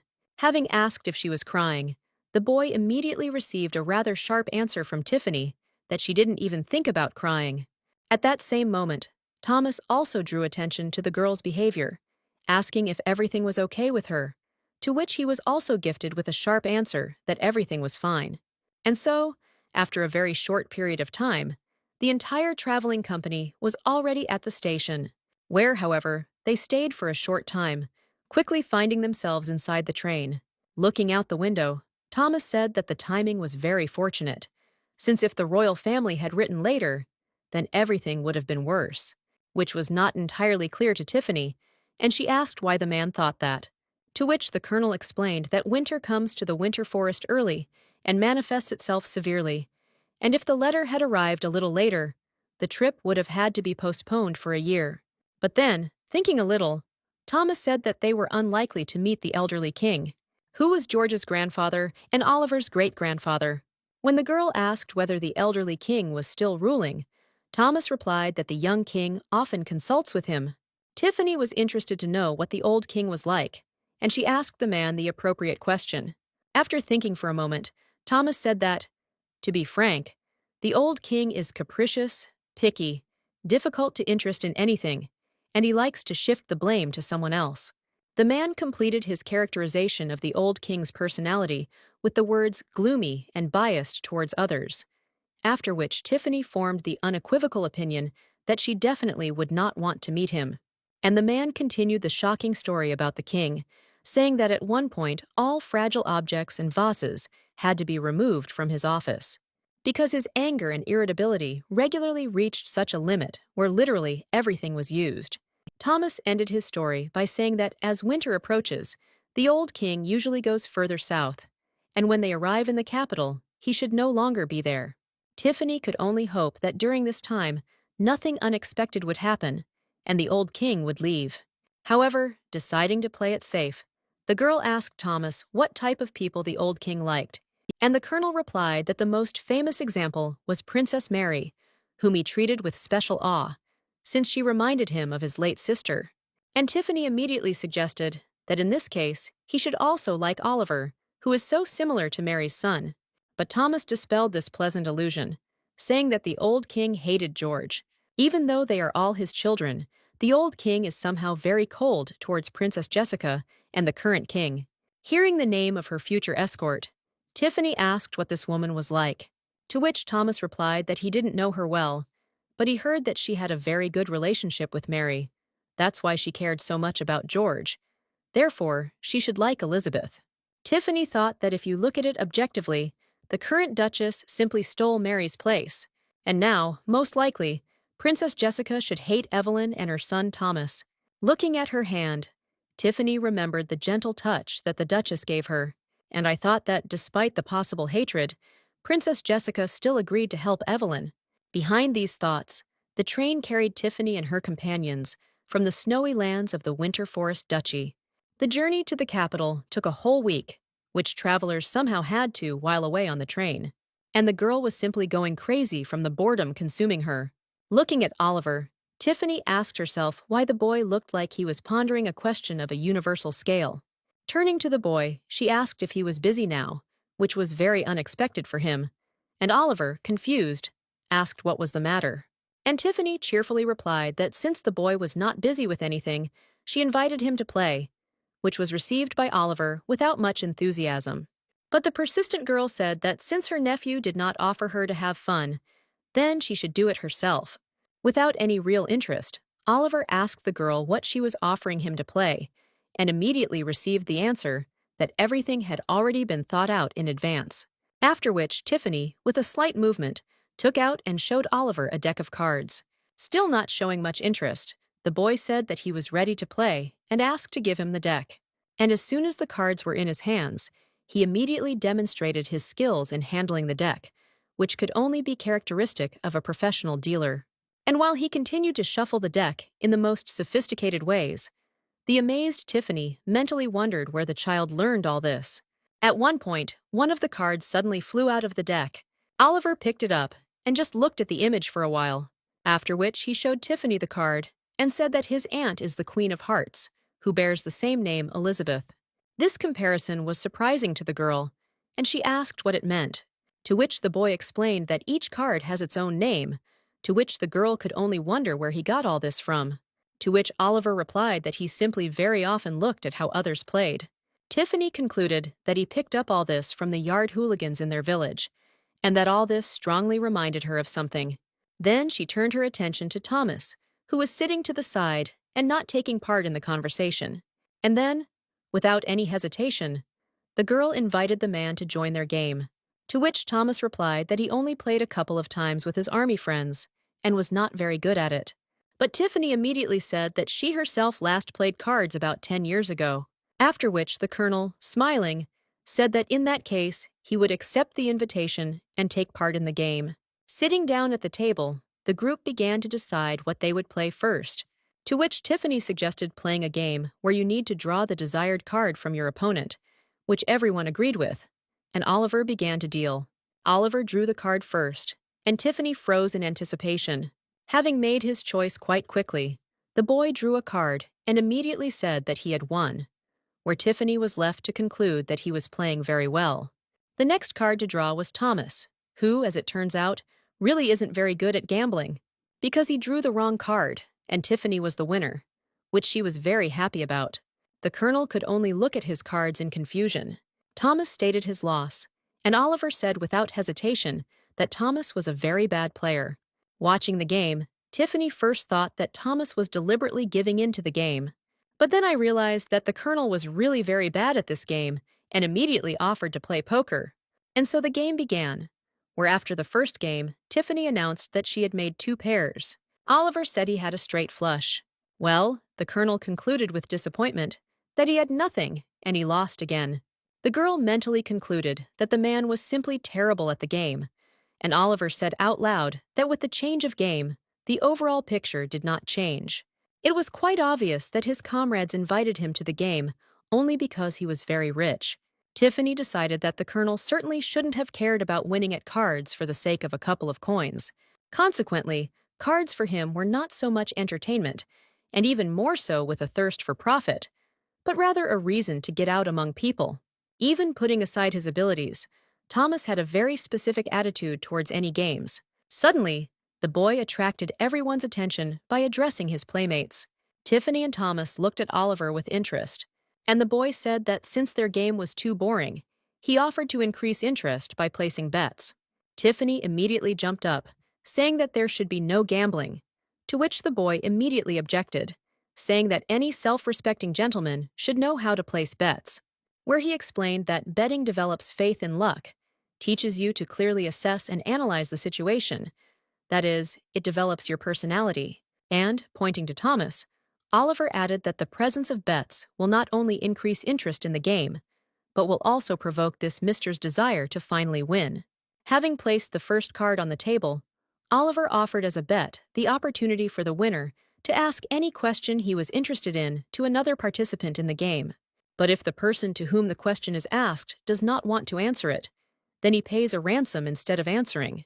And when Tiffany asked what she should do since she had no money, Oliver said that then she would just have to answer the question, to which Tiffany reluctantly agreed, saying that in this case it was necessary to agree on the exclusion of tricky questions. And Oliver, laughing, asked what questions his aunt had in mind, to which he immediately received an answer that he himself should understand. And now the first game with a bet was ending, where Thomas and Tiffany revealed their cards, announcing their combinations. It was Oliver's turn to reveal his cards, which he did, saying that he had a winning combination, after which, pointing to Thomas, he said that he had a question for him, where he immediately, without any embarrassment, asked about what kind of girls a man likes. The colonel asked the boy about the essence of the question, to which Oliver explained that he meant what an ideal girl should be like in Thomas's eyes. The puzzled man replied that he had never thought about it before, to which Oliver quickly clarified that this does not answer the question, and therefore the man must pay. The colonel did not object at all, and immediately settled accounts with the boy in front of Tiffany, who was beginning to not really like all this. And so the next game was left behind, where once again Oliver won. And now a new question was asked to Thomas, where this time he had to say whether he liked someone at the present time. Tiffany concentrated all her attention, because she really liked this man, and she was most interested in hearing what he would answer. Very embarrassed, Thomas asked if he was obliged to answer this question, to which Oliver replied that without any doubt, and the colonel thought deeply. But, after a few seconds of reflection, the man, instead of answering, simply handed the boy another payment. Tiffany was surprised by Thomas's reaction, suggesting that this was an indicator that he definitely liked someone. This was dizzying news for her, since the presence of a girl in a man's heart could change a lot. She immediately began to speculate as to why the colonel was not getting married now, which could be because of a lost first love, love for a married girl, or unrequited love. Behind these thoughts, Tiffany did not notice how Oliver attracted her attention to the cards, asking him what happened. To which the boy replied that the next game was over, he won again, and now it was his aunt's turn to answer his question. Tiffany was horrified by the realization that she had not only missed the whole game, but that she had managed to lose. Scolding herself for being too immersed in her thoughts, the girl began to speculate about the upcoming question, which obviously would concern her feelings and relationships. Tiffany understood that she had no money, and she would have to answer the question where she would say that her heart belonged to the man sitting opposite. It immediately became noticeable from Thomas that he had gathered himself and was ready to listen to the girl's answer. The girl did not know what to do with herself because of the rage growing inside her, which was generated by a feeling of hopelessness. And so Oliver began to speak, for now simply turning to her aunt, which made the girl tense even more. The question plunged the girl into complete confusion, because Oliver asked whether his aunt would object if he suddenly decided not to accept the inheritance, where a surprised look towards the boy was directed not only from Tiffany, but also from Thomas. Trying to somehow digest what was said, Tiffany at the same time began to reflect on the fact that she could not even think about such an outcome of this story.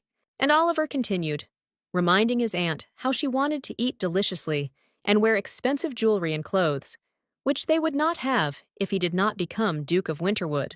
The girl did not take her surprised gaze off the child, and a whole hurricane of thoughts was now spinning in her head.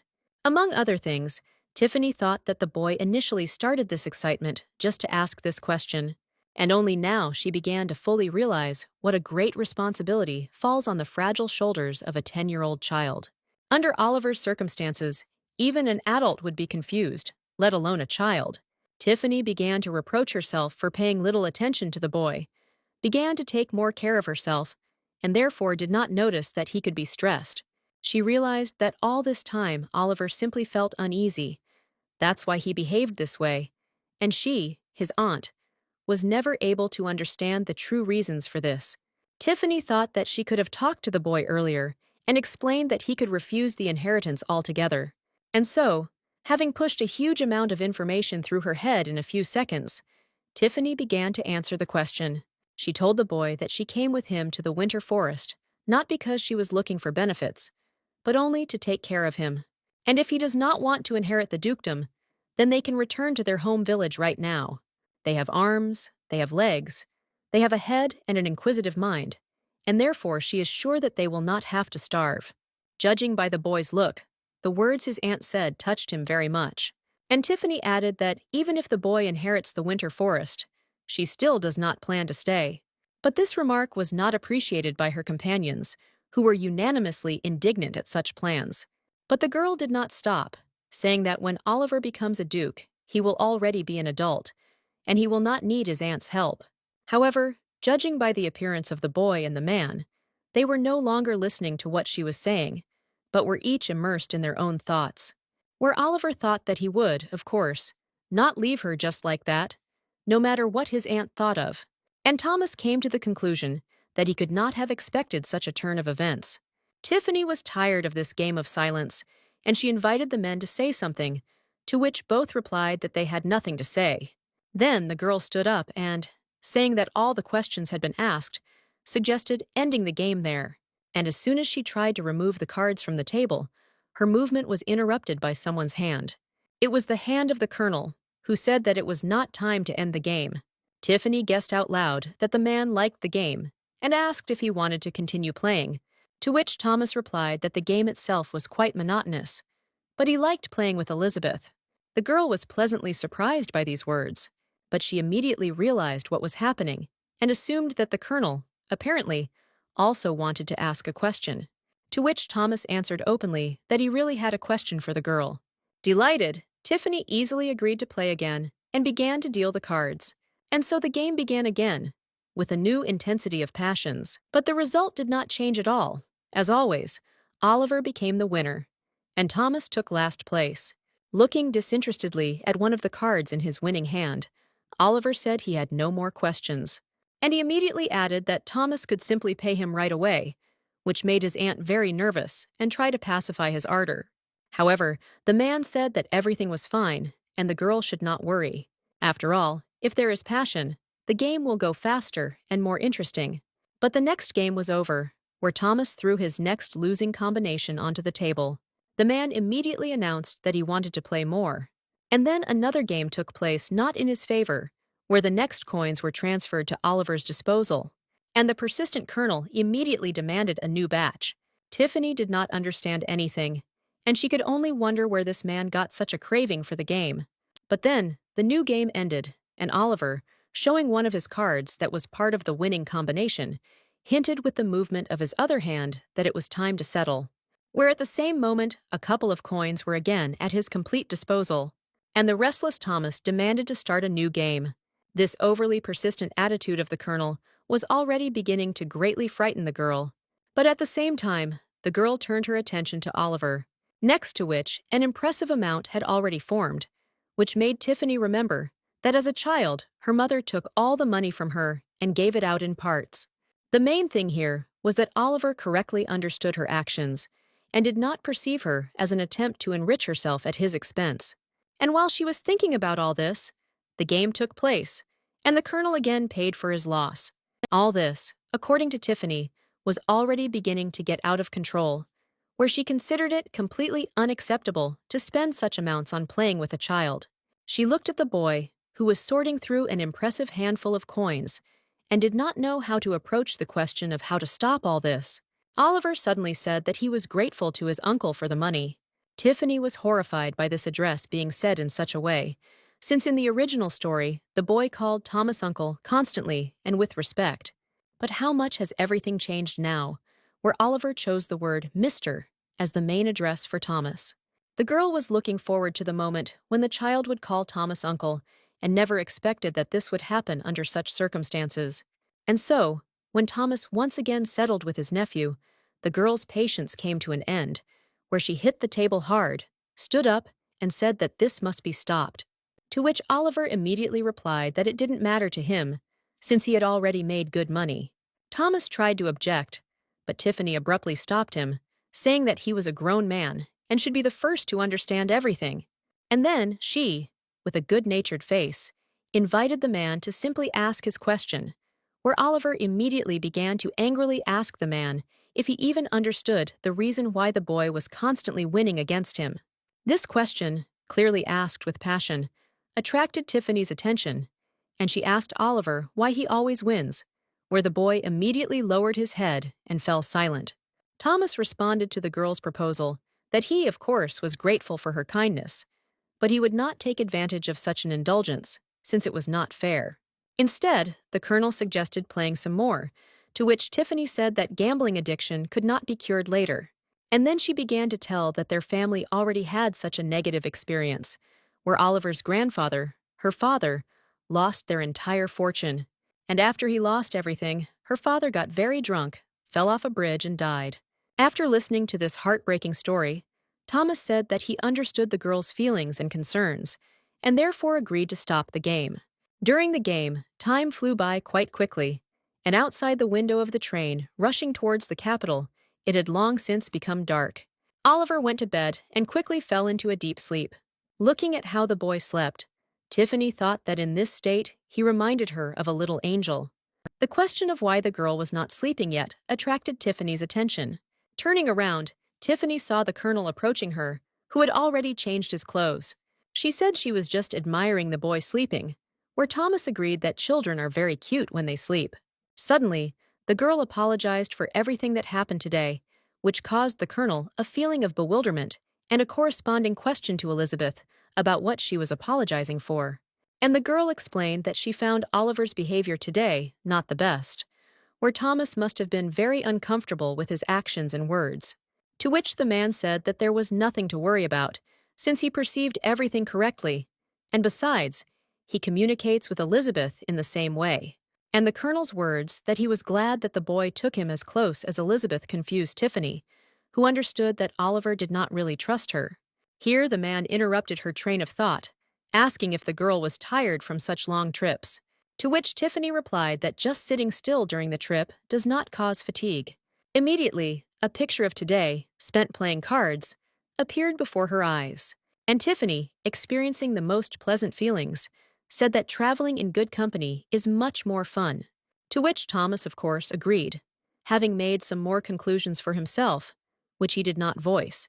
Then the conversation continued on other topics, where Tiffany asked how long it would take them to get to the capital, and Thomas replied that it was about 3 days. And he immediately added that if the girl was bored, then they could play poker tomorrow, but that he immediately received an objection in response, where Tiffany said that he should become an example for the boy. And now 3 days of travel were left behind, where the train finally arrived at the capital station. The travelers left the carriage and the station quite quickly, and a few minutes after the train stopped, the capital of the kingdom appeared in all its glory before Tiffany's eyes. The carriages had already been delivered, and the trio, already very tired from the long journey, continued on their way. Inside the carriage, Tiffany looked at Oliver and Thomas with emotion, noting their strong similarities not only in characters and behavior, but also in the manner of movements and poses. Thomas, who noticed the girl's close attention, immediately asked her what happened, to which Tiffany quickly replied that everything was fine. This part of the journey was not very long, and very soon the travelers were already leaving the carriage, where they arrived in the suburban part of the capital, where there was a mansion owned by the Richardson family. On the street, they were met with the most good-natured air by the butler, who introduced himself as Martin and placed himself at the disposal of the gentleman. And while the girl was trying to figure out how the butler from the duchy's estate managed to get here before them, Thomas carefully explained that this was his twin brother, and only then did Tiffany pay attention to the difference in the names Martin and Marvin. And only now did Tiffany notice that from the moment they left the carriage, Thomas continued to hold her hand. She looked questioningly and sweetly at the man, thinking that he had again misunderstood something or was doing the wrong thing. She quietly tried to pull her hand out of the colonel's hand, but she failed, since the man was holding his hand tightly.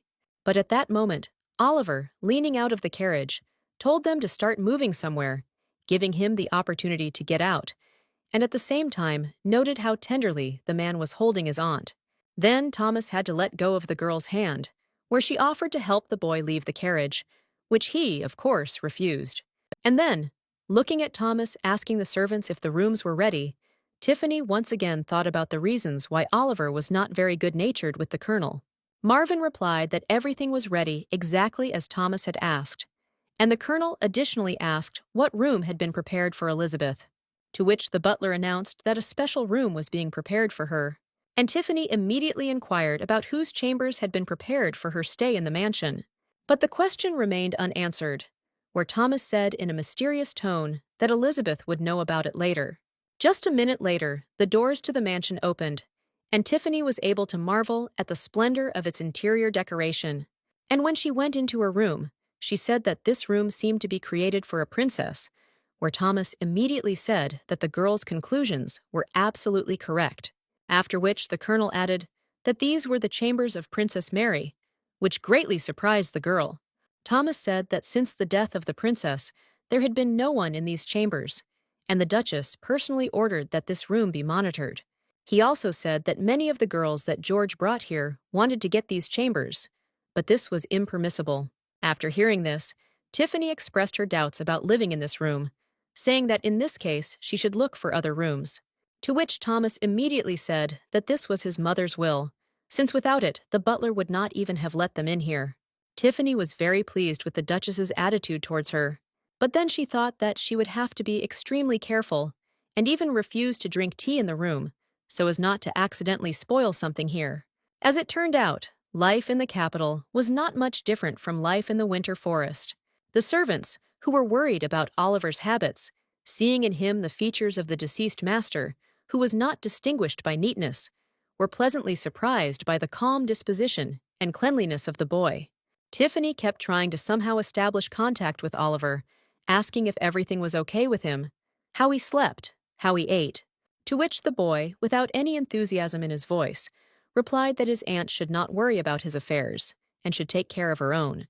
Where the girl noted how difficult it is to raise a child, the sudden appearance of Laurie, who announced that the tea was ready in the midst of Tiffany's thought process, once again frightened the girl.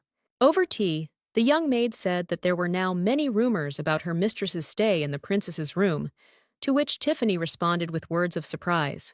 And to Laurie's question about whether the mistress had noticed strange looks on herself, Tiffany replied that she chalked it up to her usual friendly attitude, which made the young girl laugh a lot, saying that you can't find friendliness in the capital. All the people here are strict and biased. Tiffany said that her maid was very good at her duties and had already learned a lot. Previously, she had already noted how quickly and easily this girl found a common language with the rest of the servants and became one of them. And while Laurie said that she already knew a couple of people and was collecting information, Tiffany noted that this young maid was simply incredible. When asked how Laurie was able to achieve such a position, the girl replied that she simply became useful, after which she voiced the main thing that she managed to find out, where everyone in the house now thinks that her mistress will soon become the new lady of this mansion. Tiffany didn't know how to react to such information and simply remained silent, trying to somehow digest what she heard. But, finally, having come to her senses a little after what she had heard, Tiffany asked how this could even be possible and where such a rumor came from. And Laurie began to explain that the first and main evidence was that her mistress occupied the princess's room, which no one had been allowed to enter before, which takes place with the approval of the Duchess herself. And Laurie finished her explanation by saying that such news spread very quickly, and now all the servants treat the mistress's maid with special respect, and Tiffany asked why the room is so famous. After thinking a little, the young maid said that these rumors most likely came from those girls who Mr. George took here. Taking a sip of tea, Tiffany thought about the fact that her stay in this room might not be easy to organize, and in fact, it would be better to leave this place as soon as possible. She then turned to Laurie and asked her to invite Marvin to her. The lady's request was fulfilled quickly, and a few minutes later, the butler was already asking Elizabeth how he could help her. Apologizing for distracting the man from other important matters, Tiffany said that she wanted to know something, where her question about whether there was a report in the mansion that was sent to the duchy greatly surprised Marvin, who asked if he had heard everything correctly, to which Tiffany said that she knew about the mansion's monthly reports for the duchy, where a copy was sent there, and the original was kept here in the mansion. Adjusting his pince-nez, Marvin said that this is indeed true, but he doesn't understand why Elizabeth needs all this information. And Tiffany explained that she wanted to check something, for which she needed reports from 10 years ago, and she found out about their existence quite by accident, when she was wandering around the library in search of something to read, stumbling upon strange papers on one of the shelves. Having printed them out, the girl discovered that there was information about all the visitors to the mansion in the capital. And when George grew older, he began to spend more time in the mansion, and therefore the reports began to be monitored more carefully. Tiffany had a pretty good plan in her head. Amelia's illegitimate child was the same age as Oliver, which meant it was a lie that he was a descendant of George. And if Tiffany could find records of where George was about 10 years ago, then this lie could be exposed. However, the Richardson estate only had reports for the last 5 years. Tiffany then thought about asking the Duchess about the original reports, but abandoned this idea, since Evelyn might not approve of the girl delving into the past of George, whom she loved so much. Where even then, Tiffany had the idea that it would be nice to be in the mansion and look for the reports herself. And now she was in the place she needed, where Marvin was already asking what exactly interests the lady in these reports, where he said that the reports do not actually cover all aspects of life in the mansion. But the girl immediately interrupted his speech, saying that she was looking for information about George, from whom she had a son. This explanation was not at all suspicious, since it was obvious that she could be interested in the life of the man with whom she was close, and Tiffany asked to be given the opportunity to look at the documents she needed. To which Marvin first said that this was confidential information, but since Elizabeth was also a family member, and moreover, the Duchess herself had expressed confidence in her, he would provide the documents. The girl was very happy that everything worked out so easily for her, and that she would be able to get the information she needed.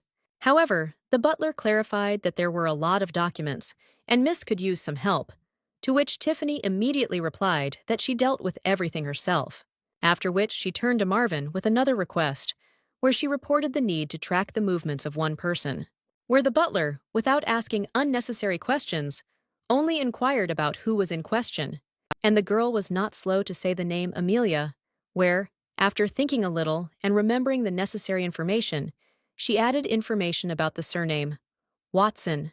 Marvin said that he had never heard of such a surname, and Tiffany explained that she might be from a noble family, but she was kicked out after giving birth to an illegitimate child. However, the butler said that with such scant information about the girl's identity, it would not be easy to find her. Then Tiffany said that she was sure that his father was helping the child financially, which immediately changed the situation, and Marvin said that he would prepare everything before the mistress returned.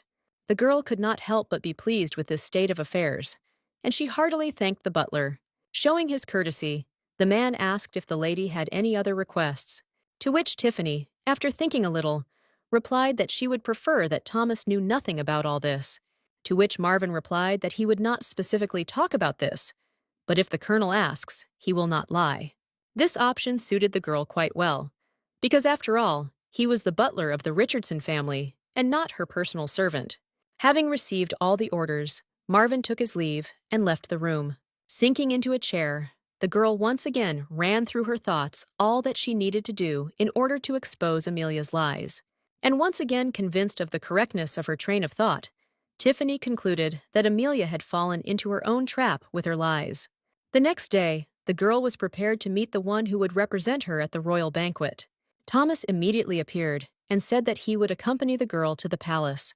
Tifon tried to say that she did not need a man to accompany her, but the colonel said that in any case he needed to see His Majesty, and therefore the girl did not need to resist his company, where he added that if only he could, he would have been present at Elizabeth's meeting with Princess Jessica, which amazed the girl, because this man, it turns out, could go far if he wanted. After listening to Thomas, Tiffany said that he should not worry. She would only say hello to the princess, which would not take much time. However, the girl mentally noted that she would not mind at all if the colonel were nearby, since next to him she feels much more confident. Already going down the stairs, Tiffany noted to herself that she herself had not noticed how accustomed she was to this man's care. Oliver was waiting at the bottom of the stairs. Tiffany was very happy with the boy, thanking him for coming to see them off. And while he was trying to tell his aunt not to do anything stupid when communicating with the princess, the girl had already begun to pat his cheeks, telling him what a good and sweet boy he was, and that he should prepare to take the arithmetic test when his aunt returned. Oliver tried to say that he didn't need this test, to which he immediately received a whole lot of information about the benefits of studying and decided to simply agree with the girl's arguments. But after that, he once again told his aunt not to follow suspicious people and not to say anything unnecessary to the princess. And then Laurie intervened in the dialogue, saying that the young master can be calm, since she will always be with her mistress and will help her if anything happens. After thinking a little, Oliver said that he relied on the maid, and he immediately added that he could trust her, which amazed Tiffany, who did not understand why the boy so easily trusted some unfamiliar maid, but did not trust his aunt. She tried to be indignant about the lack of confidence in her, but since they were already late, Laurie and Thomas hurried the girl. But even sitting inside the carriage, the girl was haunted by the thought that Oliver trusted some servant more than her, his own aunt. But the jealousy and anger raging inside the girl gave way to a feeling of sadness, and her thoughts turned to the question of what she should do to earn Oliver's trust. During these thoughts, Tiffany did not notice how the carriage ended up near the royal palace. Busy with various thoughts on the road, Tiffany did not feel a sense of excitement, but now the girl was even shaking a little. And so, stopping at one of the doors, Thomas suddenly said that he could not go further. The girl looked at the man with her frightened eyes, still not believing that now she would find herself without his support. Not for a moment did she remember that upon arrival in the winter forest, she was very worried, but next to him, she was still much calmer. And so, having gathered her strength and thoughts, deciding that now everything would go well, as in the winter forest, Tiffany said that she would return soon. Then she opened the door and went into the princess's chambers. Princess Jessica greeted the guest sitting in a chair and holding a mug of tea. As required by etiquette, Tiffany greeted the princess, saying that she was very glad to meet her, and introduced herself, giving her first and last name. However, the greeting remained without any response, where the princess only took a sip of tea, after which she put the mug on the table. Then, looking at Tiffany with a not very kind look, she said, turning to you for the girl to sit down. While the girl was settling into the chair, she noted the obvious unfriendly tone of the royal person, and Jessica continued, saying that she was not at all happy, since it would have been nothing if Elizabeth had been George's mistress, but she spent only one night with him, and is the most ordinary commoner. And then, clutching her head, the princess said that representing Elizabeth was a shame for her, and she was only losing from it. Jessica immediately added that Evelyn had sent her a gift, asking her maid to bring it. Pointing to the jewelry, Jessica said that Evelyn gave her this necklace, and therefore she could not refuse the request to represent Elizabeth. Tiffany was amazed that the Duchess gave such an expensive item as a gift for her sake, and the princess continued to talk, where now she said that she intended to return the gift and find another person who would represent Elizabeth, but not from the royal family, but someone of lower status. Tiffany sadly noted that the Duchess's sincerity was not duly noted, but nevertheless, the princess at least tried to find someone to replace her, and did not leave everything to chance. Thanking the princess for her generosity, Tiffany said that in this case she asked permission to leave the palace before dinner, but Jessica suddenly said that she had changed her mind. Thinking that she had misheard, Tiffany asked the princess what she had just said. Raising her voice slightly, Jessica said that she would introduce Elizabeth to the royal family. This was an unexpected statement, and the girl carefully asked the princess why she decided to change her mind. To which Jessica replied that it was difficult to explain, and the girl most likely would not believe that this was just her personal whim. Having given the order that the jewelry be returned to the Duchess, the princess, giving Tiffany a strange look, said that she understood why Evelyn asked for Elizabeth. And then it dawned on the girl that both of these women, the Duchess and the princess, saw the deceased Princess Mary in Elizabeth. Jessica suddenly asked if the Duchess treated her well, to which Tiffany immediately responded positively, and the princess noted that this is in the spirit of Evelyn, since only the two of them continue to honor the memory of Mary. Tiffany thought that, probably, the old king should also not forget his favorite. The girl looked intently at the princess sitting opposite her, and she noted to herself that she was probably mistaken in concluding that Jessica hated Evelyn, which could not be said about the rest of the Richardson family. And then the princess, in tune with Tiffany's thoughts, said that she would like to warn Elizabeth that she should not trust this family too much. At that same moment, the girl remembered Daniel's words that she shouldn't trust Thomas. After thinking a little, Tiffany decided and voiced that perhaps the princess was saying these words out of the same personal whim for which she decided to introduce her to the royal family. But suddenly, after what Tiffany said, Jessica signaled for everyone present to leave her chambers. Laurie, who promised to protect Mrs., rushed from side to side, not knowing what to do now. And Tiffany gave her a sign that everything was in order. The maid should not worry about her and leave the room. Thinking that she was leaving her mistress to her fate, the young girl left the princess's chambers. When the interlocutors were left alone, silence hung in the air for some time. The first to break this silence, as one would expect, was the princess, where she began to say that the day before Maria's marriage, she heard rumors that this wedding was arranged and the marriage should be dissolved after the birth of the child. The amazed girl asked whether it was really possible to dissolve such a marriage so easily, to which the princess replied that of course not, since her father would be furious at such news, since he values the status of the family very much, to which Tiffany expressed misunderstanding, and added that there was also an agreement that the Richardson family would build a railway if they were connected with royal blood. And Jessica said that no one will ever know what exactly was discussed then, but she knows for sure that the possibility of building a railway was just a pretext. And then Tiffany began to think that it was impossible to imagine that the entire relationship between Evelyn and Maria was a lie. And then inspiration descended on the girl.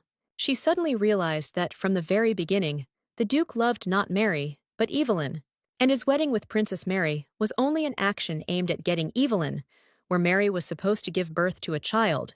Then, in any case, even with a divorce, the child would become the only representative of the royal family in the duchy, and Evelyn would remain with him. After thinking about all this, Tiffany asked the princess what was the point of Mary returning to the palace after the divorce, to which the princess said that if everything had not gone so far, then everyone would have returned, both Maria and George, and Evelyn. And then the girl realized that the Duke, in fact, was holding George hostage, And if Evelyn knew that he was simply using Maria, she would never have stayed with him. But there remained an unanswerable question, which Tiffany immediately asked the princess, where it was not clear what could make Princess Mary accept the Duke's proposal. To which Jessica said that this remains the biggest mystery that she is unable to resolve and hold the perpetrators accountable. Finishing with the conclusion that now Mary is no longer alive, and the truth will never be learned from the Duke. However, before she could finish one thought, Jessica immediately said that this is not the only reason why she advises Elizabeth not to trust this family. The princess asked the girl if she knew the cause of George's death, to which Tiffany replied that, according to the stories, he got drunk and fell off his horse. Hearing Tiffany's words, Jessica laughed and repeated the words, "Fell off a horse." She laughed louder and louder, and her laughter was more and more terrible and frightened Tiffany greatly. But, having finished laughing, and with a terrible expression on her face, Jessica suddenly asked Elizabeth if she knew that George hated horse riding with all his being. The girl listened without saying a word as the princess talked about how her nephew was too proud to admit his fear of riding, and even Evelyn, who raised him, did not know about it. It was a huge lie that he carried throughout his life, each time avoiding riding on horseback under various pretexts. And so, having voiced all this, Jessica asked Elizabeth whether such a person would voluntarily sit on a horse. Stunned by these new details about George, Tiffany didn't know what to say in response, and Jessica, hitting the table hard with her fist, shouted that in this situation everything was obvious, where George was simply killed, since the Duke had always disliked him, where he and Evelyn had a child of their own, and he definitely wanted to make him the heir to the dukedom, not his half-brother. Covering her face with her hands, as if trying to prevent a scream from escaping, Tiffany thought with horror about how the Duke decided to kill his own son. The princess continued, saying that she was very surprised that the Duke decided to make Oliver heir, since if he planned to give the dukedom to Thomas, then it was very strange to accept George's son. Tiffany was suddenly seized with horror, where she thought that all this time Oliver had been in mortal danger. And Jessica said that maybe she, of course, had become too sensitive. But this child is a relative of her sister Maria, but not Evelyn. After which she once again told Elizabeth that it was for all these reasons that she advised her to be extremely careful with this family. Tiffany, who had not yet had time to digest all this flood of information, said that she would take everything said into account. And the princess added that now she does not yet have evidence against the Richardson family, but soon they will definitely appear.